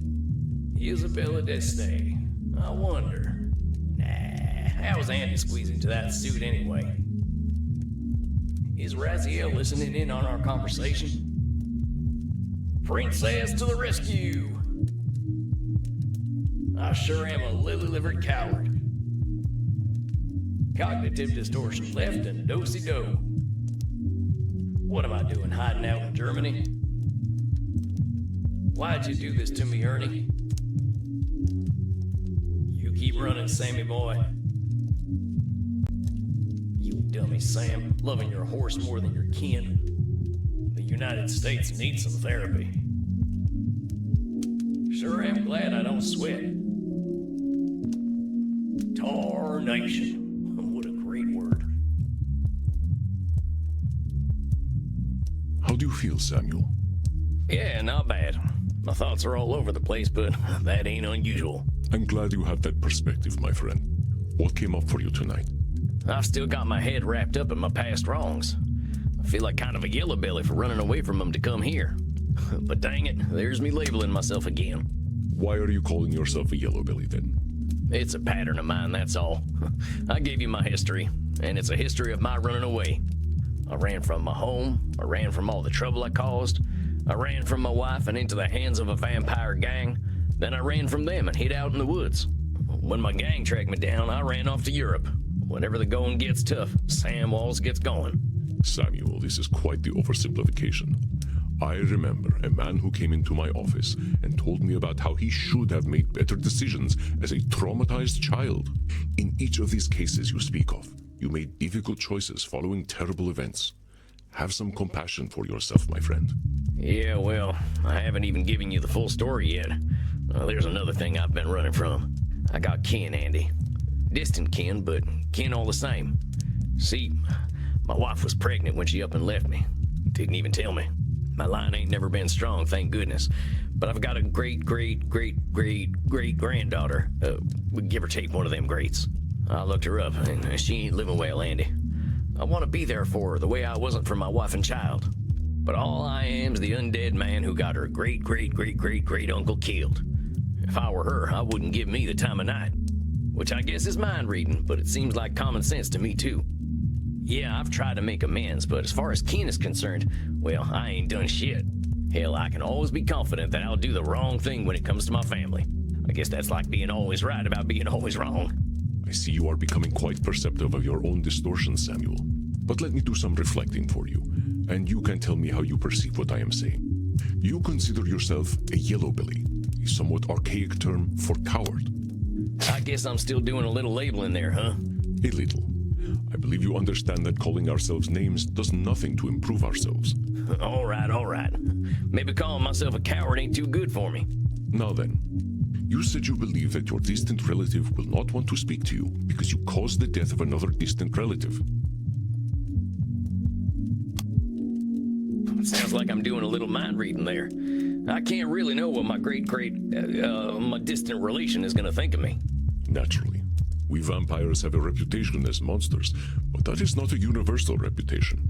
In fact, I believe we are rising in public opinion. Yeah, but if they don't see us as monsters, they see us as sex objects. And now you are overgeneralizing. We are as capable of knowing the mind of society as we are of knowing the mind of an individual. Yeah, you're right. I ain't giving my relative the chance to have her own thoughts. I should know better by now. Yeah, I know that. There's another should statement. Samuel, remember what I have told you. Cognitive distortions are a normal side effect of being human. Cognitive distortion classifications are tools, not weapons to beat yourself with. Give yourself the same compassion you give to your clients. Now then, let us continue to reflect on your concerns. You also believe that the positive changes you have made in your life are irrelevant where family is concerned. I'm disqualifying the positive by pretending the change I've made don't mean anything. It is your favorite cognitive distortion, Samuel. Your humility is most endearing, but it does often enter the realm of cognitive distortion. There is a comfortable place between extreme humility and extreme arrogance, my friend, and that is in truth. Yeah, I know. When you're right, and you're always right. You believe I am always right? I guess there ain't no way of knowing if you're always right. You just kind of give off an always right vibe. I like to have good vibes, my friend, but vibes alone do not make the man. Most of my existence, I thought I was always right, but that was when I was the most wrong. Don't believe the vibes, dear Samuel. I'll try, but you don't make it easy. I can see where I'm making the same assumptions about McKinn, though. I gotta give her a chance before I assume she's gonna hate me. I just know that if I end up going back to the States, things are gonna get complicated. Most of us vampires out west are on the younger side. We're still in that angry, insecure stage, and I know there's a whole gang of them hollering for my blood. Are you afraid of them, Samuel? You know what? I ain't. I just know at some point I'm gonna have to deal with them. And my gang is real powerful now, especially their leader. Did I ever tell you about my vampire daddy? I assumed you would tell me when you were ready. Called himself Ernie Awigdunkel. Real piece of work. Fella had more blood on his hands than any vampire I ever met. I know this name. You know Ernie? He is a part of my darker history, and a part of humanity's darker history. He is your dark father. Well, yeah. Is that bad? He does not determine who you are, Samuel, but the man is still dangerous. His real name is Heinrich Kramer, and he is no mere murderer. He has a deep hatred for all humanity, especially women. I am discouraged to hear he still lives. Well, what this Kramer fella do? He wrote a book in 1487 called the Malleus Maleficarum, also known as the Hammer of Witches. It was with this justification that the church was enabled to persecute, torture, and kill women. Its effects linger in society even today. The Pope during Isabella d'Este's time, Alexander VI, named him Inquisitor of Bohemia and Moravia. What he did with his power is better left unspoken. Well, shit. What was this guy's problem with women? They refused to enter sexual congress with him. They did not like him. He practiced poor hygiene, acted entitled, and was extremely insecure. He defended his own repellent nature with great ardor, blaming women for their predictable dislike of him. He committed himself to a life of celibacy as a Dominican friar, cementing both his virginity and his hatred. Wait a minute, he sounds like one of them incel types from the internet I've read about. I am afraid I am unfamiliar with the term, but he did make his lack of sexual appeal his identity. Dang, well, now some things are starting to make sense. How do you know this Kramer guy, Andy? Samuel, know that I too have given myself to hatred. Mortals with a great capacity for evil drew my attention. I amused myself by indulging them. I do not absolve myself of my actions, but it is difficult to speak of them. The Andromachos of that time was a most pitiable vampire. Oh, I'm sorry, Andy. I didn't mean to dig at old wounds. Do not be sorry, my dear Samuel. We must not erase our pasts. Pain can be a somber teacher. I must ask, what became of Heinrich? Well, he runs Sanguinius Health, the health insurance company I told you about the last time. It's vampires from the boardroom all the way down, stealing blood, money, and hope from American mortals. Running health insurance gives them all the money they need for even more dirty deeds. How terrible. Oh, Heinrich, what depths will you not sink to? He disappeared from Europe 200 years ago. I had hoped he was gone forever. Do you think he can change, Andy? Oh, Samuel, yes, of course he can change. Like you and me, however, he must desire this change within himself. But hatred is not something Heinrich Kramer holds. It is his very identity. He will be reluctant to give it up. Are you suggesting that you aim to help him? Do you think I shouldn't? It isn't my choice, my friend. You will do what you are going to do. I guess I don't know what I want to do. But I know Ernie, or Heinrich, and I'm starting to get a handle on this therapy thing. If I can help him, shouldn't I be helping him? Let me reflect for you. You are aware that you have knowledge of Heinrich others do not have, and that you have newfound abilities as a therapist. Therefore, you believe you should help him. I guess that's a should statement, huh? Just because I know him and know something about therapy doesn't mean it's my destiny to try to help Heinrich. Of course, Samuel. Your own life is your own. You make your own decisions. Yeah, you're right. There ain't no should. I'm glad to hear you recognize this, Samuel. Heinrich Kramer is not your should. Well, thanks for talking this through with me, Andy. I think it's been real helpful for sorting out my thoughts. Of course, my dear. You did all the work. I am merely here to help you reflect. You have become quite adept at recognizing your own cognitive distortions. All there is to decide now is the path you choose from here. What drives you forward, my friend? I ran away from my family a long time ago, but I'm done running. I brought precious life into this world and then I abandoned it. I've got a chance to make that right. I had a suspicion you were working up to this decision, though I hoped it would not be so. I really like it here, Andy, and you've been incredible. But if my heart still beat, it'd be beating for home. I don't want to let my clients down, but I think they're homebodies anyway. Maybe I can get them to do sessions over video calls or something. I think you may be the only person who could get Isabella Deste to do a computer video call. And we can continue my sessions from the internet? Of course, Samuel. Natural. Well, I guess that's that then. I ain't gonna run out too quickly, though. I gotta arrange for a new cruise back home, and I want to tell my clients in person. That'll take some time. That would be most considerate. Your clients have grown quite fond of you. Well, Samuel, I must say I am proud of you. It has been inspiring to see your command of cognitive distortions. I have no doubt that you will make your home a better place. Coming from you, that's real flattering. Like I said when I first came here, I'm just a lonesome cowboy looking for answers. You will always seek those answers, my friend. And that is what will ensure you continue to grow. But enough embarrassing Samuel. I believe you should go down and get yourself a drink. That sounds great, Andy. Rest in peace, Samuel.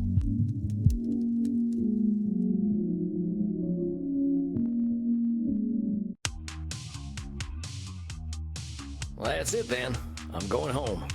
Once I let my clients know, I'll head back to the USA. Time to give Crimson the news. Crimson, my favorite barkeep. How's the saloon tonight? You sound a little distracted, cowboy. Got something to tell me? Am I that obvious? You are. You're pretty adorable, Sam Walls. I like to say approachably rugged. Sure, let's go with that. What's the news, cowboy? Well, I've been here for a few months now. I came here to get trained up by Andy, and now that I have been, I think it's time for me to go home. No shit. Well, good for you, Sam. I think you're right. I don't think this place is for you. I mean, I ain't gonna learn German, that's for sure. Moving on just seemed like the right choice. I got some unfinished business back home anyway. You don't seem that bothered by my leaving, though. I figured I might earn at least a frown. Well, it just so happens that I've got some news for you. Can you guess what it is?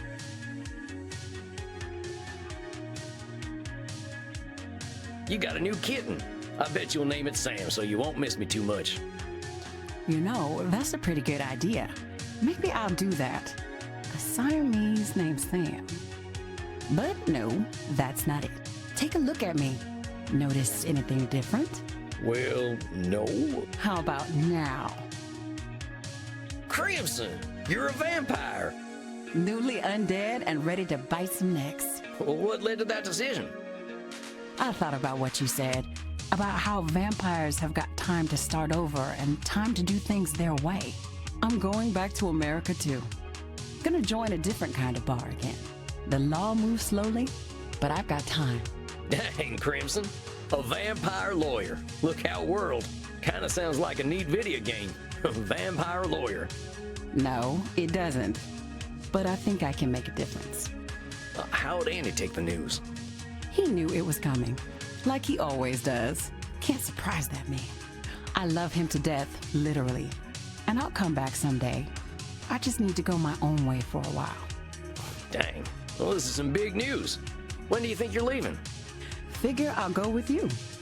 I'll need someone to show me the ways of the night anyway. Shucks, well that sounds mighty fine, Crimson. Might need your help going up against the big corporation my old gang is running. You got a deal, cowboy. Don't look now, but dinner's just arrived. Maxi, look! Crimson! She is now ein Vampir. You are one of the night children now? Looks that way. And we're in the mood for a little celebrating. Sam and I are headed to America. Why would you want to do that? They do have better network infrastructure. Oh, I suppose that is true. Oh, but we will miss getting our necks beaten by you. If you join us in the kink room, we will have a foursome. Come on, cowboy. We won't be in Germany forever. Alone at last. My veins throb. Who gets to bite me? I'll let you get first pick, Sam. Maxie, get on over here and give me that neck of yours. Oh, du machst mich sehr glücklich.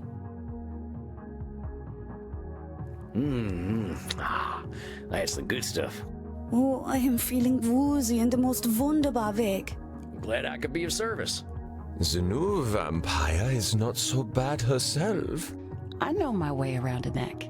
I guess I should turn in now. Gotta prepare to give my clients the big news. You are not getting away so easily, cowboy. The night is only getting started. Live a little, Tex. We'll be back in the land of Puritan pride before you know it. Ah, what the hell? You only die once.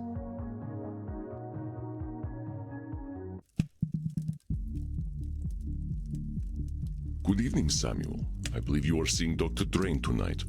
Or is it Lord Lourdes? I sure as heck hope I'm only seeing one client. I don't know how the doc's gonna take the news that I'm leaving, but I'm sure Lord Lourdes would love to see the back of me. I believe Lord Lourdes likes to see the back of everyone. He's a real sumbitch, but you can't say he's picky. I should get my distortions picked. Now let's see.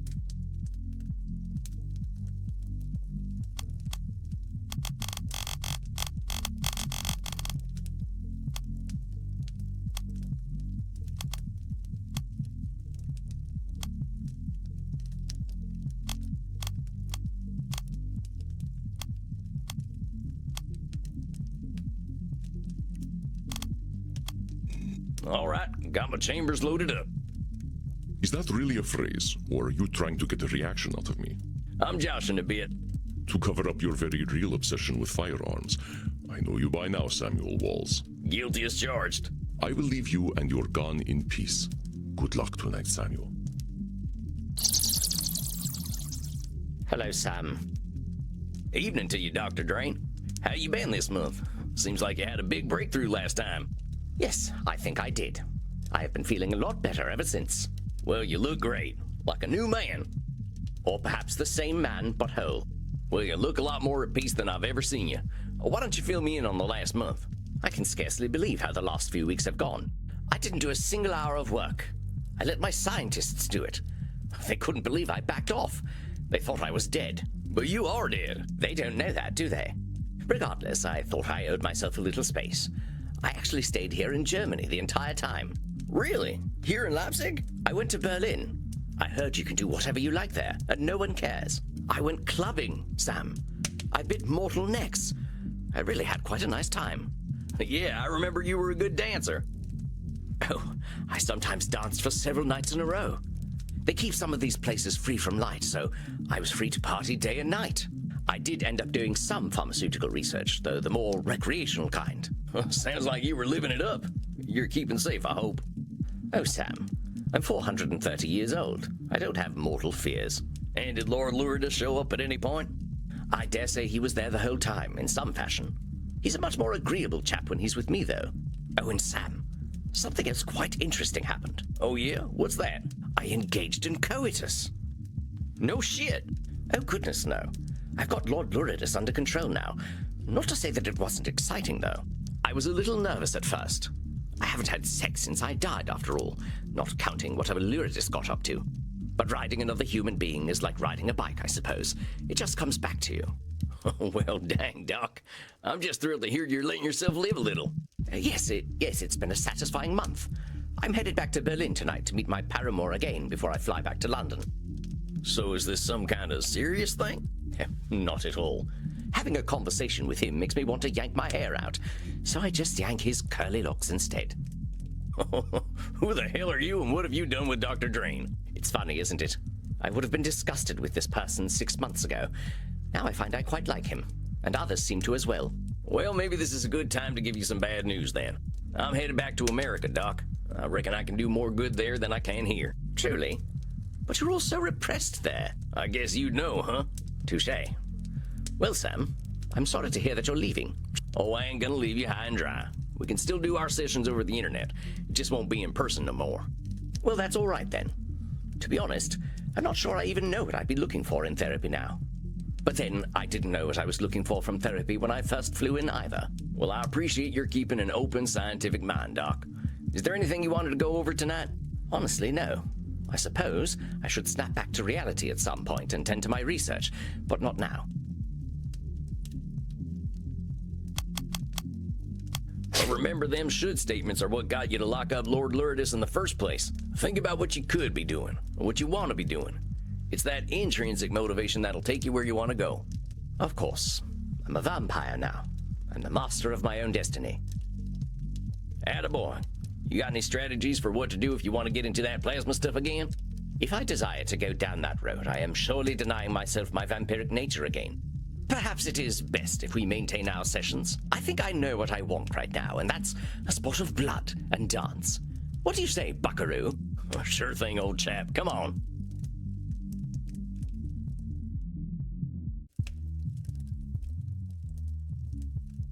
My dear Samuel, it is a big night tonight, isn't it? Oh, yeah? Why's that? You are breaking the news to Senora Deste that you are leaving, are you not? Against her nature, she has grown very fond of you, my friend. Oh, yeah. Who the heck knows why, right? Are you fishing for compliments or merely disqualifying the positive once again? Let's say fishing for compliments. Very well. Samuel, your disarming charm and compassion undoubtedly make you an attractive vampire to our kind. Somehow, at a young age, you possess a natural wisdom that... Okay, I was really disqualifying the positive again. You are so easy to embarrass as well, which has its own charm. Very well, Samuel. I will leave you to your dark business. Good luck with Senora Deste, my friend.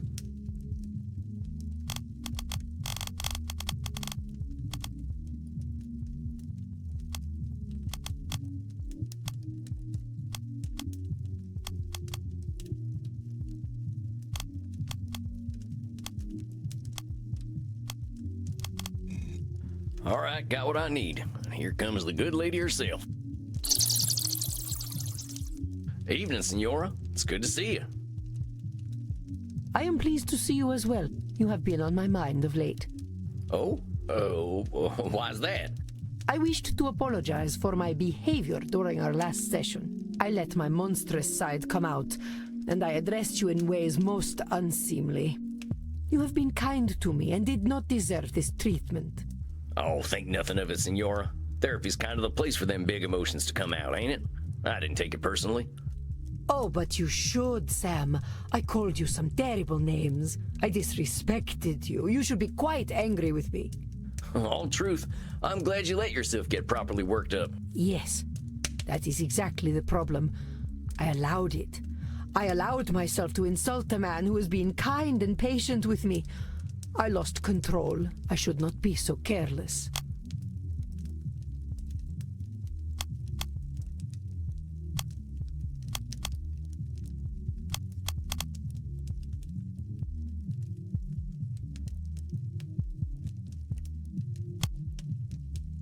I don't expect you to always be in control, Senora. Like we've been saying since you walked in, you gotta have some compassion for yourself when you do lose that control. No one's saying you should always be in control. I think you're a superhuman, Senora, but you ain't superhuman. You are, of course, correct. I fear I shall always have this tendency. But I am becoming more aware of it, thanks to your guidance. That's the absolute best we can expect of ourselves. We ain't never gonna be perfect. Being self-aware is the closest we're gonna get. I ain't surprised at all you're making a ton of progress, Senora. You're a lady who likes to do things properly.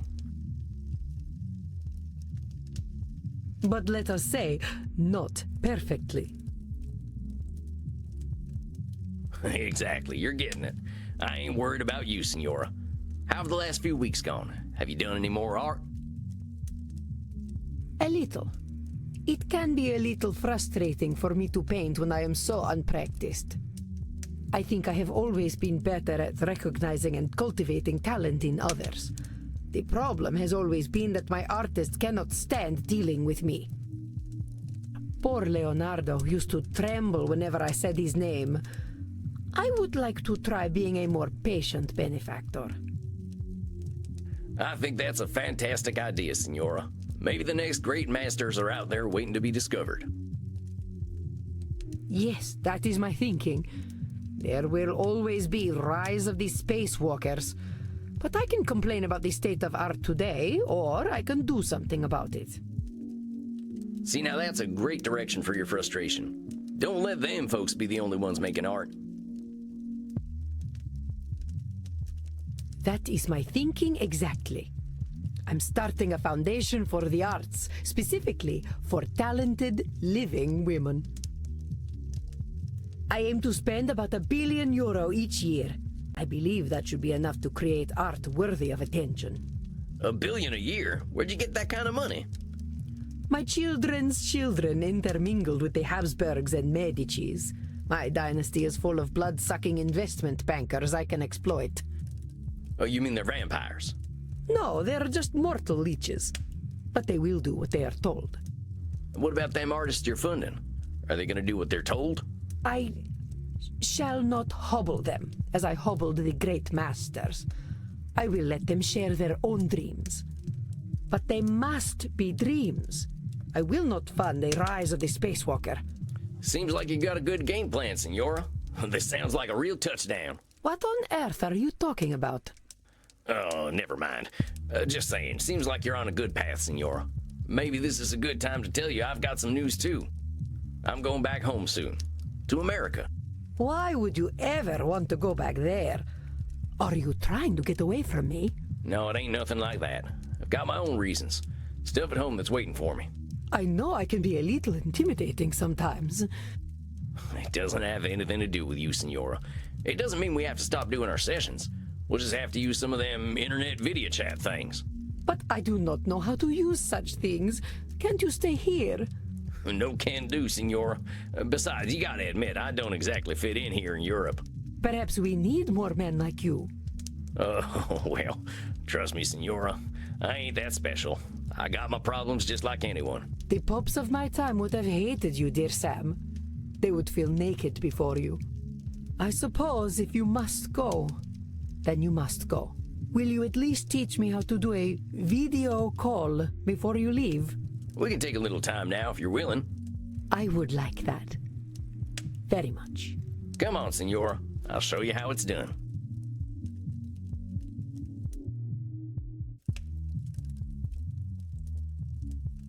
Samuel, my dear, so lovely to see you.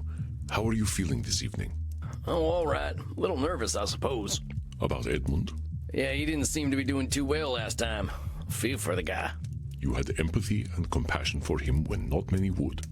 If you continue this approach, I am certain that all will turn out for the best. I ain't so sure, I gotta admit. Maybe Eddie would have been happier living the lie. In the short term, I believe you are correct. Inertia is always the easiest option. But inertia can also lead to a certain decay of spirit. Edmund, as you so astutely pointed out, has time to grow as a human. He will find his joys once more. I sure hope you're right, Andy. I don't think I'm gonna see the same Edmund tonight, though. It sounds as though you have difficult work ahead tonight. I wish you the best of luck, Samuel. Choose your distortions well.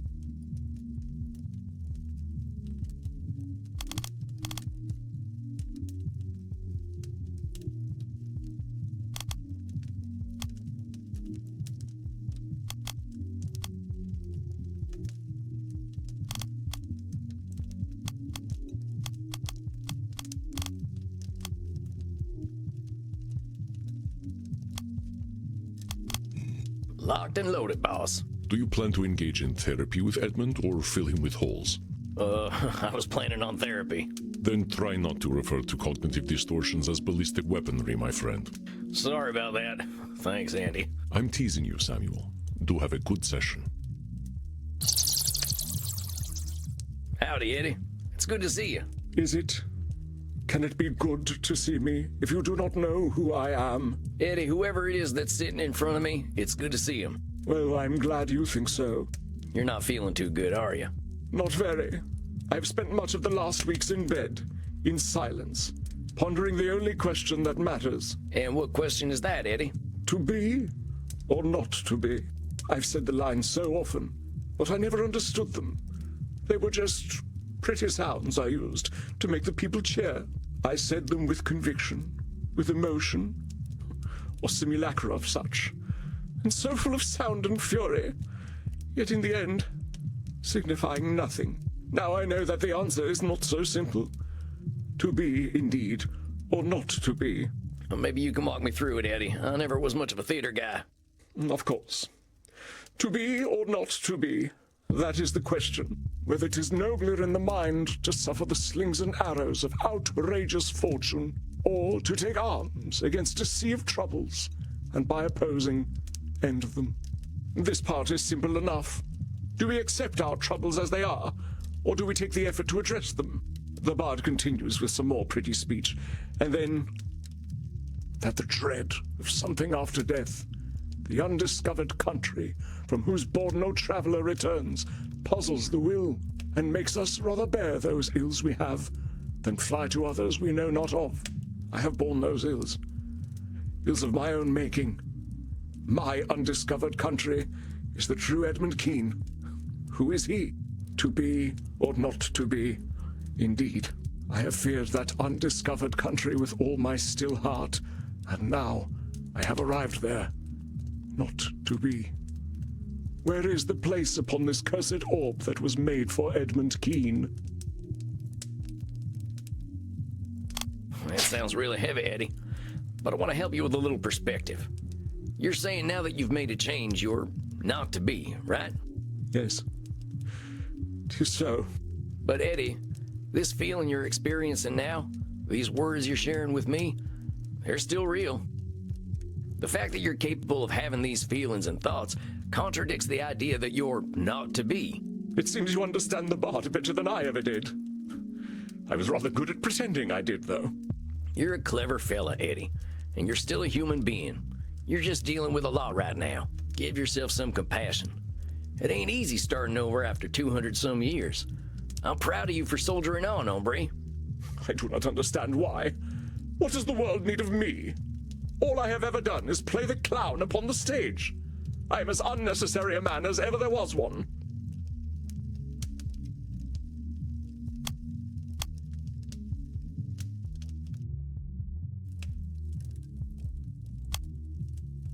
Edmund has spent so long believing in roles that he forgets personhood. I do not... I am as unnecessary a man as there ever was one. Eddie, who says you need to be necessary? Being you is enough, hombre. That's what you're gonna be regardless. I know it's a big, scary step being you, but you took it. And for that, I'm dang proud of you. You are kind.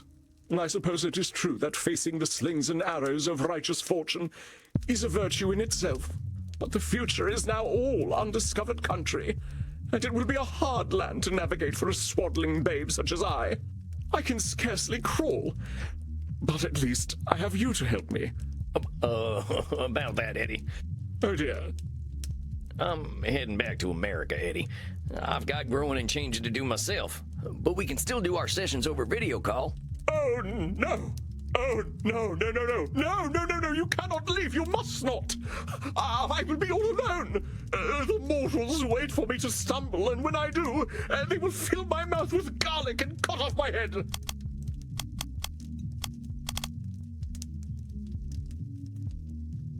In Edmund's panic, he sees only doom.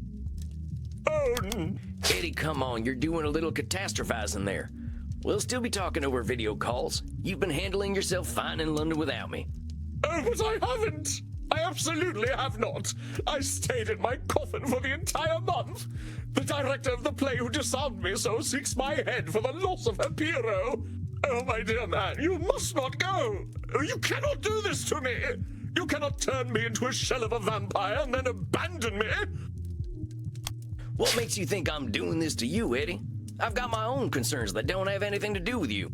I'm going back to the U.S. for myself. Now I know you're coming from a vulnerable place and all, but I'm making this change for me, and you've got to accept that. I know. I'm sorry. Just don't leave me, please. I could come with you. I could go to America. Yes, a fresh start. I know America. I performed in Canada and in New York City. Well, Eddie, I ain't much of a city slicker. I'm headed west. I could move in with you. We could be roommates. Eddie, no, that ain't gonna happen. Look, I think there's something to what you're saying about that fresh start. But my role in your unlife is as your therapist. We gotta stick to them boundaries. Now, I'm happy to meet with you as your therapist, but you gotta be content with that, all right? Yes. Of course. Yes, well then. That's settled. I'm going to America. I shall go home and pack my things immediately. Now, take your time, Eddie. I need a little more time to wrap up here.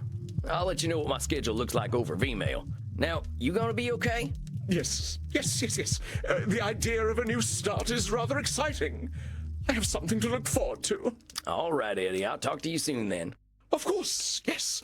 Oh, my country. My country, 'tis of the sweet land of liberty. Eddie, we're vampires. We don't have countries. Don't go trading one problematic identity for another. Yes, of course. Well, goodbye, Sam. Adios, muchacho.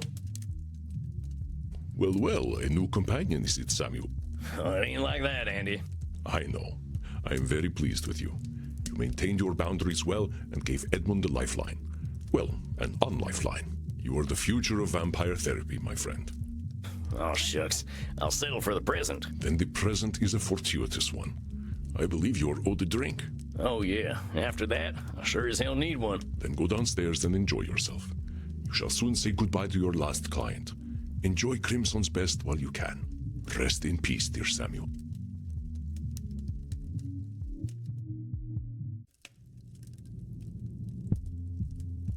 Greetings to you, my dear Samuel. It is, as always, a pleasure to see your face. Oh, thanks, Andy. You got a nice face, too. Why, thank you. It has served me well. I suppose tonight's meeting is bittersweet. You are saying goodbye to your last client, yes? Yeah, that's right. Meddy should be showing up any time. I would like to give you something then, before she arrives. Thanks, I guess. What is this? A piece of wood? From a barrel. One that once contained a naked man whose wisdom I was not ready to appreciate. His name was Diogenes. He would scream at people as they passed by, telling them to break out of the realities they were so comfortable in. He questioned Athenian society, no matter how sacred, and emphasized the return to the beauty of nature. He saw somehow through the constructed reality we have all created and understood the miracle of the individual.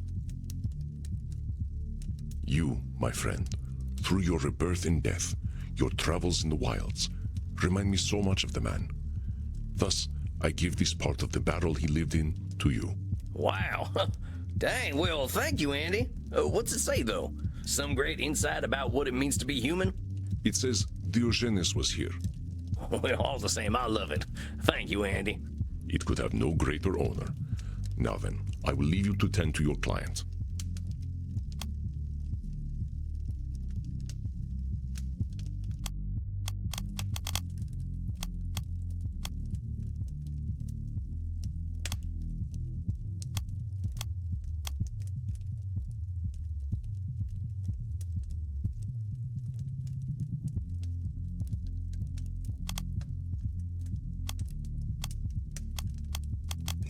Got my ammo at the ready. We really need to talk about this gun stuff sometime. Whatever this thing is, it is very old. Yeah, I know. We'll get to it, I'm sure. Do not worry about it for now. Please take a moment. She comes. Hello, little mouse. Oh, hello, Meddy. Interesting clothing you're wearing tonight. Have you been?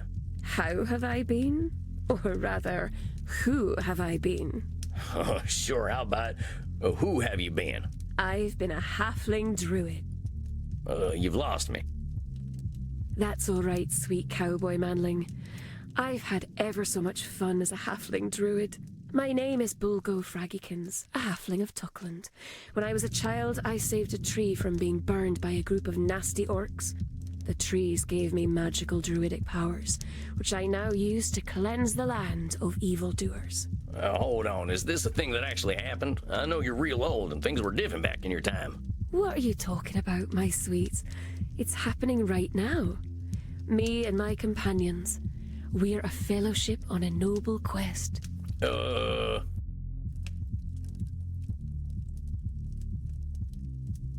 What's this noble quest you're talking about? Well, In the city of Balin's castle, there's a philanthropist mage named Durgan the Munificent, who keeps the people happy and content. But my fellowship and I have discovered that he's actually a warlock serving An Calgon the Clean, an ancient dragon who seeks to purify the land of all mortals. Durgan is cutting down trees throughout the realm, which upsets me very much as a druid. We're going to defeat him, face An Calgon, and save the land from certain doom. Okay. You said your name is Bulgo now, not Medi? That's right. My name is Bulgo Fraggykins of House Fraggykins. My family produces the finest pipeweed, Fraggykin Kush, but they're always burning leaves to get high. They don't approve of my becoming a druid, so I have to leave home and live in the woods. That is, until the trees started to disappear. So, I gotta call you Bulgo from now on? That is my name. Well, all right then, Bulgo. Hey, you never told me you were a druid. I know them types were all over Ireland back in your time, right? A druid is a servant of nature. We protect all things that grow from the forces of evil who aim to corrupt them. In return, nature gives us certain magical powers. I, for instance, can turn into a squirrel and a wolf. Well, dang. Seems like there's a lot about the world I don't know. But then I'm only 200-some years old. And you're very silly. That too. Okay, I gotta admit, I have no freaking clue what the hell you're talking about, Medi, or Bulgo. Are you doing all right? I'm LARPing, silly. I don't know what that is. Live action role playing. My friends and I get dressed up and we pretend to go on grand adventures. Your friends? Who are your friends, Bulgo?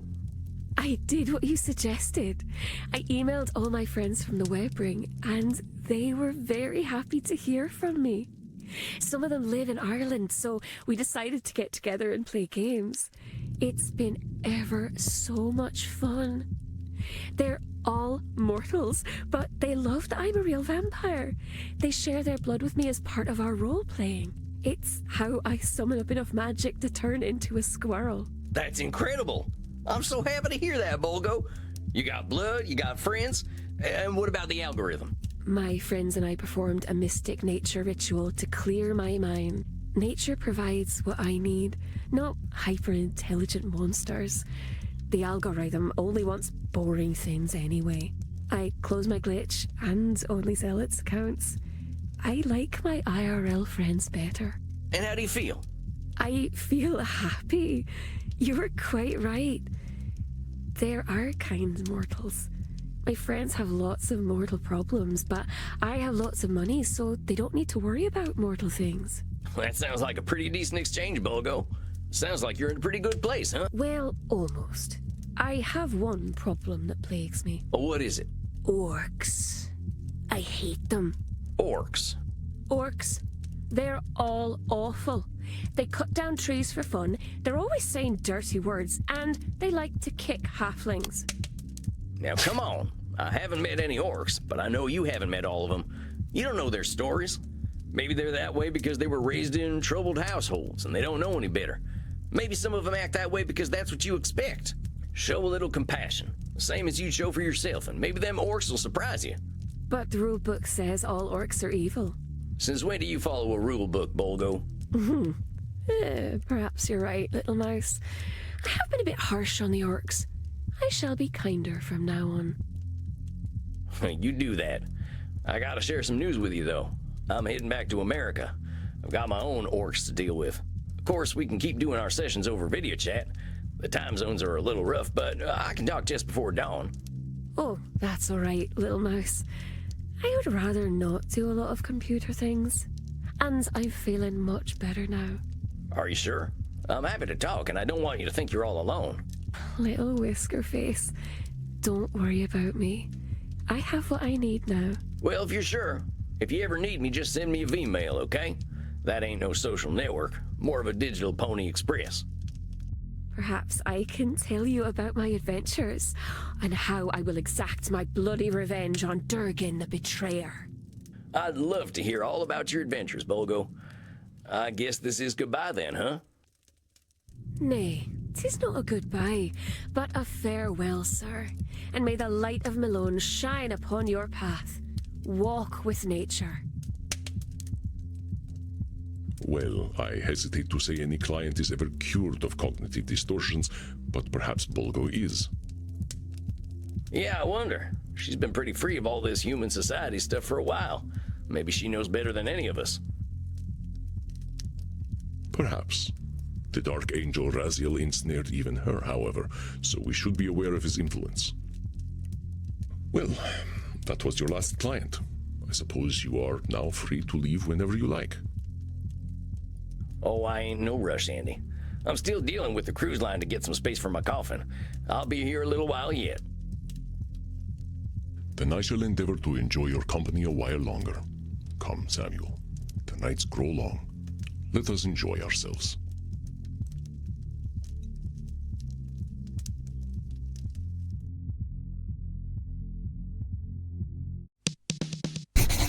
Hey, Crimson, you seen Andy? I wanted to have a chat with him before we leave. He slept in tonight. We had a long night yesterday. Had to say our goodbyes, too. Poor guy acts like everything happens for a reason, and he's got to accept it. He was a little quiet. Why don't you check his office? I'll do that. Thanks, Crimson. Andy, you around? Crimson said you were acting a little strange. Andy? Oh, dang it, where the heck is that guy? Oh, he left the window open. It's freezing in here. I'll go close it. Ain't like Andy to be like this. Where the hell's he hiding when it's almost morning anyway? Wait a minute. Oh shit, there he is. I don't got time to pick my distortions. I'll just have to use the ones I know best. Andy, what the hell are you doing out here? The sun's coming up. I did not intend for you to find me, Samuel. I had said my goodbyes already. What are you talking about, Andy? There's no need to be thinking like this. Come on inside and we can talk. Do not fear for me, dear Samuel. I do not leave out of despair. There is no distortion. This is simply a choice that I have decided to make. How can you say that? Samuel, I have walked this earth for more than 3,000 years. I have watched civilizations rise and fall. I have witnessed horrors and wonders you could not comprehend. I have been hated, and I have been loved. And I have hated and loved. I am a creature of myth, Samuel. A fragment of another age. My time passed long ago.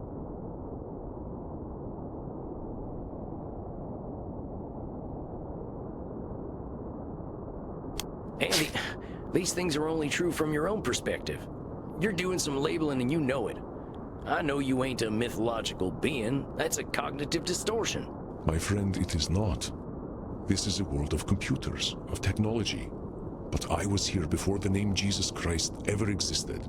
I was here before civilization. It is not labeling to say that I am from another time, and indeed older than most myths. This distortion does not apply to me. Well, who cares about that, Andy? I think it's great that you got all this experience. You got perspectives most of us couldn't dream of having. But Samuel, my perspectives are alien. The humanity I was born into is not the humanity of the modern world. My value is like that of a history book, and the perspectives I have, while well-earned, are of their time. Do not look to me for answers.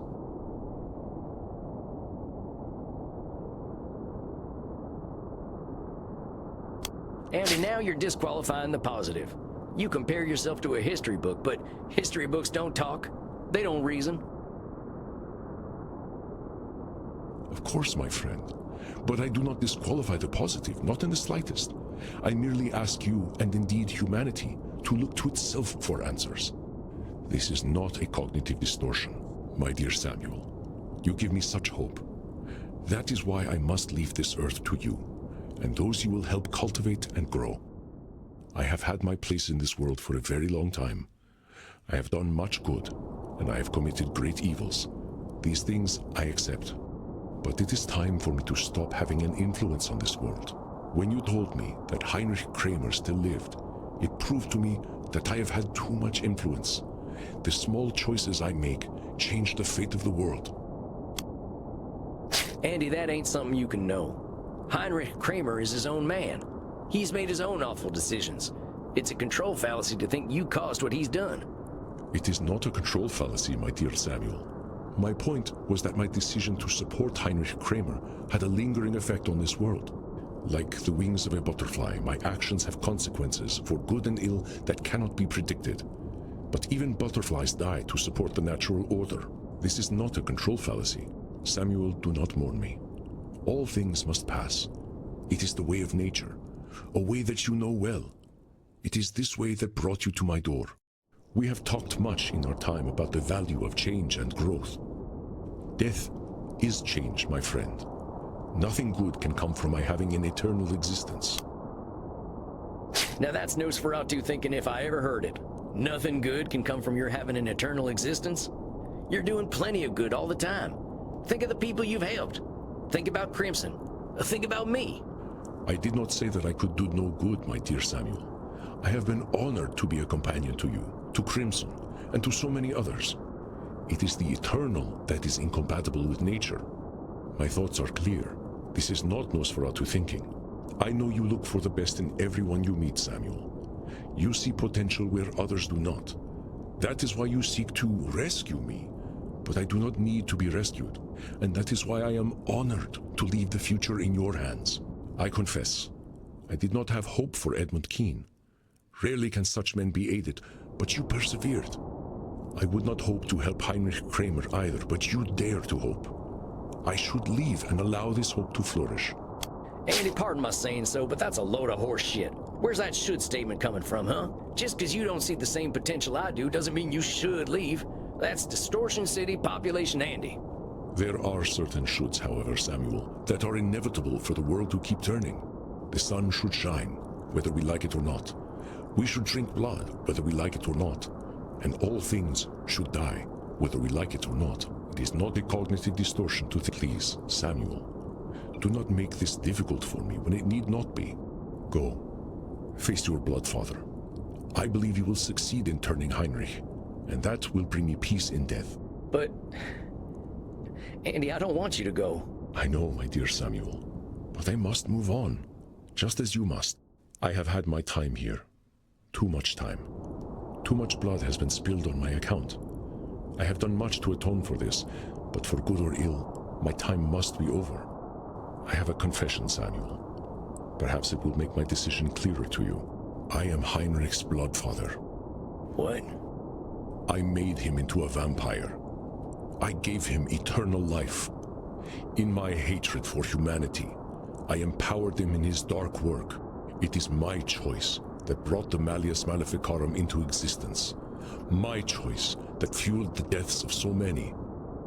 The beating of my wings 600 years ago killed your brother, destroyed your family, even caused the death of your princess. I am so sorry, Samuel, but I hope you can understand why I must go. The world does not need my continued influence.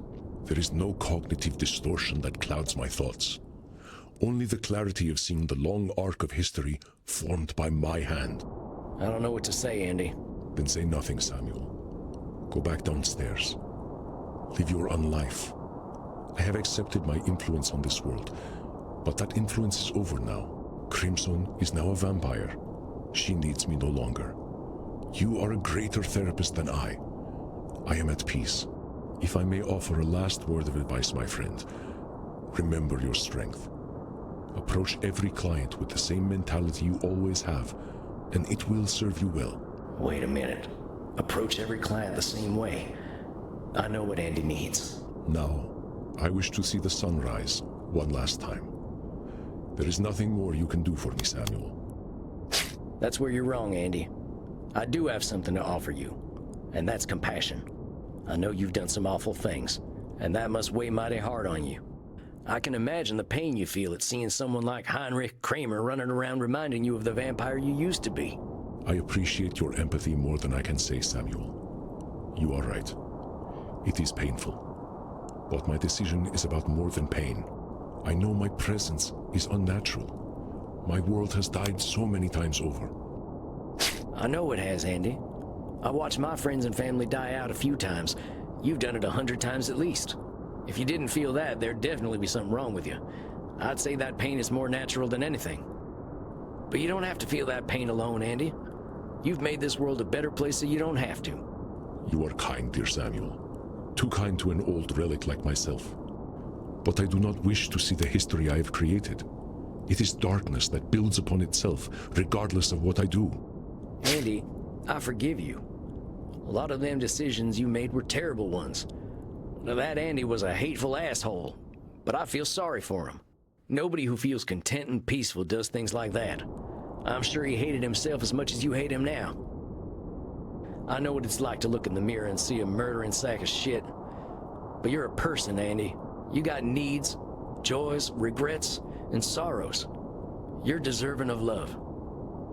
And I love you, man. Damn it, Samuel. Don't you know crying is dangerous to a vampire? It is fluid we cannot stand to lose. Well, let's go get you something to drink then. Come on, Andy. Let's get back to the darkness. Thank you, Samuel. Thank you.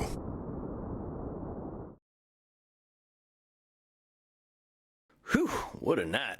Poor Andy. I think he'll be okay, though. Being human means we're gonna keep making mistakes, but we'll have to accept them and forgive ourselves.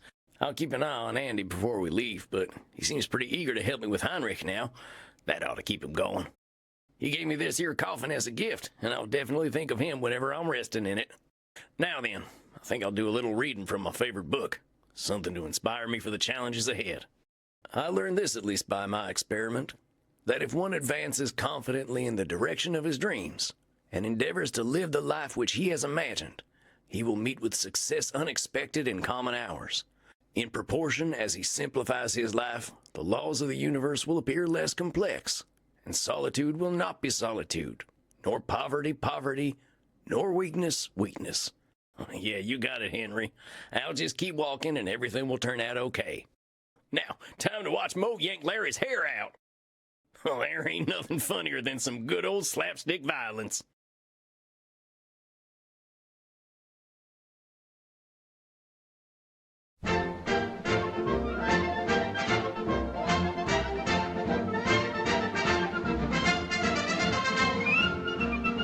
They'll take rabbit. Okay, come on. Okay, coming right up. Coming right up.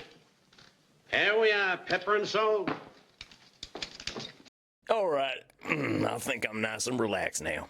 Time for some good rest. The real journeys are still to come.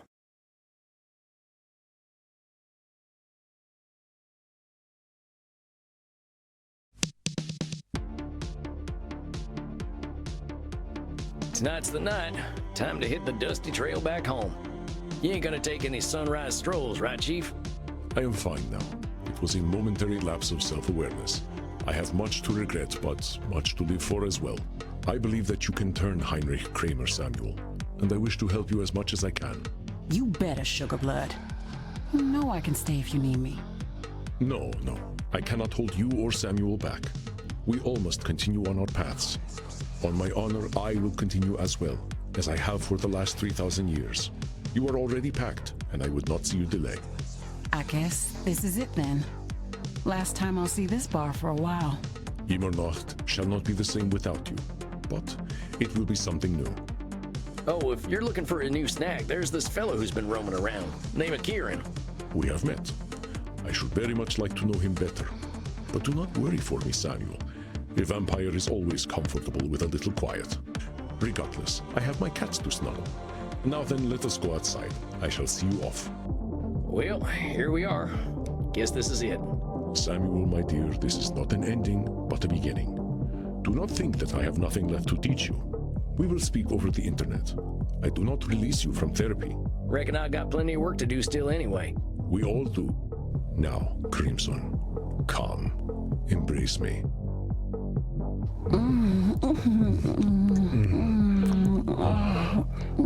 Gosh. I'm gonna miss you, Sugar Blood. We will see each other again before long. And when we do, I will give your body pleasures that you cannot conceive of. First, I will lick your... There's the American I know so well. Very well. I bid you both an exciting journey. Now get out of here. Tears are unpleasant to our kind. Oh, hey, Bert. You wanted to say something. I think he wants to see us off. Go on, my friend. Speak your mind. Have fun, mate. Oh, Bert, you always know what to say.